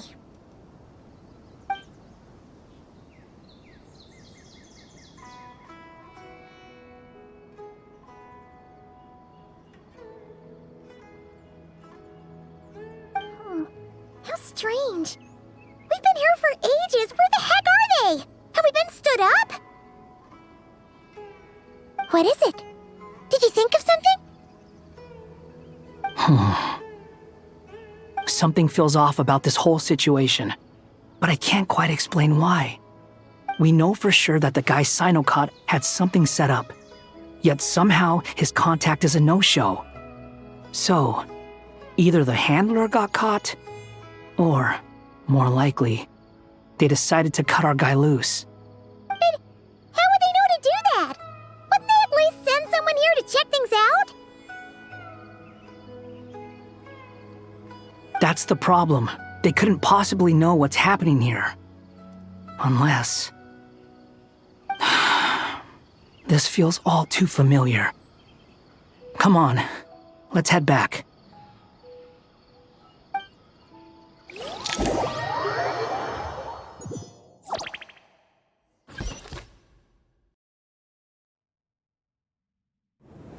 Even though this isn't a formal meeting, I'd still like to start by saying how grateful I am to each and every one of you. Thank you all for coming here and standing by our side. Shesipank and Bennu are currently assisting the scholars with the maintenance of Aaru. Please forgive their absence. As for Hermanubis, may he rest in peace. We remember him with great fondness. There have been times when I imagined what it might be like to meet you all. Now that it's really happening, I feel quite emotional. Time has taken many things away, but that which remains is all the more resilient. I must say, there is one thing that rather surprises me. You appear to be in good spirits, Lesser Lord Kusanali. But even so, I can sense that the life force given to you by the Dendral Dragon has far from fully resolved the problem of your vitality. Oh no! So even a Pep's power didn't work? Don't worry, Paimon. It worked very well indeed. The issue is how closely I am tied to Irminsul. Until the problem with it is resolved, there is no way I can fully recover. Sumeru has undergone tremendous changes during your absence. When gods pass away, inevitably, people's faith in them grows weaker. You must have sensed it already. Your power is not what it once was. Regrettably, this is true. I too have grown weaker due to the effects of Irminsul. Right now, we're all in quite a sorry state. Then what do you suggest? We take all the help we can get. Sumeru is our shared home. You and I, gods and humans alike. We must unite all our strength in this moment. Though Al-Ahmar is no longer with us, the alliance between the three gods remains in force. Regardless, as subjects of our king, we have a responsibility to support Sumeru through this catastrophe. Not to mention that it was the people of Sumeru who released us from this prison of Aaru. Times have changed, and the people of today possess greater wisdom than those of the past. You really know how to give a rousing speech, Koti. Now then, let us learn more about your plan. The brightest minds of the Sumeru Academia are busy opening and renovating Aaru. They claim it has something to do with Irminsul? Correct. Irminsul has existed in Teyvat since the very beginning. But during the Age of the Dragons, it did not possess the significance it holds today. After the heavenly principles arrived, the power of the Light Realm was divided into elemental energy, and Irminsul was refashioned as a device that records and preserves all information. Since then, everything in this world has been inextricably linked to it. As the Dendro Archon, I have a duty to protect Irminsul. To Sumeru, it is both a national treasure and undeniably a major threat. Teyvat has seen many upheavals in the last few years. The most recent of these was a major crisis in Notcry, which forced Sumeru to be even more vigilant than usual. I made sure to monitor all the pathways through which an outsider could potentially transmit themselves into Irminsul. But despite my efforts, a major problem still arose within. I still believe that someone has actively invaded Irminsul. But rather than taking any of the pathways I referred to, the intruder chose instead to utilize the most direct route, and the only one that cannot be protected against, by entering Irminsul through death. I see what you mean. You cannot simply stop all deceased souls from returning to the ley lines because of a potential invasion that could occur at any time. That's right. As important as it is to guard against external threats, I couldn't allow myself to stop the souls of the departed from finding peace. Please, understand how difficult this predicament was for the Dendro Archon. Defense has never been an easy task. After Irminsul was invaded, my authority was quickly restricted. Soon after that, the tree began denying access to any connections. I'm sure you feel responsible, but you are not to blame. No one can predict every possible disaster. There will always be trials and tribulations for the world to endure. But the people of Sumeru should not have to endure this. We must find a way to break through the lockdown and connect to Irminsul. And this is why you need Aaru. Yes. The only thing in Sumeru capable of rivaling Irminsul in terms of overall function and performance is Al-Akhmar's legacy, Aaru. All I managed to do before falling into a coma was make some minor adjustments to Irminsul. Using Aaru is a last resort, and a move that comes with enormous risks. The scholar's initial plan was to borrow Aaru's power to reboot the Akasha, then use the Akasha to connect to Irminsul and investigate. Unfortunately, Irminsul has suffered far greater damage than they first thought, rendering that plan futile. To rise to the challenge, we had to resort to a more extreme and far costlier means. This has led to a number of new contingency plans. To reclaim Irminsul, our brightest scholars have made further modifications to Aaru with multiple goals in mind. I thank you all for giving them your blessing in this endeavor. Human wisdom has clearly improved over the millennia. You have not only our support, but that of the Jinn, the Aranara, and the Pari. Together, we will do everything in our power to save Irminsul. By the way, when you spoke earlier of an intruder, it almost sounded as if you knew who you were dealing with and what they were capable of. Well, since you ask.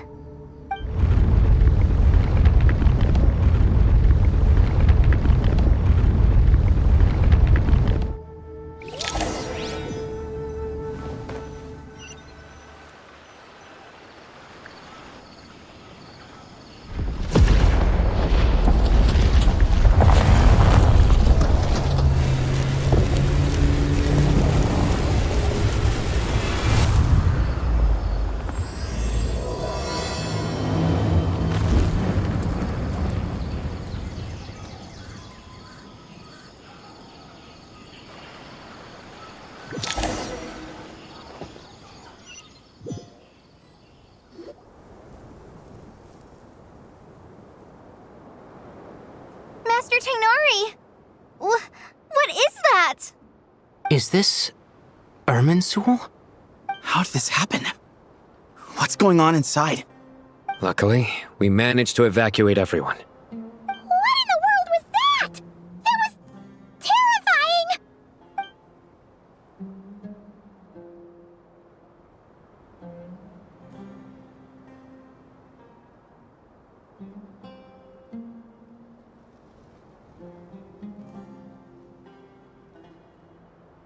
Oh my.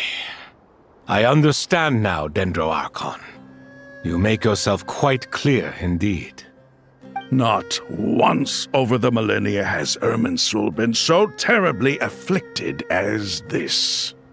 Please continue, Dendroarchon. Irminsul's root system is what comprises the ley lines. In the past, it has always been hidden away, going unseen by the general populace. But now, an evil intruder is making it reveal itself. It has become a tree of unbridled greed. A clear sign that a deranged experiment has advanced to a new stage. Blasphemy. From where I stand, an experiment in the name of blasphemy sounds rather improper. But if we are to honor Dottore's will, this is what we must do. The birth of this tree proves to me beyond doubt that this incident is connected to him. But to explain the situation in full, there is someone I need to tell you about.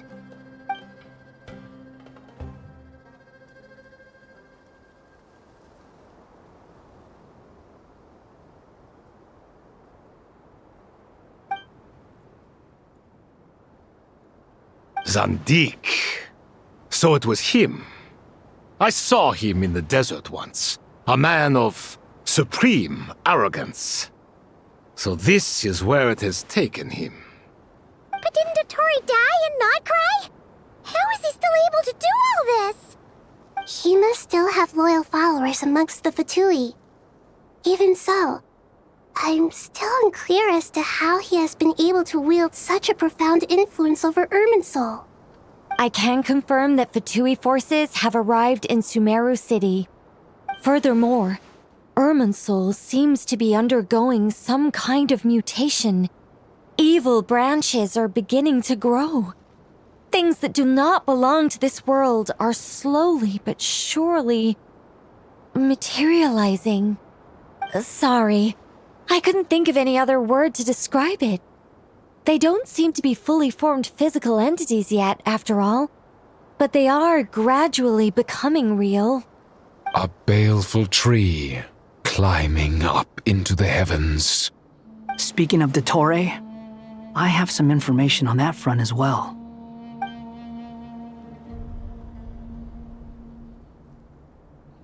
I didn't think it was wise to state this out in the open. But my theory is, the mole wasn't cut off after he was caught. They wrote him off from the beginning. You mean, the Fatui never intended to follow through with him? Then why plant a mole at all? It's hardly a conventional strategy, and the rationale behind it is pretty twisted. But as it happens, I know someone who works exactly this way.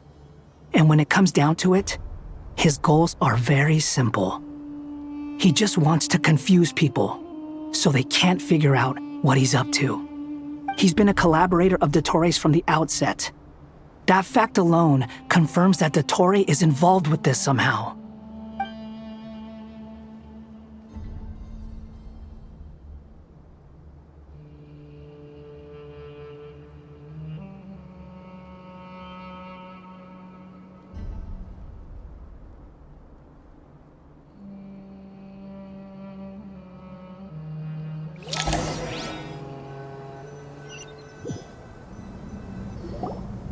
There is still much to be done.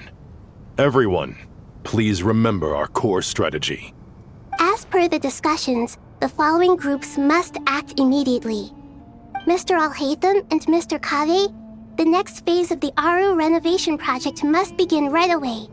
Godspeed to you both. We'll give it everything we've got.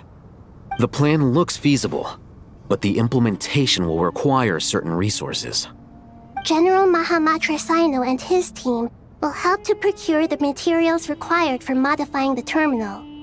No problem. I've already spoken with Sethos and Hat Guy, and they've agreed to assist me. This kind of thing is best left to the fleet-footed, right? Hat Guy? If it's efficiency you're after, we're the right people for the job. Following up on the elemental energy amplifier we discussed, Ms. Dory, I assume you're the one most familiar with the status of this project. Aside from the Dendro Archon, of course. Yep, that's right. Leave it to Lord Sangamabe. Got it. Well, I'd like Madame Farazan, Kale, and Nicole to support Dory on the technical side. You can count on us. Will do. Rest assured, I'll take good care of Kale. Dia, Candace, and Nefer, you'll be in charge of negotiating between the various parties. I trust you remember our goal. You bet. We can handle it. Good. I believe that covers everything. Tainari will provide ad hoc support as needed, if that's okay. Poor Tainari. Must be tough being Nephis' student. Getting bossed around all day, every day. Hey, don't try and drive a wedge between us, you old rascal. All it says to me is that Master Nephis has faith in everyone's abilities. While I'm nominally here as backup, I doubt there will be many situations where my help is needed. Exactly. Finally, Traveler, you and I will head to the border between Sumeru and Natlan. Once that task is complete, I'll be asking some of you to accompany me to the Eternal Oasis. The Eternal Oasis? I thought that was just a legend. So it does exist after all. Regarding your trip to Natlan, under normal circumstances, a meeting between our two nations would be a far more formal affair. Unfortunately, Sumeru is all but completely cut off from the outside world at present. So regretfully, we won't be able to give the Pyro Archon Mawika the grand reception that she deserves. My apologies for the inconvenience. No point putting too much pressure on yourselves. That goes for everyone. Right. Especially you, Dendro Archon. I'm sure you're still feeling quite weak. Don't worry about me. The Dendro Dragon's life force will sustain me. Plus, we'll be there every step of the way. Nahida will be just fine. Yes. I believe in myself. And I believe in every one of you. Well, time to get going.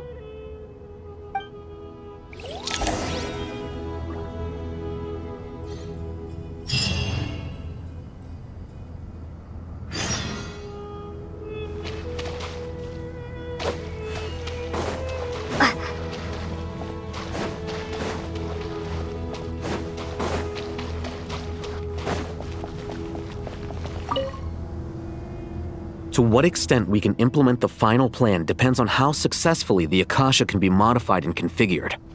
And to make sure the configuration works, Aaru will also need some further optimization. Yeah, no surprises there. Once we roll this out, any Sumeru citizens who already have Akasha terminals can simply continue to use their existing devices. This still leaves us with a significant equipment shortage, though. Many groups of people were never issued Akasha terminals, including mercenaries, the desert folk, and many others. We'll need a supply of rare materials for the renovation of Aaru and the production of new terminals. Right now, the best place to source these locally is from the primal constructs within King Deshret's mausoleum. Time is not on our side here. It's gonna be a race against the clock. The Aaru merge and renovation project will have to be carried out by you two. Everything's riding on this, so failure is not an option. Best of luck to you both. As discussed, General Mahamatra Sino and Mr. Hatguy will source the required materials. Mr. Sethos is quite familiar with the layout of King Deshret's mausoleum. With him accompanying them, things should go quite smoothly. I have every confidence. In the meantime, we may as well take a breather. Makes sense. There's not much we can do until the materials arrive. Get in formation and stay close. What is this, boot camp? Knock it off. It's just Sino being Sino. You know what he's like. Everyone clear on our mission objective. Look at the excess primal constructs, dismantle them, and extract the required materials. And King Deshret's 7 pillars agreed to this? If they're just sitting there doing nothing, we might as well put them to use. Thoth's words, not mine.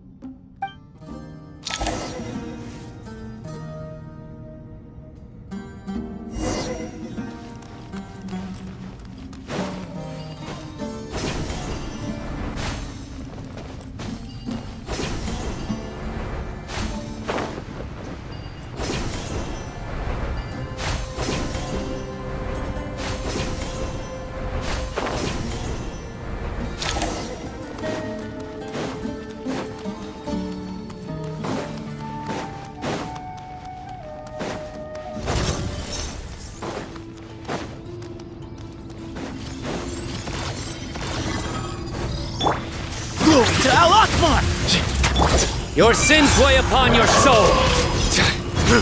Guilty.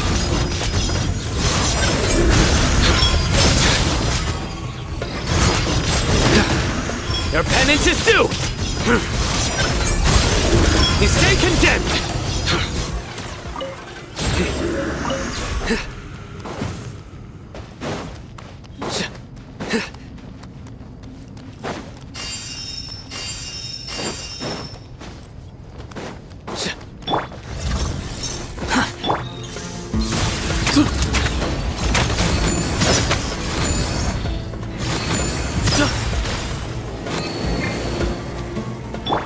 Cry louder!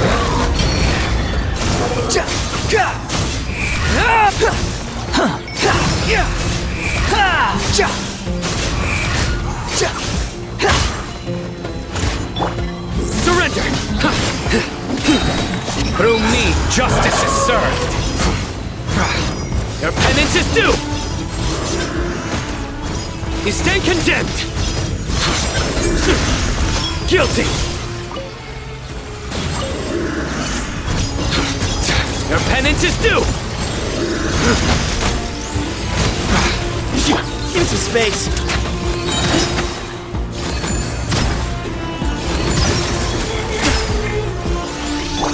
Wretched vermin! The wind rises.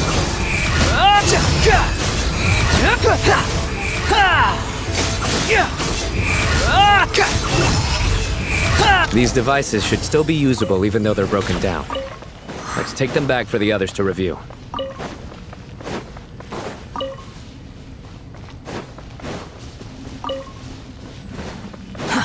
Too slow. Quick behold!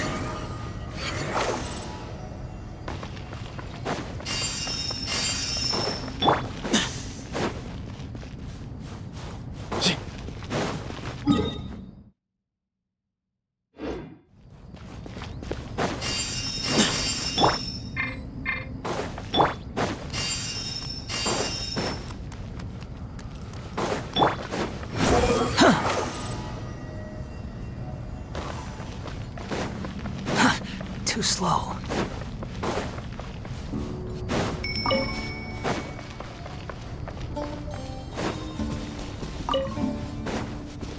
Quit following me.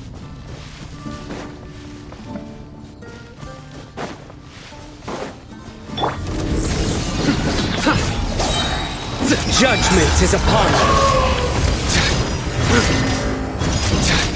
You stand condemned.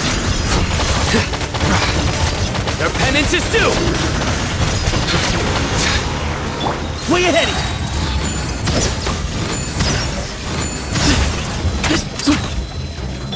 Cry louder! Too slow.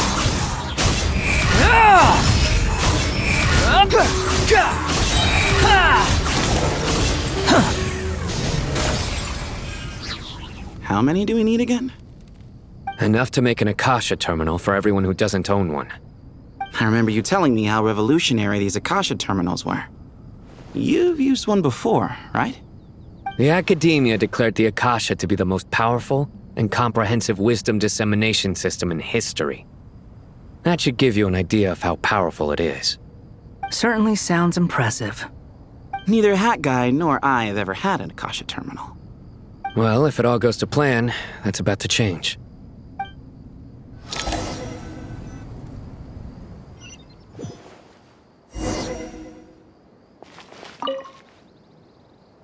Oh, goody! Thank you so much for handling the delivery. What a long way it was. You've really outdone yourselves. I'm well aware what a bumpy, dangerous journey it must have been. Now, I would have loved to oversee the process myself, but of course, those of us who know the plan can't leave the mausoleum. Oh, trust me, I'm patting myself on the back for my assembly work here. Simply flawless work. But will you really be needing all of this? According to our plan, yes, this is the quantity required. I have no complaints about the quality either. Only the price. So expensive. I heard you covered a lot of the funding out of your own pocket. Oh, that's an exaggeration. The academia provided most of the funds. I just offered a small token of my goodwill. Of course, the real tragedy is how little profit I'm making on this. You know, it's a serious crisis when you can't even make money out of it. It's really quite a beautiful design. And I'm intrigued by how such a diminutive device is able to output the power of the Light Realm. Did you attend the lecture on Light Realm energy, Madame Farzan? I don't believe I saw you there. Of course I attended. I was just a little late, so I had to listen to the whole thing from outside the back door. Anyway, I have a perfectly good understanding of Light Realm, elemental and abyssal energy, as well as the relationship between the three. Good to know. Master told me in private that the conversion process between Light Realm energy and elemental energy involves highly classified knowledge that shouldn't be disseminated too widely. But even so, the scholars still shared said information. Well, you can't enforce a rule that everyone breaks. Is that the idea? At first, the Dendro Archon was reluctant to explain it in great depth for safety reasons. Later, she came to terms with it, and simply informed my master that we would all have to face the question of survival together. To protect someone from such dangers means keeping them in the dark, but for someone to know and embody the wisdom within, they must understand its very essence. It's an information hazard. We're exposed to danger just by knowing the facts, and just like bait, it lures us in by offering us the solution to our problems. But if you're not careful, you'll end up pursuing it down a dark path. A tricky problem. But today, this big problem has been broken down into many smaller, more trivial ones. What do you mean? Ah, I get it. For instance, you and I share secret knowledge, while she and I take on the risks of life, death, and fate. Something like that? Hey, what? That is not what I call a trivial problem. Well, as they often say in Vahumana, an event that is monumental to the individual is negligible in the grand scheme of history. Generally, the fate of the individual is an insignificant affair. Being from Amorta, where the subject of our research tends to be a lot more personal, I have to disagree. It's hard to dismiss the individual as insignificant. In other words, the big problem of survival has been broken down into many small, interconnected factors, and each one of us represents one of those factors. When the same secret is shared with a group of people, the same fate binds them together. Most people would find this unimaginable, but to us scholars, this is the path that has always beckoned to us. Sharing knowledge is a good way to fight against fate. I will always believe in that. All right, I think that's everything. Thanks a lot. But don't go anywhere just yet. I'll still be needing you to calibrate the equipment.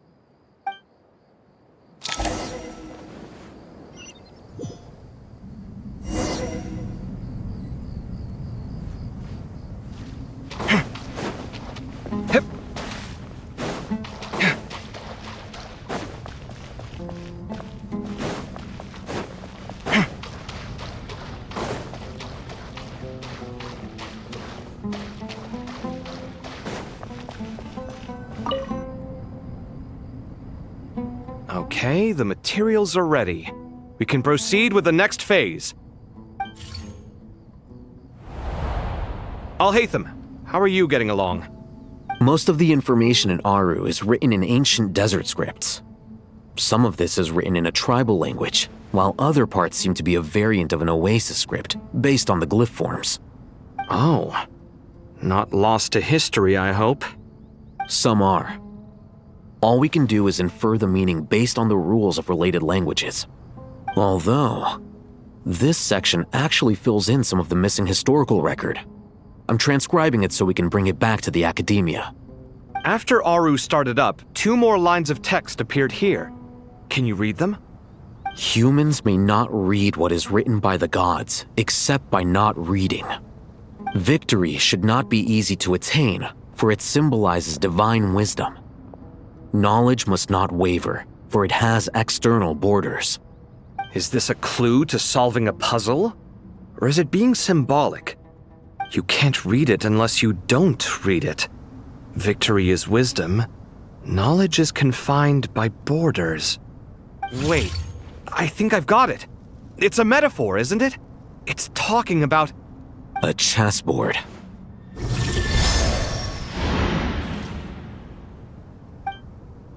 You were right. The youth of today are skilled at solving riddles. Have the secrets buried in the desert not been unearthed over the years all the same? Since Aaru is a place reachable through wisdom, this day was bound to come sooner or later. Oh, I've always been against overly cryptic sentences. Don't you get tired of reading and writing all that? Ah, it's you 3. Just in time. We've been delving deep into Aaru, and now this board has appeared. I've heard this was how you'd while away your free hours. You must be quite the experts by now in that case. It is true. King Deshret's chess games are some of the most well-loved of all his wonderful creations. If you have ever been to Safhe Shatranj, you may well be familiar with the chess pieces you see here. Is this chessboard supposed to be another visualization of the interior of Aaru, then? Naturally. Visitors, everything is ready. Only by completing the challenge on the board in accordance with the rules will you be permitted to overwrite Aaru. 1 second. It's not dangerous, is it? Dangerous? Why, yes, of course. I should be the one to go, then. Wait for me here. Sounds like the self-confidence of our present company has rubbed off on you. Don't be ridiculous. I'm your upperclassman, and that means I have to look out for you. I appreciate the sentiment, but a game of chess typically requires 2 players. Besides, I'm sure they won't let things get out of hand. Keeping things relatively safe is in your best interest too, isn't it? Fair enough. I mean, you guys are controlling the difficulty, so please don't go too hard on us, all right? But Bennu said he wanted to put some respect into these whippersnappers. All right. Thank you. Obviously, we'll still try to be careful. This doesn't seem like ordinary chess. Is the goal to defeat the opponent? No, you must enter the board and pass the trials we have placed there. Ready? Let's do it.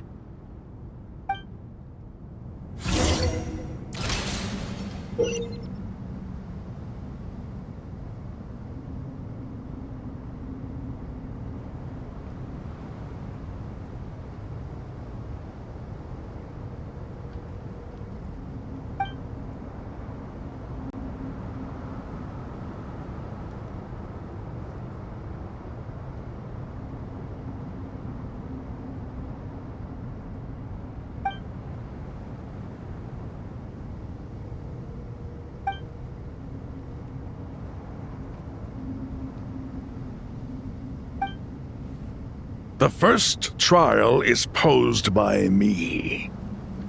I don't think this is gonna stop us. But the key to this game lies in working together. Otherwise, you will be deemed to have broken the rules.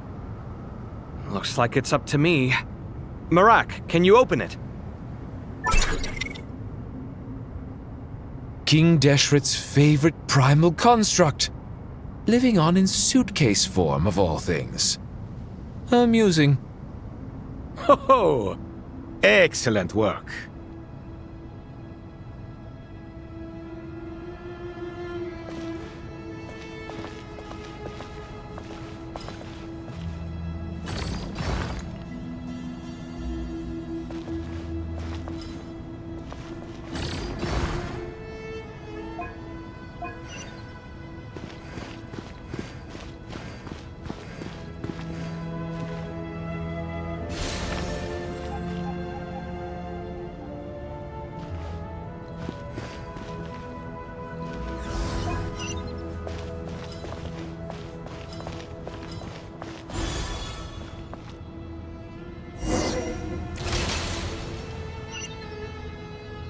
Now is the time for my trial. Now, don't be nervous. I'll make it nice and easy for you. Really? Thanks in advance. We appreciate it.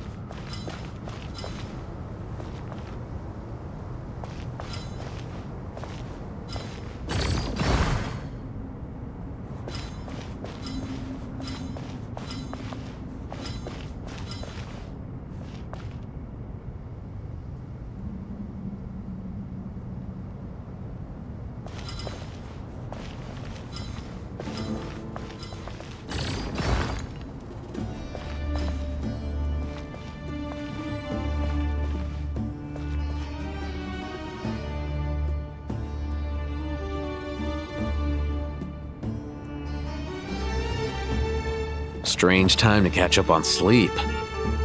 I'm not sleeping, I'm thinking! It's not that simple, you know.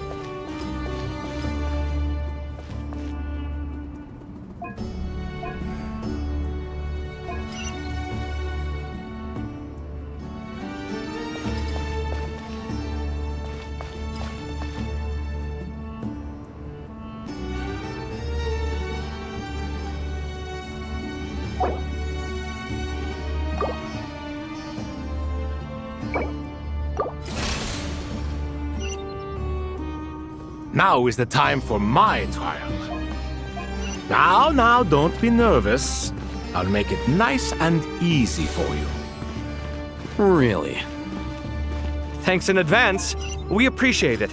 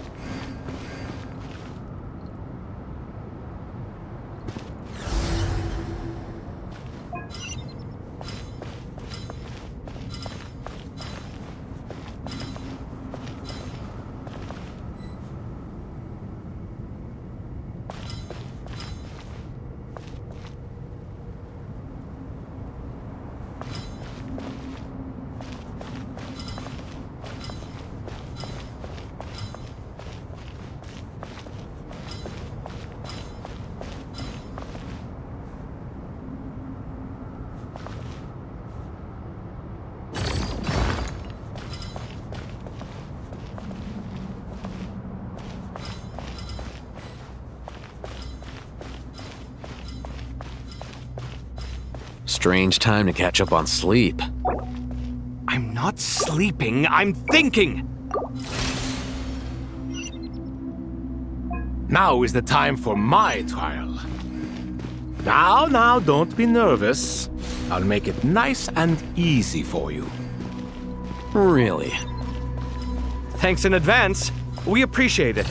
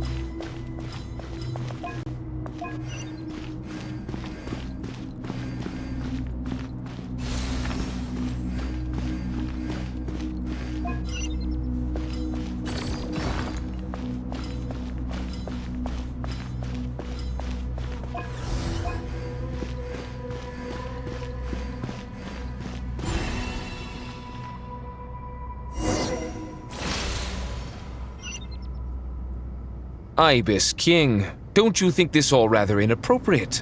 You may as well be handing them victory on a silver platter. Do not expect me to follow your lead. Ha! Suit yourself.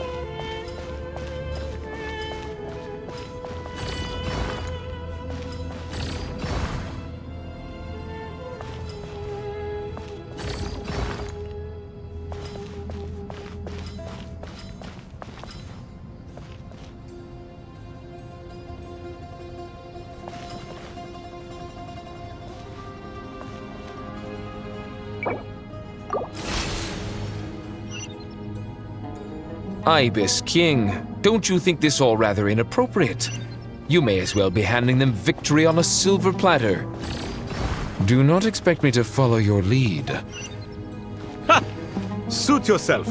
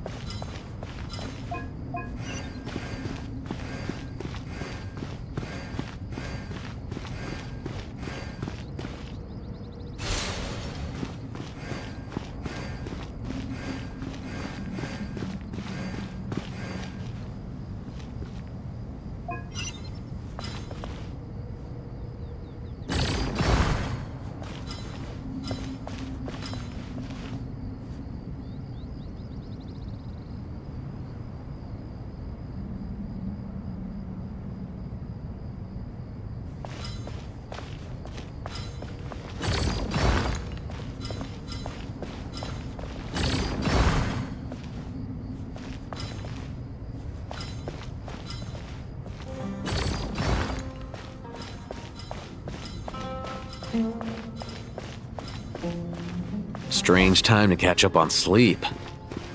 I'm not sleeping, I'm thinking! It's not that simple, you know.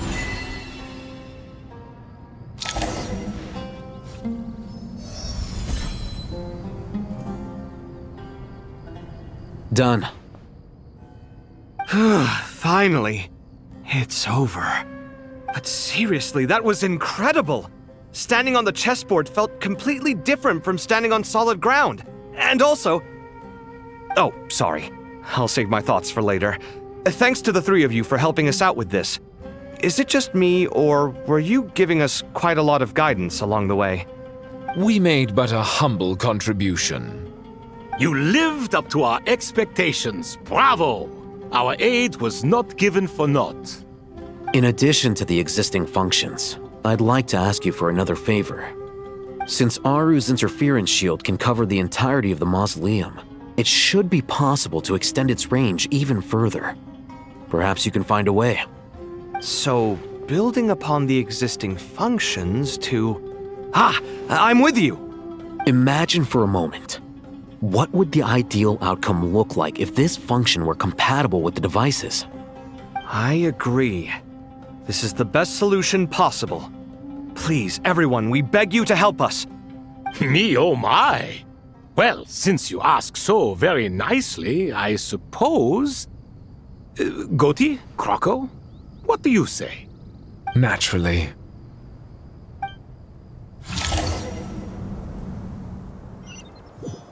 Time to go! Let's go find Nahida!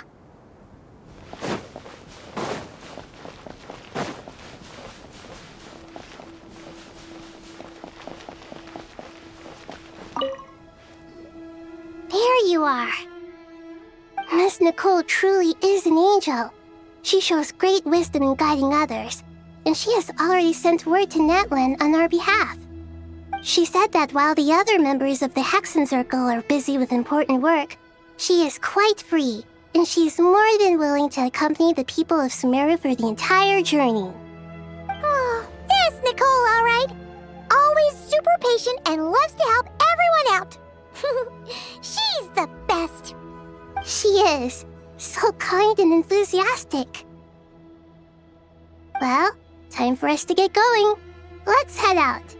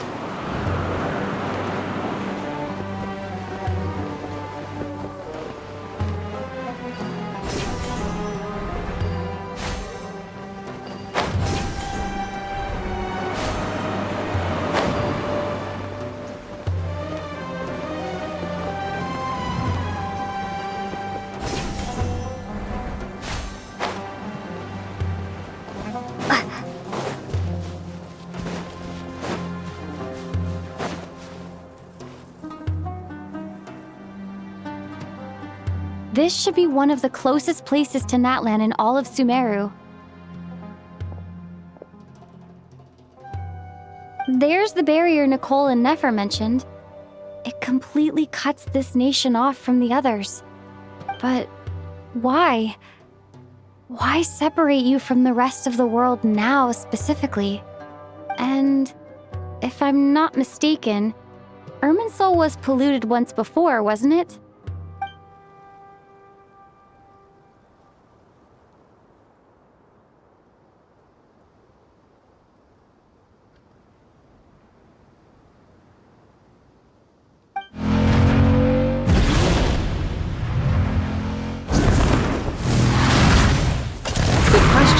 I'm wondering the same thing myself. That voice. Muika, you got here pretty quickly. Hello, traveler. It's been a while. Hello there. Hello, Dendro Archon. Muika, I apologize for asking you to meet at the border on such short notice. I also apologize for not being able to greet you in person. The form in which you see me now is one carried by the Traveler. The real me is inside the mausoleum of King Deshret, and I am reaching out to you with my mind from here. Irminsul has been infiltrated by the Doctor. We must be on our guard, as he can spy on information in the world from within the tree. Fortunately, there is no record of the Traveler in Irminsul, and you are still within Natlan's borders.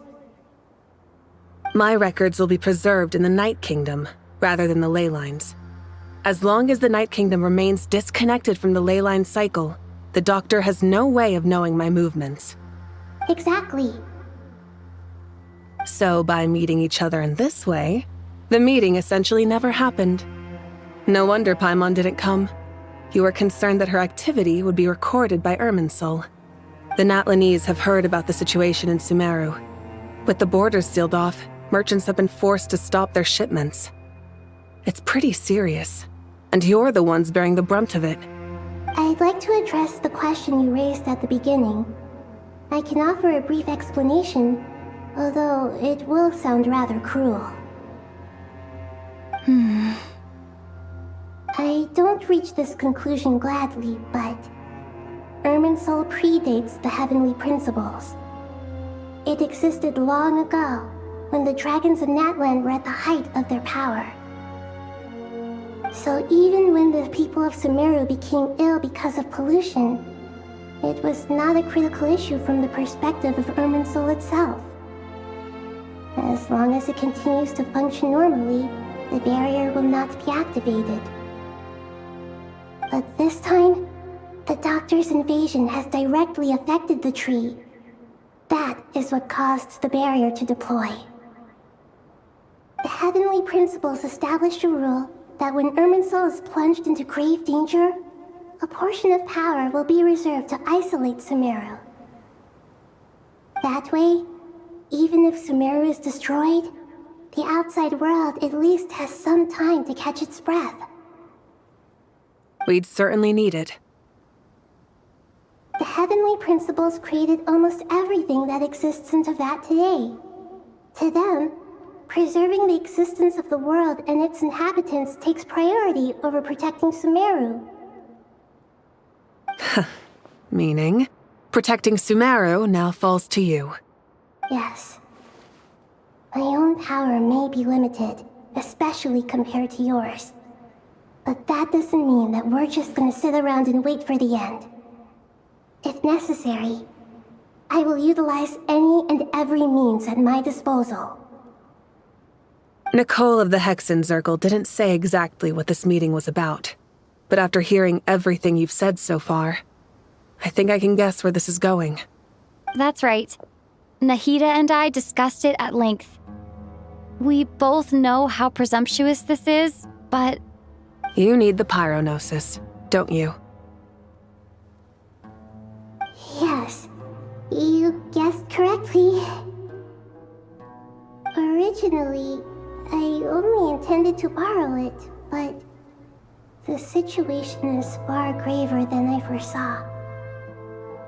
So instead, what I ask of you is to please give the pyronosis to Sumeru. Why do you sound so nervous? There's no need to be shy. Surely a gnosis is pretty important to a god. I guess, but it's not as if losing it would suddenly render us powerless. But I'm sure you don't need me to tell you that. With all the nations you've traveled to, and all the gods you've met, you must have realized that by now.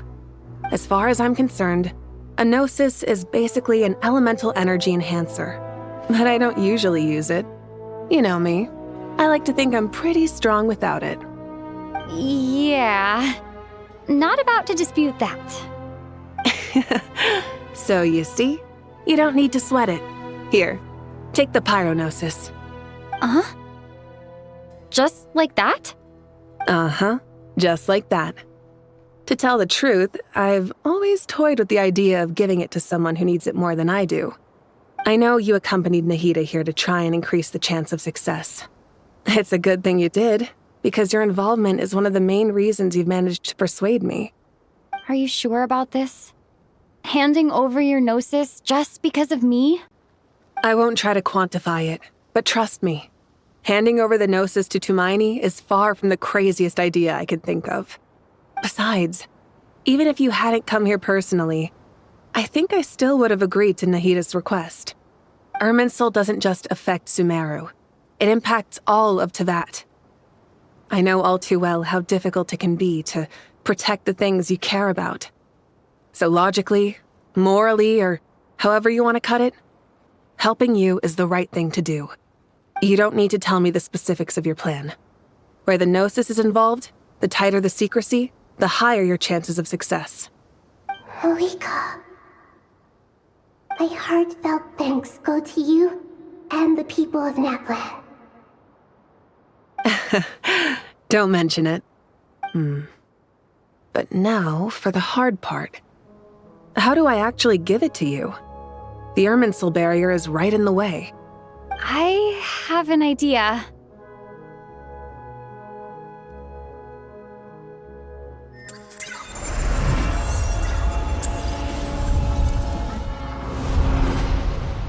Just as I thought. Incredible. What did you do? Just made a lucky guess. This seems to happen quite a lot. Things that apply to everyone else don't seem to apply to me. I figured the same might be true here. Irminsul usually produces effects based on the records it holds. Since the Traveler is a descender, Irminsul contains no records of her, and thus has no way to impede her. Is that right? You really are full of surprises. Catch. Whoa! Thank you, Moika. Thank you for trusting us with something so important. All right. No need to get so formal. It's not like we're strangers. Besides, there's still one problem. You might be able to pass through the barrier, but I don't know about the gnosis. Any other surprises for us, Traveler? Let me try something. I have the pyronosis in my hand. It feels strangely ordinary, not particularly heavy. And yet, this tiny thing symbolizes the mighty authority of a god. I need to think hard about my memories of Pyro. My memories of journeying through Natlan. All those important experiences I've had. The gnosis disappeared. Traveler, are you alright? I'm fine. The pyronosis disappeared into my body, just like phlogiston. Maybe it resonates with you because you've mastered the power of phlogiston. You might not be recorded in the ley lines, but you're still our Tumaini. Whew.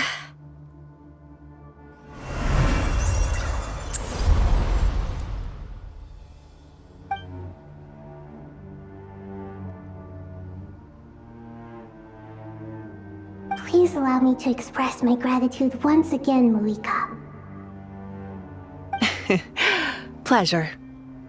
Well, I've given you all the help I can. The rest is up to you. Good luck. We won't let you down. Yeah, we aren't about to lose.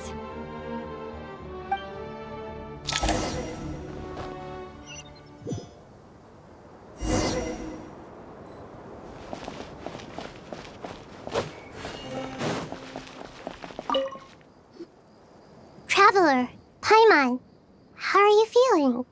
Paimon's a teensy bit nervous, but only a teeny tiny bit. Seems like she's gotten way braver over the last few years, huh? Of course. After all the adventures you've had with the Traveler, I'm sure you've gained a lot of experience and grown as a person. I'm doing all right. What about you, Nahida? How are you holding up? With the negative effects of Irminsul, I'm a bit like a piece of fruit that's been burrowed into by hungry insects and left to rot. I'd be lying if I said it was nothing. But please don't worry. We all know what we're getting into, and we've prepared as well as we can. I believe in everyone. I believe in you. And I believe in myself.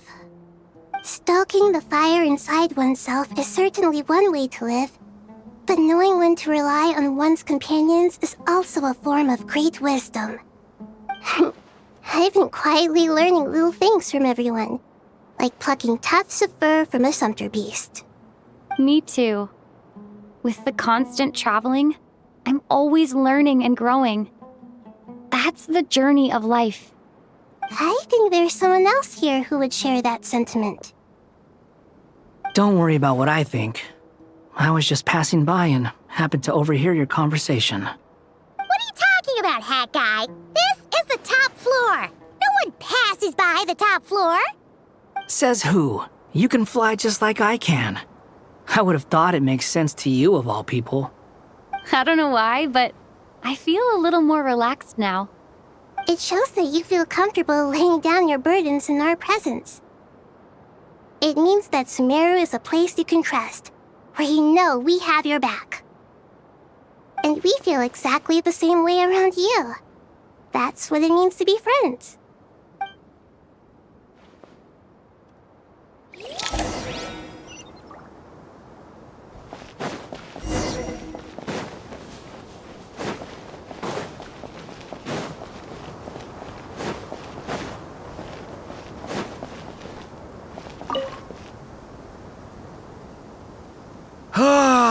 It's finally done. Ugh, but I have a nagging feeling that there's something I've forgotten. Oh, there you are. Everything wrapped up on your end?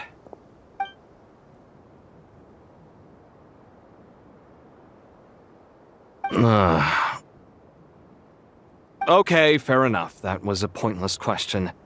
We were working in tandem, after all. You must really be exhausted. Well, it's been a busy day for both of us. When work ends, you clock out. No looking back. Yeah, we're definitely due a break. Probably a little late to start drinking now, though. I'll stick with water. Here, this one's for you. Thanks.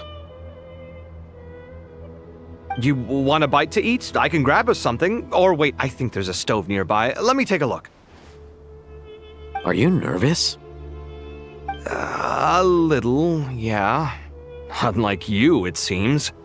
How are you not feeling at all nervous? Because everything that happens next is beyond my individual control. I don't worry about things I cannot influence. What do you mean, cannot influence? You're the one who came up with half of the strategies we ended up using. There's only so much I can do. I was only doing my duty. Was it like this last time, too? You mean with Azar and his accomplices? Yes and no. The situation back then was easier to control, but we weren't as prepared as we are this time. So the enemy is stronger, but so are we. I still vividly remember the way you interrogated me in the library after the fact. Where were you when Sumeru needed you most? If your memory is so vivid, you might also recall that it was you who came looking for an argument. You're often the one who initiates these things, you know. I came for a conversation. I didn't know it was gonna turn into an argument. Anyway, at least I showed up this time. So, what do you think? What do I think? I think we're certainly better off for it. It's good having me around to help out, huh? Absolutely. As a citizen of Sumeru, you displayed a remarkable sense of responsibility in the face of disaster. Certainly feels that way. I just shudder to think how the world would have ended up if we hadn't gotten control of the situation. So, do you think this is what impending disaster looks like? The sky is so clear, and there isn't a whiff of decay or destruction in the air. It's hard to imagine that the fall of humanity could happen on an ordinary day like this. Awful things happen all the time. Sometimes people can stop them, and sometimes they can't. What you and I have done is increase our chances of stopping this one. Lofty ideals may provide no defense at all against nihilism, but perhaps little decisions can. Oh, nothing. It's nothing. I hope everything works out tomorrow. It will. As long as we stick to the plan, our chances of success are good. It's really strange. You're my junior, yet you always seem to act more like an upperclassman than I do. I think it's mostly a matter of temperament. Ugh. Walked right into that one, didn't I?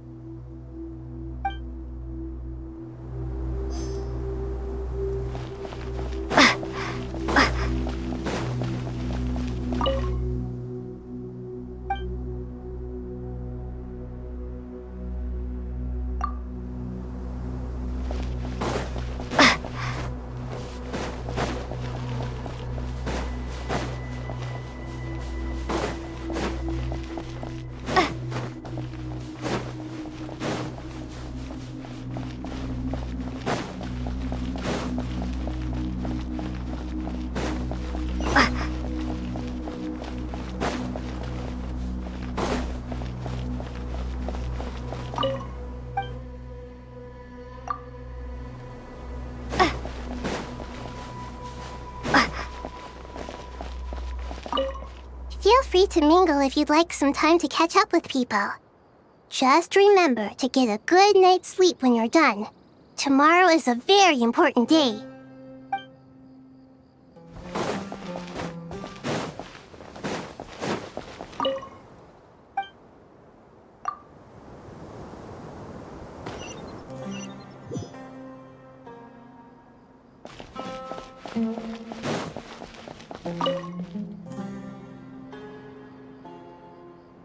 We'll make our move after sunrise tomorrow.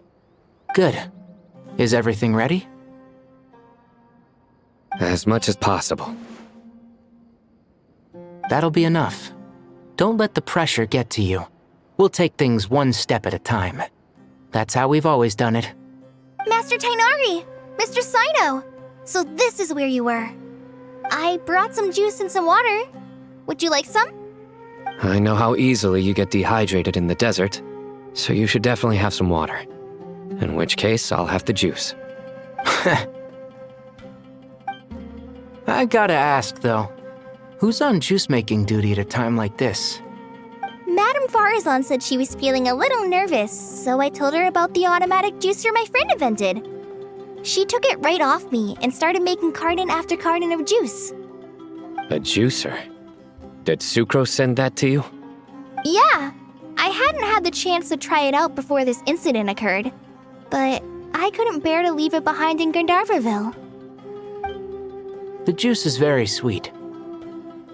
I think so too. Kale, how are you feeling? Physically, I'm okay, but it just still feels strange to me.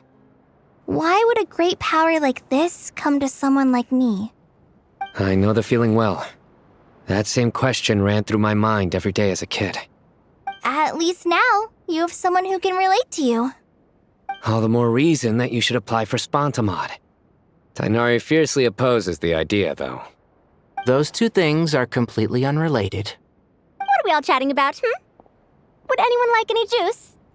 Oh, you have some already. I had some earlier, ma'am. Maybe give the extra to someone else? Very well, very well. I shall be off then. There's this enormous power, and then there's little old you. You feel like there's no connection between the two. And that sense of dissonance is difficult to get used to. Yeah. But after all this time, I can't believe this stuff still gets to me sometimes. Makes me feel a little childish. Kale, just because we normally keep the conversation light doesn't mean we can't discuss deeper issues. I don't think it's childish at all. You were the victim of a terrible crime. It's normal to struggle with the fallout from it. You have absolutely nothing to be ashamed of. My professor once told me that no incident can be considered truly resolved until the victim says it's over. Your rage and your pain are completely justified. Thanks. Miss Nicole said that the same god remains which were once used to inflict so much pain upon me have now become a weapon with which I can protect everyone. It's like my own personal kind of evolution. Every innocent person who's been hurt needs time to realize that it wasn't their fault. I was the same. But it's all about to be over. Tomorrow, it ends for good. I don't know if you've noticed, but you rarely stumble over your words anymore, and your outlook has become much more positive. It's a big change from how you used to be. And since this isn't over, you can settle the matter on your own terms. It's time you seized back control. I believe in you.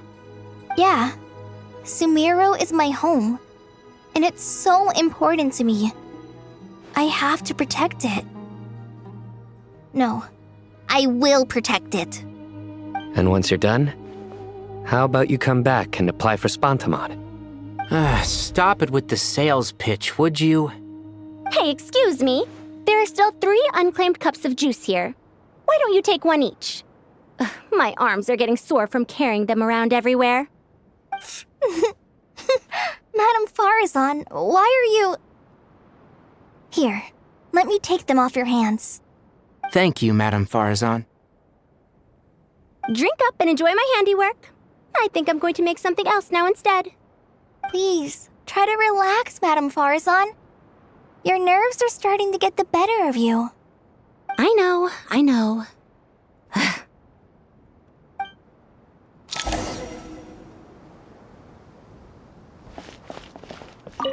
Drink up and enjoy my handiwork. I think I'm going to make something else now instead. Please, try to... I know.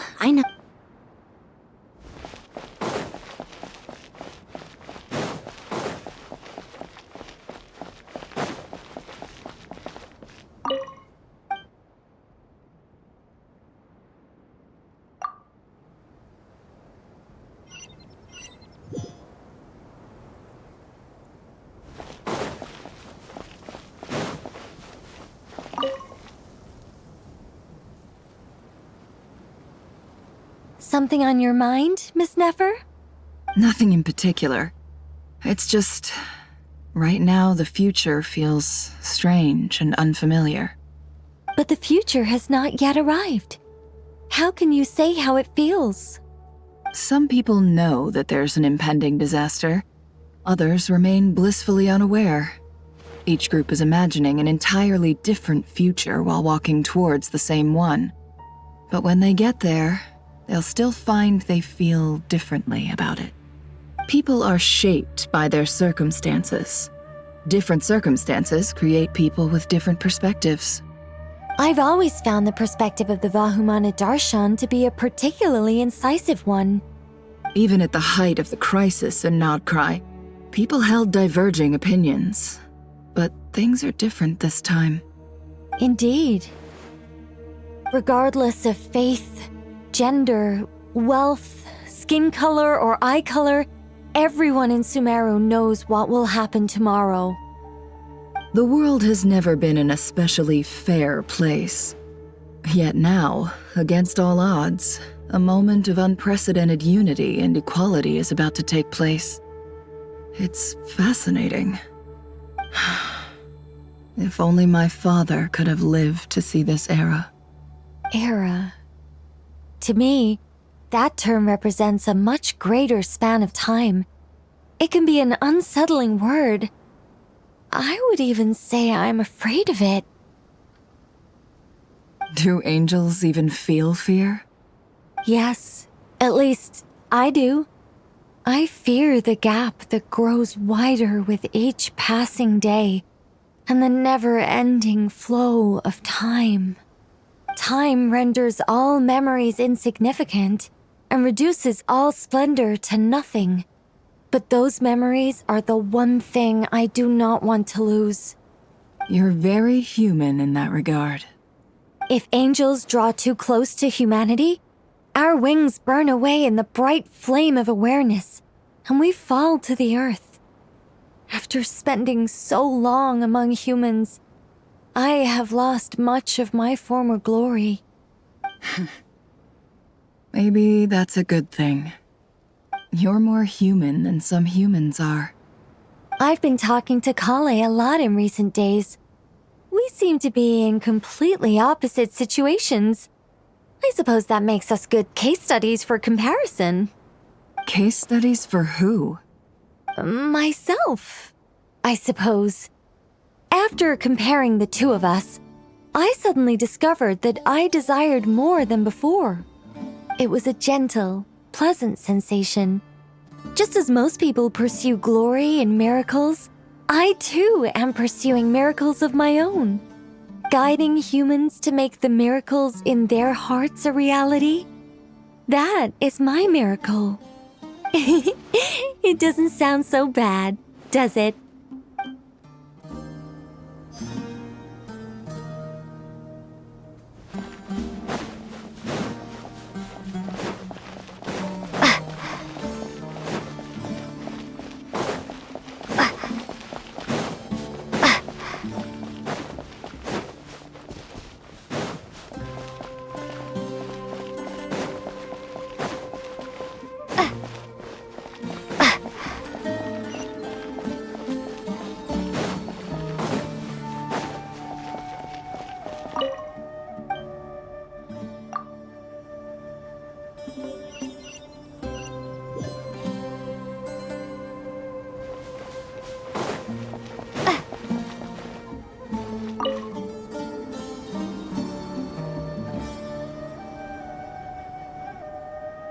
Look at the time. I should head back. I'm so sorry. I was in a hurry and didn't look where I was going. Are you all right? I'm fine. Wait, you're... Have we met? Not exactly. I think we may have crossed paths by the house of Dana before. Oh. You're Hat Guy! From Vahumana, right? You recognize me? The clue's in the name, Mr. Hat Guy. Fair point. It's getting pretty late. What's keeping you up? I could ask you the same question. If I'm not mistaken, all the workload for the Ratawa Histarshan wrapped up a good while ago. Well, I have something of a background in Satyavada life, so I was helping the Dendro Archon make some preparations. But I must have lost track of time. Did you find the experience enlightening at all? Honestly, it was tedious and uneventful at first. But eventually, I think I did sense some profound truths. But they also brought a lot of suffering with them. I was told that I even shed tears while I was meditating, though I have no idea why. Sorry. I hope I'm not scaring you. Not at all. It just proves you're very accomplished in your research. Good night. I wish you all the best for tomorrow. Thank you, sir. You too.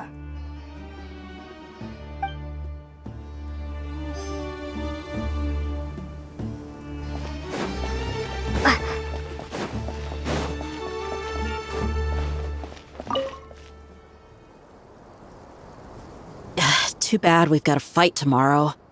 I could really do with a stiff drink. Let us pray instead. Prayer. How nostalgic. Lord Sangama Bay. Came to get some fresh air too, did ya? That's right. Actually, I was hoping I might run into you, Dia. I wanted to let you know that I've stocked up on that perfume you said you were so fond of. No, really? I'll take 2. Any chance of a friends and family discount? I knew you'd ask that. And I'm afraid to say that. Surprise! It's free of charge. That's very generous of you, Lord Sangama Bay. Does this mean you've made a fortune in Nodcry?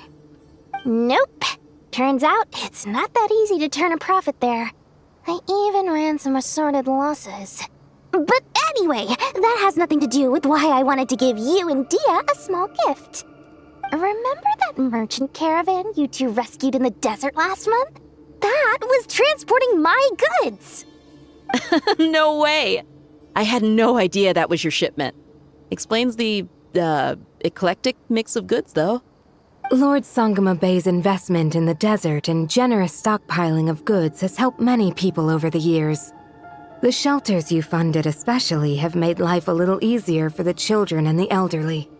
Wait, how did you know about that? Oh, I see. Nefer told you, didn't she? That pesky lady. Aren't intel brokers at least supposed to charge for divulging people's secrets? She and Candace go way back. It's normal for close friends to share things you wouldn't tell to everyone else. Sure, but why did they have to be things about me? That's how Nefer shows that she cares. She wishes for all of us to know what a generous person you truly are. It must be hard trying to make a living far away from home. Just because we can tell what kind of person you are doesn't mean everyone else can. Well, maybe her intentions were partly good, but I don't think that's the full story. I'm sure she enjoyed knowing how much it would annoy me. I'm telling you, Nefer's got a mean streak. Definitely with you on that. Does praying help you stay calm? Defending one's home is a just cause. My heart is filled with a mix of anger and hope. Anger. You know, being able to get angry is a good thing. It shows that you're in touch with the real world, and that you have the passion to pursue something you believe in. My lady? What are you doing out here? Just taking a walk to clear my head, and look where I ended up. Were you praying just now? Yes, Miss Dunyarzad. Would you like to join us?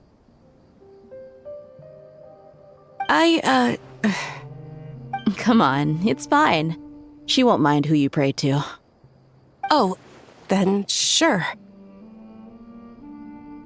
I remember you, Miss Dunyarzad. You visited my shop before. If I recall correctly, the god you worship is the Dendroarchon, correct? That's right. She is such a gentle and kind god. But to me, she is more than just a god I worship. I see her more as a friend. And so do many others. She's not some almighty god who reigns on high, but a genuine friend. Agreed. She's a wise teacher and a good friend. I spoke with several people during the evacuation. Everyone's aware that tomorrow's battle is one that ordinary people can join too. A battle to fight for our friends and our homeland. Oh, it makes me glad. I can finally do something for those who protected me. You've grown so much since we first met. Oh, a compliment? Ooh, more please. Thank you. My lady, you've always been a remarkably strong and ambitious person. It's indisputable. And that's not just a compliment. It's a statement of fact. What are you praying for? Our beliefs may not be entirely the same, but we both wish for the same thing.